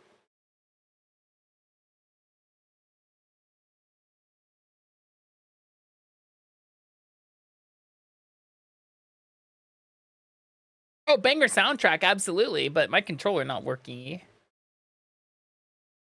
at all. Uh-oh. Hold on.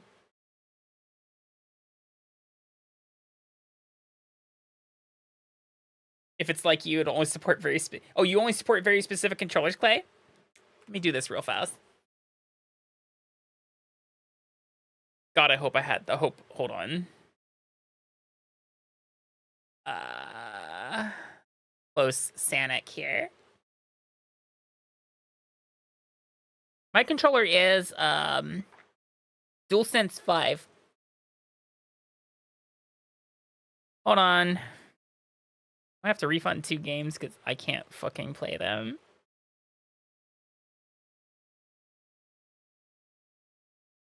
Now if people can play it on the Steam Deck, that makes sense. Prefer the battle port. The organic games controls for some reason.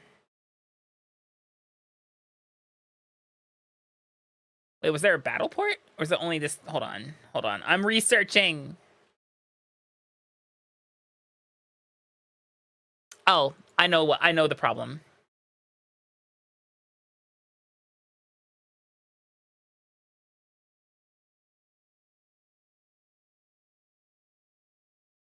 I think I know the problem.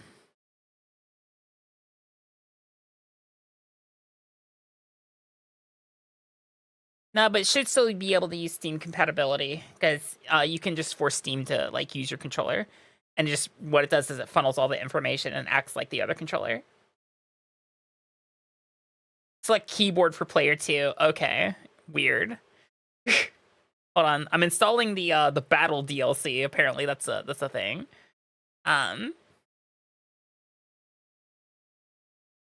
Apparently, Sonic Adventure 2 had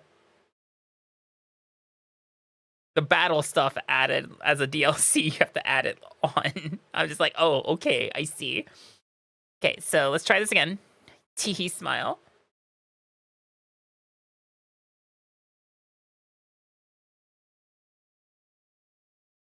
May have some issues. So someone said select player 2 for the keyboard. Because it says additional controller. Player 2 keyboard. And save settings launch. It should be the battle port now. I like how my model freezes when we launch the game.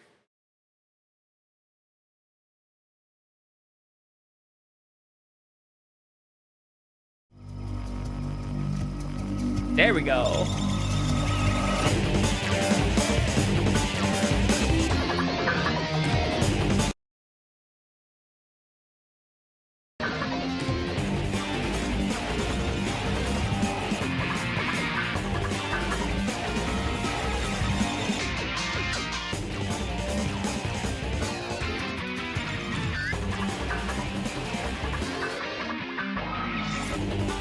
Let's see.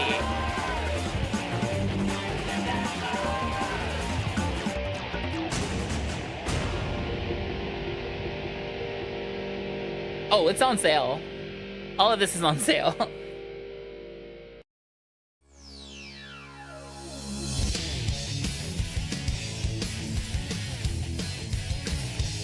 Hold on. File select. It's still doing the thing I don't need it to do. Alright, let's see. So someone mentioned. Now we're Googling. I love troubleshooting. I don't love troubleshooting. Let's see. Sonic Adventure 2 Steam Battle Steam controller.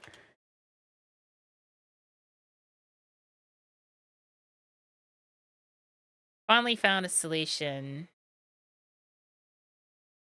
The launcher seems to detect the controller just fine as seen on the screen. However, after launching the game, it refuses to note that when the game pressing the keyboard has no effect. Additionally, that's not going to help me. Guide how to use any controller in Sonic Adventure 2. Awesome. Sonic Adventure 2 is a really weird game with controllers. A lot of people are forced to use a keyboard because they may not know how to set up a controller. Well, what if your controller actually does work? Actually, the problem may not be your controller. The problem is actually the launcher this game comes with. It is very similar to the launcher from Nights into Dreams, except that if you launch Sonic Adventure 2 from Steam, you have to configure the game every time. Luckily, there is a way to fix every problem without downloading anything, though you may need to install the controller drivers if you haven't used it yet. Here are some controllers you can use in Sonic Adventure 2 with other Steam games, and mine is not listed here. But I am currently wired, so I should be fine. Cuba Rican, thank you for hello, welcome in. Let's see, setting up. So first, set up your controller with Steam.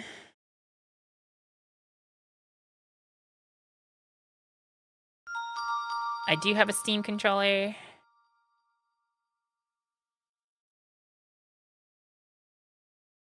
Thank you for the resub. I appreciate it.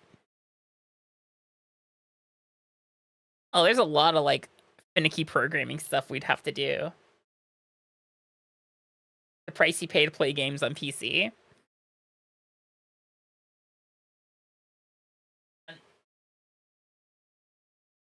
Unchecking something.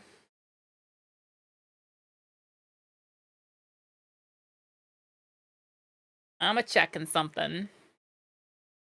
Because that seems super unintuitive. I'm gonna be real.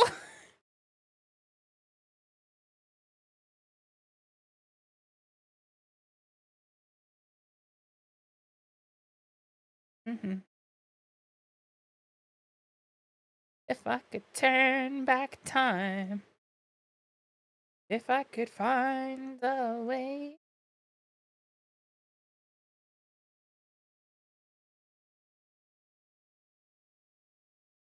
Step 1, plug your controller into your controller into a USB port.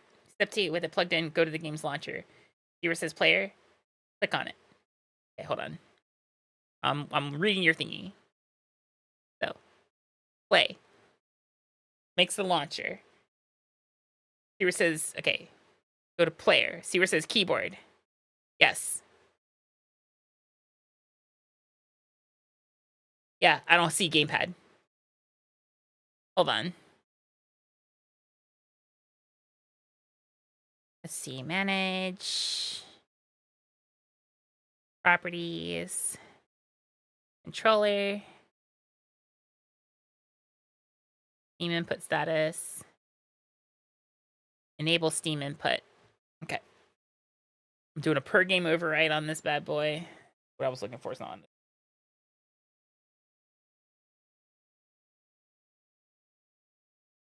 Try launching it again with Steam input. Go to player.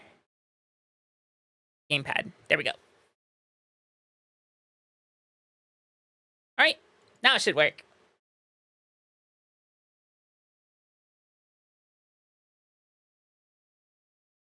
Now it should work. We shall see.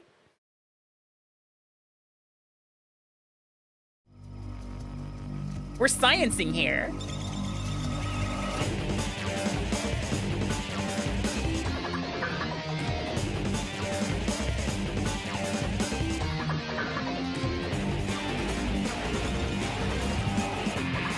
I feel like the game's a little loud.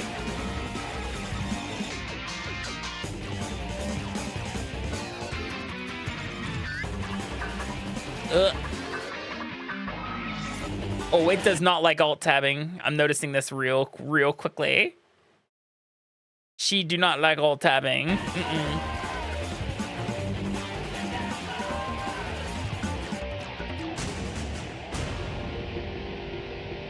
Teehee.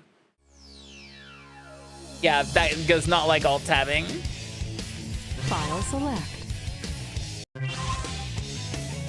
There we go. Story select.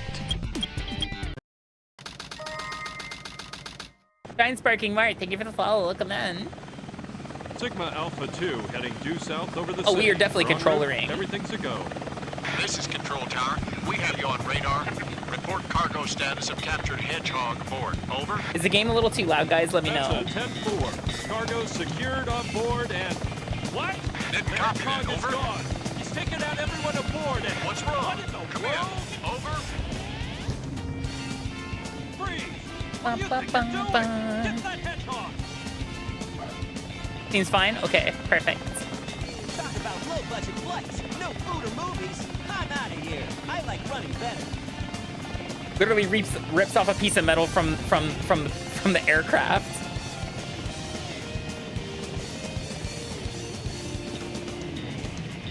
Yeah! God, the music in this game is so good.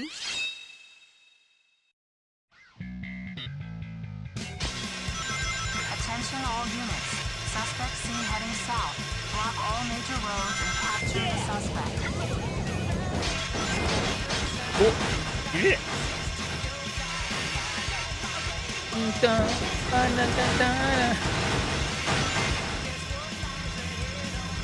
One way to find out.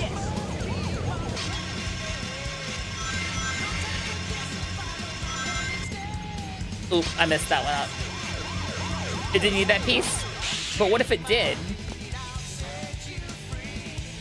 Follow me, set me free.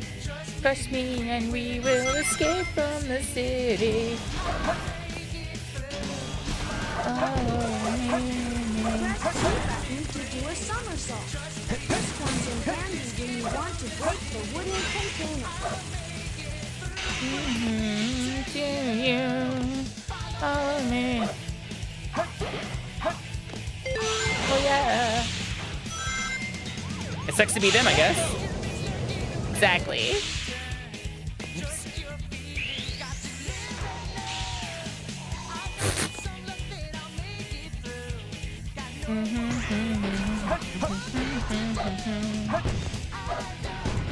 I'm being shot at.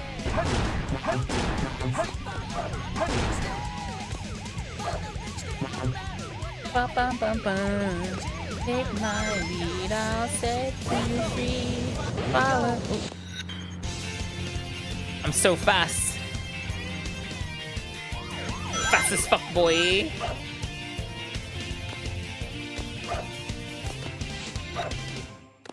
I was fast as fuck, boy. There we go.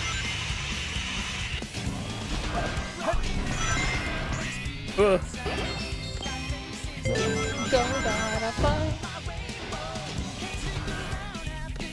Check out the frame rate drop when there's projectiles on screen. Wow.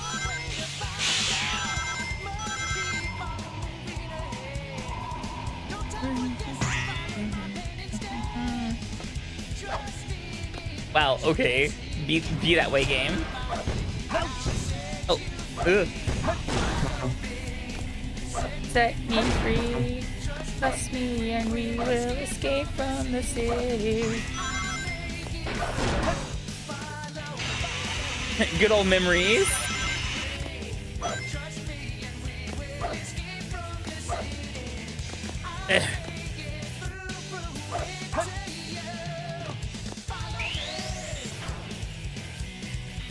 We're having a ball over here. Ugh.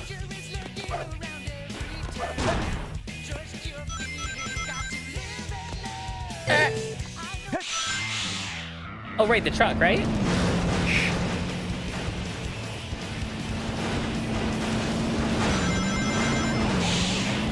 Ooh. Oh. That's a very big truck.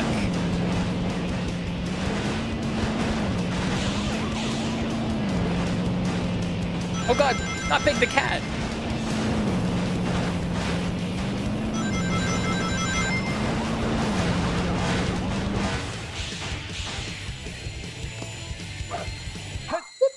Yes! So like what, a C? We got like a C, didn't we? Just damn. Didn't have to like fulfill my destiny there. I guess I manifested it.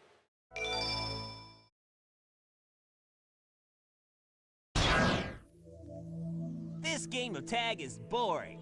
I'm out of here. Finally decided to show up, eh? Okay. Oh wow, battle tag. Reporting to headquarters. Intruder has been located. Copy that.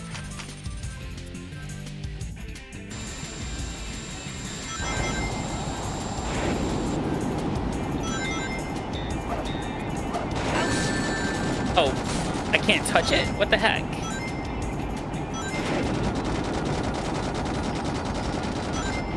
Whoa.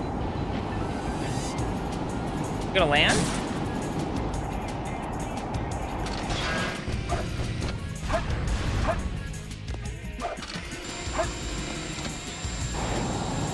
Cool. Pretty sure the catapult can't stay airborne that long.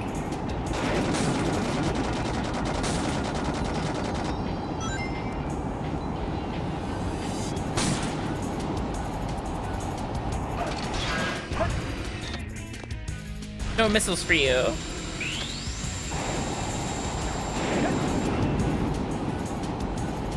Boom, boom. You can during the winter events.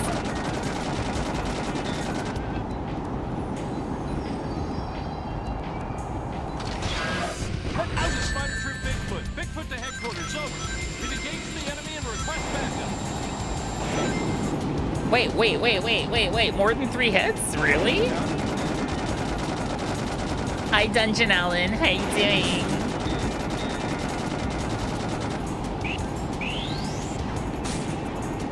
It does look like a catapult. What? For just one hedgehog? But I'm Sonic. I'm Sonic the Hedgehog. Take care.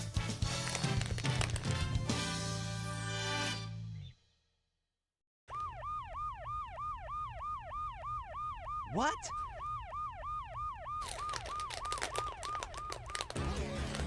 It all starts with this.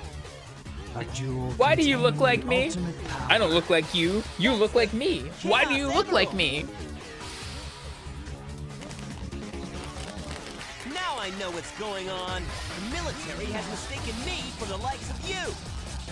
So, where do you think you're going with that emerald? Say something, you fake hedgehog! Chaos control.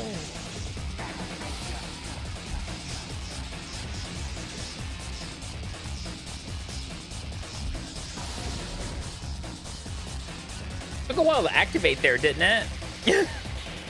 Wow, he's fast. There was like It's not his speed. He must be using the Chaos Emerald. there's like a reward. solid like what 5 seconds of activation time there. Farewell. Shadow, what is No!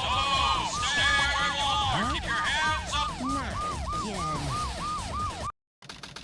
The police must be colorblind. Very. Just let it go. You just don't know when to give up. I had feelings for Rouge the Bat. I had feelings about Rouge the Bat when I first saw her. You got that? The Master Emerald contains special powers. I was that like, oh, neutralize Rouge the Bat. energy of the Chaos Emerald. That Oh. makes it very powerful. What the? What? Thief! Look who's calling who a thief. I came here following the signal from the Emerald. You know what? If I'm not mistaken, Fair there, this is physicist. the It's not Master past Emerald, tense. is it not? Mm-mm. Dr. Eggman. So that's Dr. Eggman. Well, I guess I can use it for something. I'll just take it with me. Farewell, knucklehead. Not if I can help it. It's super powerful, so I'm gonna break it.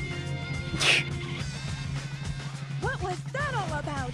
And look what Duke did to my emerald! Oh, she can choke me any day. I did that to prevent the Master Emerald from being stolen, you idiot. If it's in pieces, I can restore it. And by the way, that's not your emerald. Doesn't matter. I'll look into it once I get back to the base.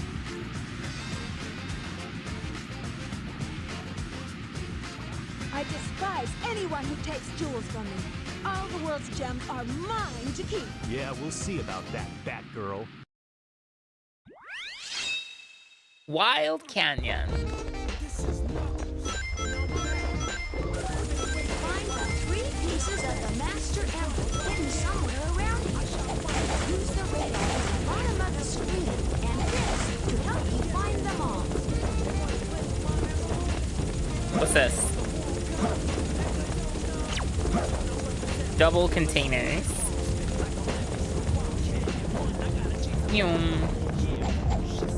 Aminal.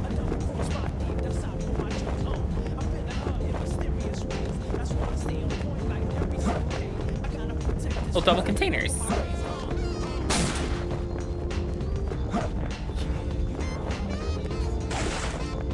Okay, maybe not there.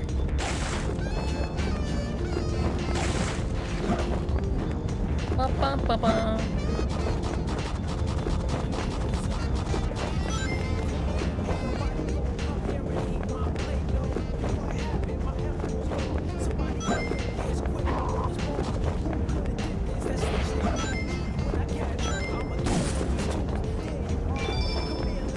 I freed you.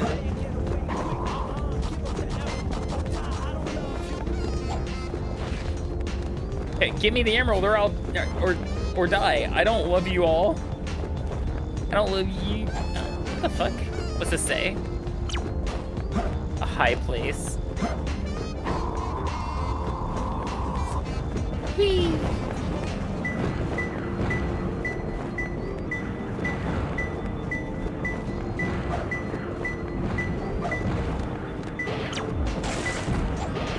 Two wooden containers next to each other.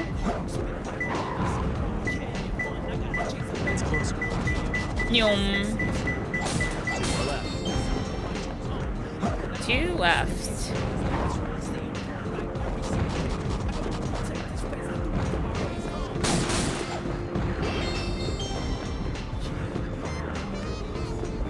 This. What's this say? Near the 6 pillars. Okay. Bum, bum, bum. The hell is this? Oh, you can get animals from it.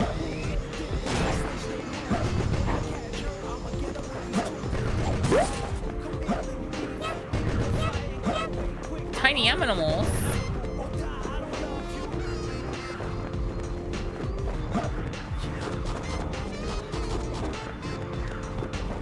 What do you say? Stop it! Oh, I was so scared. What hit? Oh, Nani?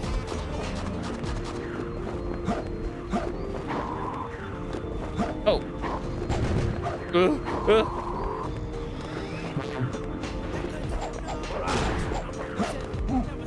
Got a punch. A punch.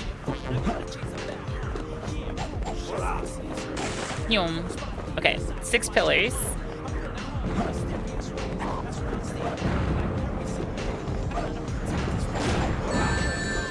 Oh, wow. Ow. Seriously?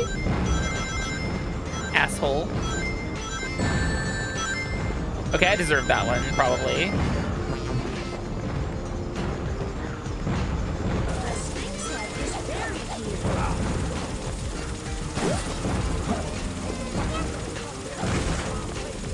Ba, ba, ba, ba, ba. If you need things punched, Knuckles is your guy. Exactly. You get it. Oh, that thing disappears super fast. Ow.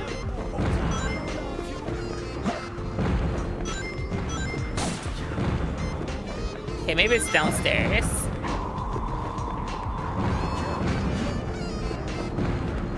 Oh, okay. Hold on.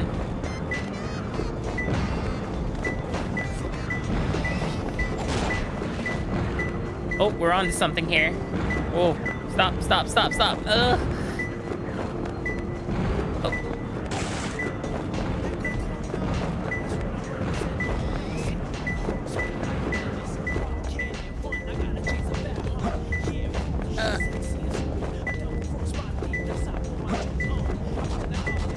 Yes.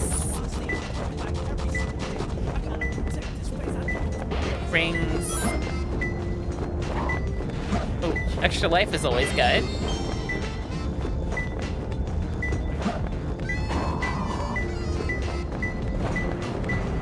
Okay. Alright, neat. That's neat. What's this say? A dark place. Real descriptive, buddy.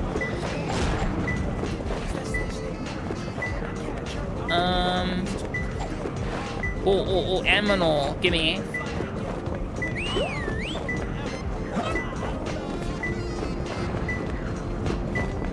Could you not game? Okay.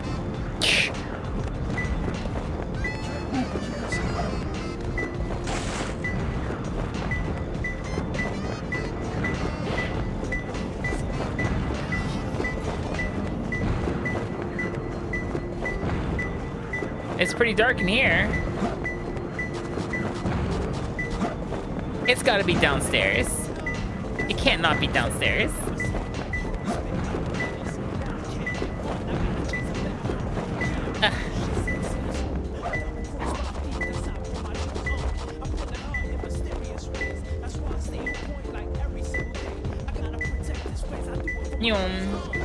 Oh, fuck, damn it.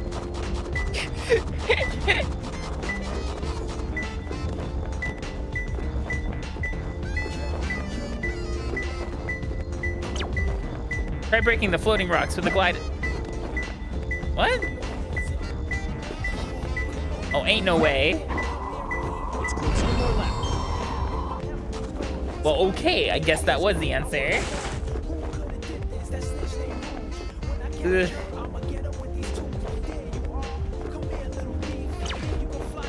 On the scary eyes and the wild canyon track. Scary eyes.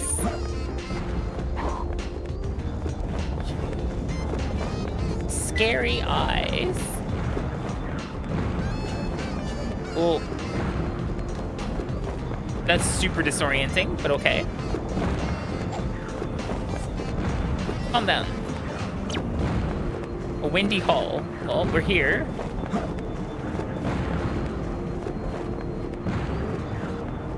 Scary eyes.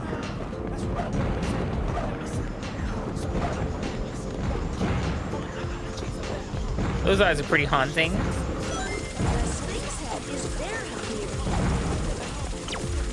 On the square building. The square hole.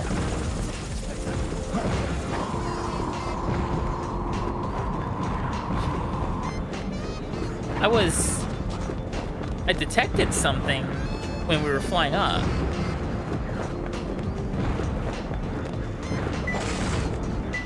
Oh. Hey, Akami. What?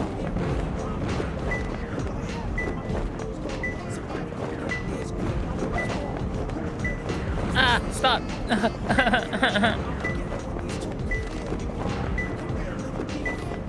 Hey, hold on.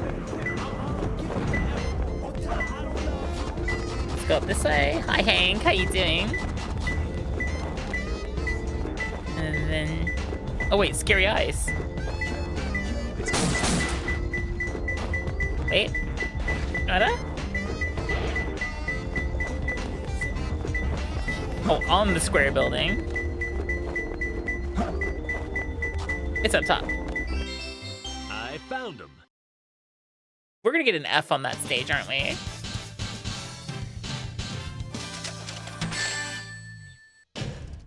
I have to try harder. That is an F. Okay.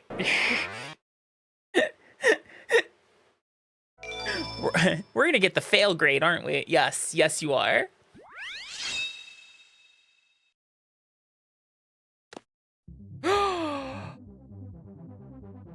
Guys, we've reached the true game. This is the real game.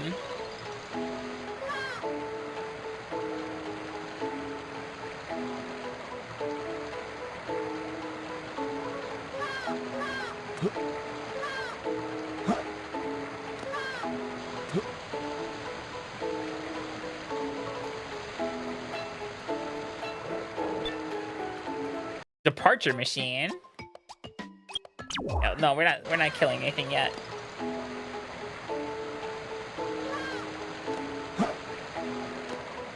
Looks like there's a couple of eggs. I forgot how you hatch them. Or if they just hatch over time. I forgot. I'm not a fan of this camera angle, but it is what it is.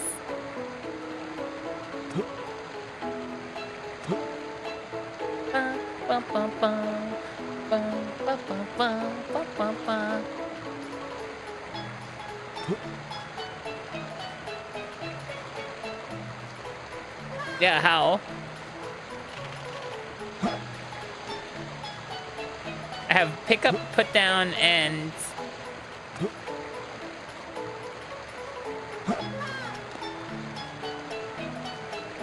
Oh, that sounds terrifying.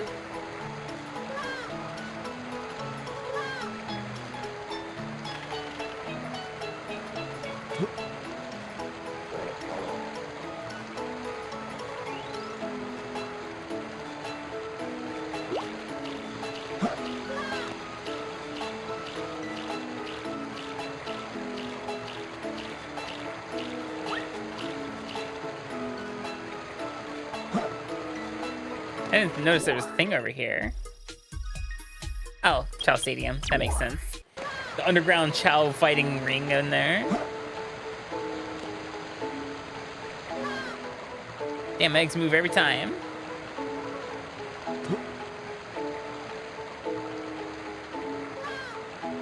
Yeah, the way everything's mapped, all my buttons, 2 of my buttons do the exact same thing.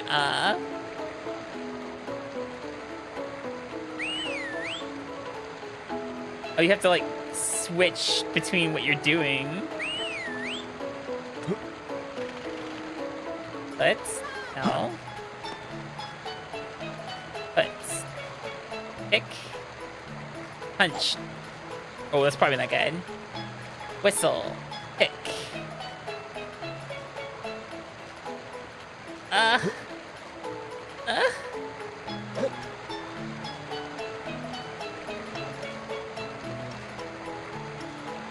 He's not hatching.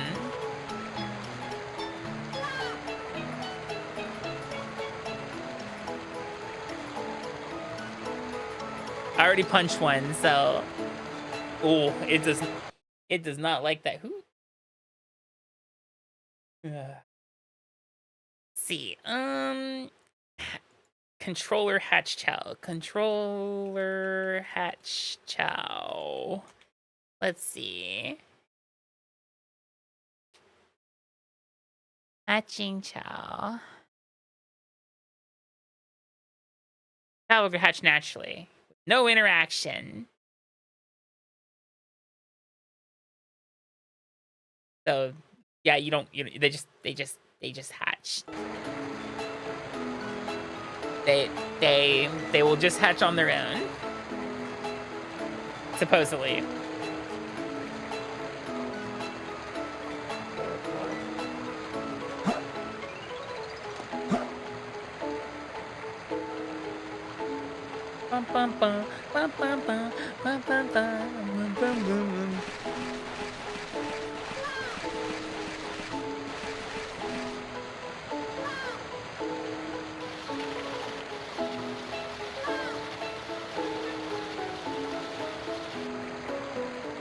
No. Yeah, give me fruits. Give me fruits. I earned these. These are mine now.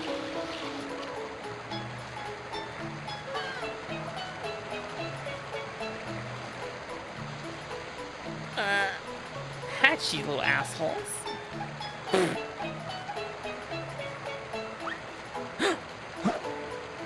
Ciao. Now there. Look at this little bean, guys. Look at him.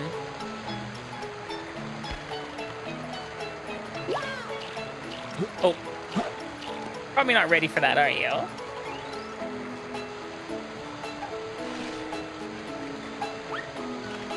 You're special. No, not the bird. I want the Dorgan. You got little horns.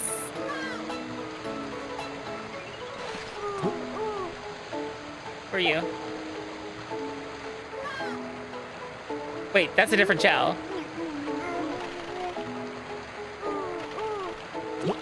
Right, there's two of them.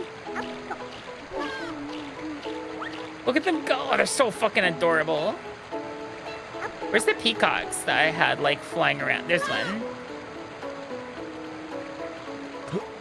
Hey, you. Where's the naked one? You.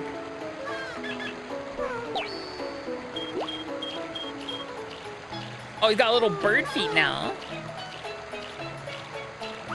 Hee. Oops, didn't mean to throw that. I guess once the animal's used, you can't pick it back up. But I have another one over here. Alright, where's bird feet?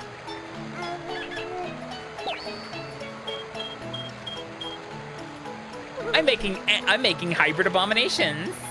Hee.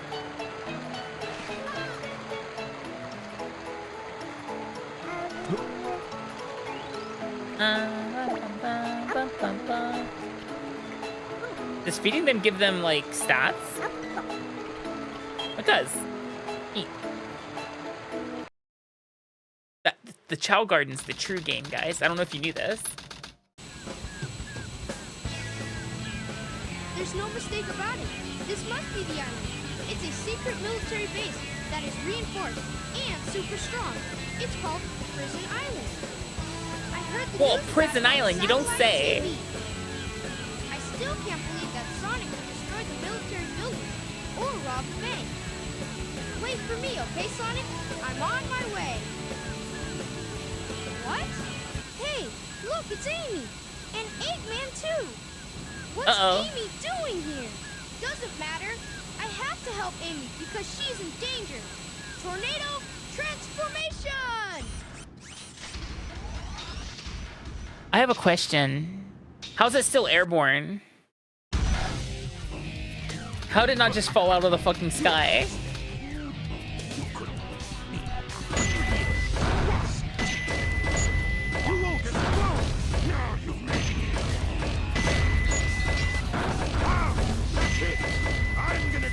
It wasn't... But it wasn't firing.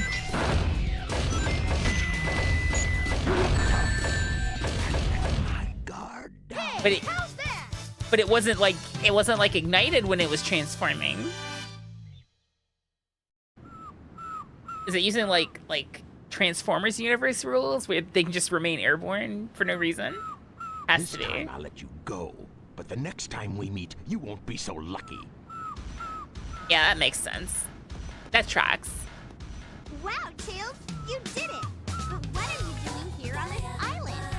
I'm the one I kind of dig Amy's theme in this game. Don't you know it's dangerous here? I know, but I'm here to save my hero, Sonic. Again? Hurry! I know Eggman's up to no good again. Okay, you stay here and I'll be right back. God, her theme is so good. Don't leave without me. I want to help Sonic too.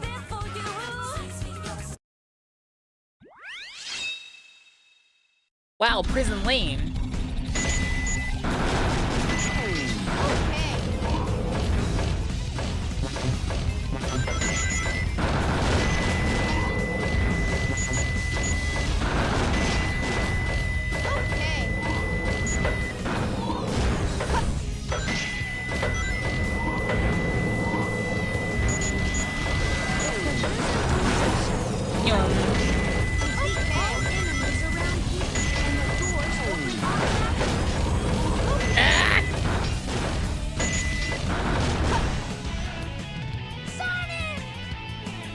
How the shit did that happen?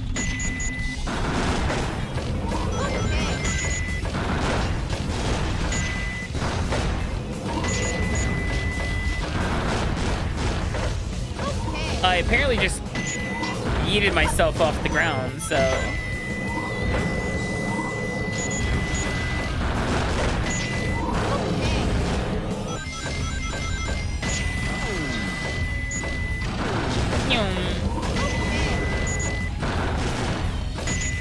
My favorite thing is, you know, shooting through walls.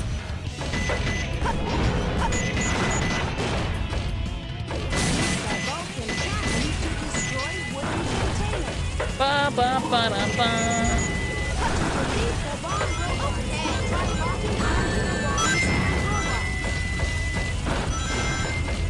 Ooh. I'm gonna be real honest with you.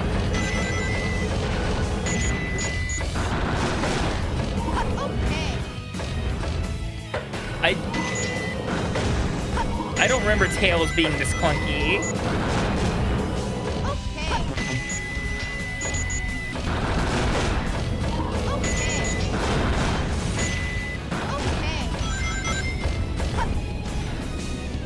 Like, he is compelled to try to move forward even if he can't.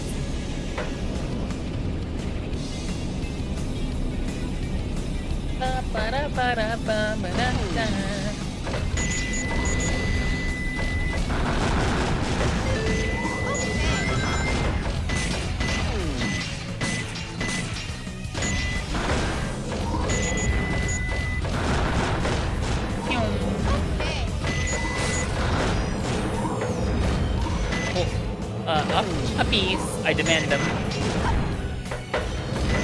Oh, okay. I guess not. That's fine too.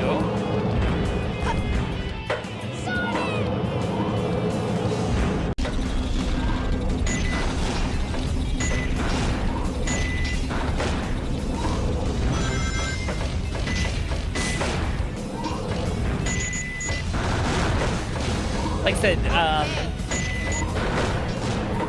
not used to the controls being... Oh wait, I don't need to go over there, do I? I can just do that. I forgot about you can just shoot the bubble things. Okay. Uppies denied, yeah. Uppies were denied. I'm sad now.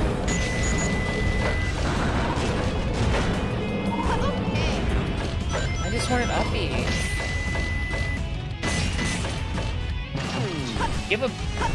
Give a bitch your uppies, damn it.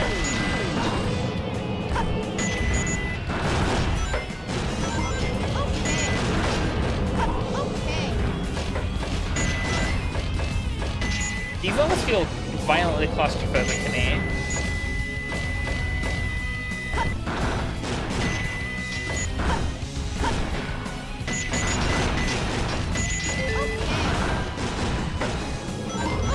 Bum, bum, bum.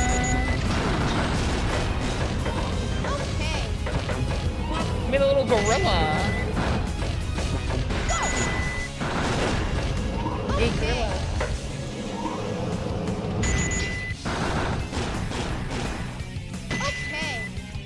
Wait. What am I missing here? Oh, you. Game? You're pissing me off.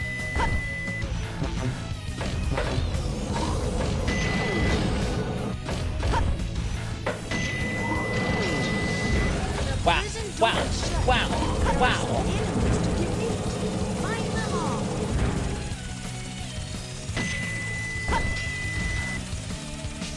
Okay.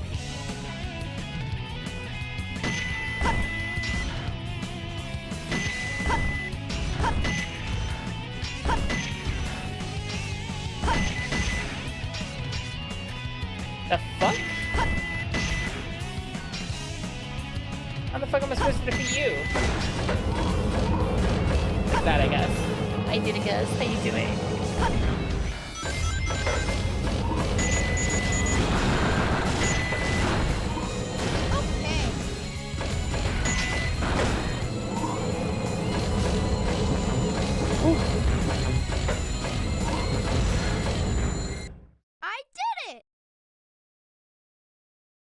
There's an enemy behind his tail. You should probably be concerned about that. Just a little. Just a little bit. That was a little tough. A little tough. Holy moly. All right, it doesn't like doing that, does it? Okay. Hold on. Ugh. It does not like that. It does not like that. Whew. Alright, we're gonna sneeze that ad because I'm actually gonna send you guys off to party over at a friend who's doing her debut. You guys should go enjoy and support my friend, okay? Here we go. Let me start the raid. All right, guys, our raid message is going to be as follows. Well, there's no music, and that makes me feel weird. 1 second. There we go. A little bit of music. What the dog doing? Give me a second. I'm gonna get some emojis ready for us. Dog. The dog emoji. I want the bone emoji. Gotta be a bone, right? There is a bone. Yeah, it's late. I need to be mindful of my sleep schedule. Especially if I want to go to the laundromat tomorrow. Alright, there's your raid message, guys. Go grab your raid messages. We'll show my friends some support and some love on their Scrungle debut. Okay? What the dog doing? And guys, thank you for being patient with me as I yapped a lot today, and also just through a lot of the general stuff and indecisiveness. I really appreciate you guys. Thank you, Rick. Thank you for stopping by again. Really appreciate seeing you. Hopefully I'll probably have a more concrete idea of what I want to do tomorrow. But also, just in general, I'm trying to get used to yapping more with you guys in general. Oh, we're about to go out. Bye!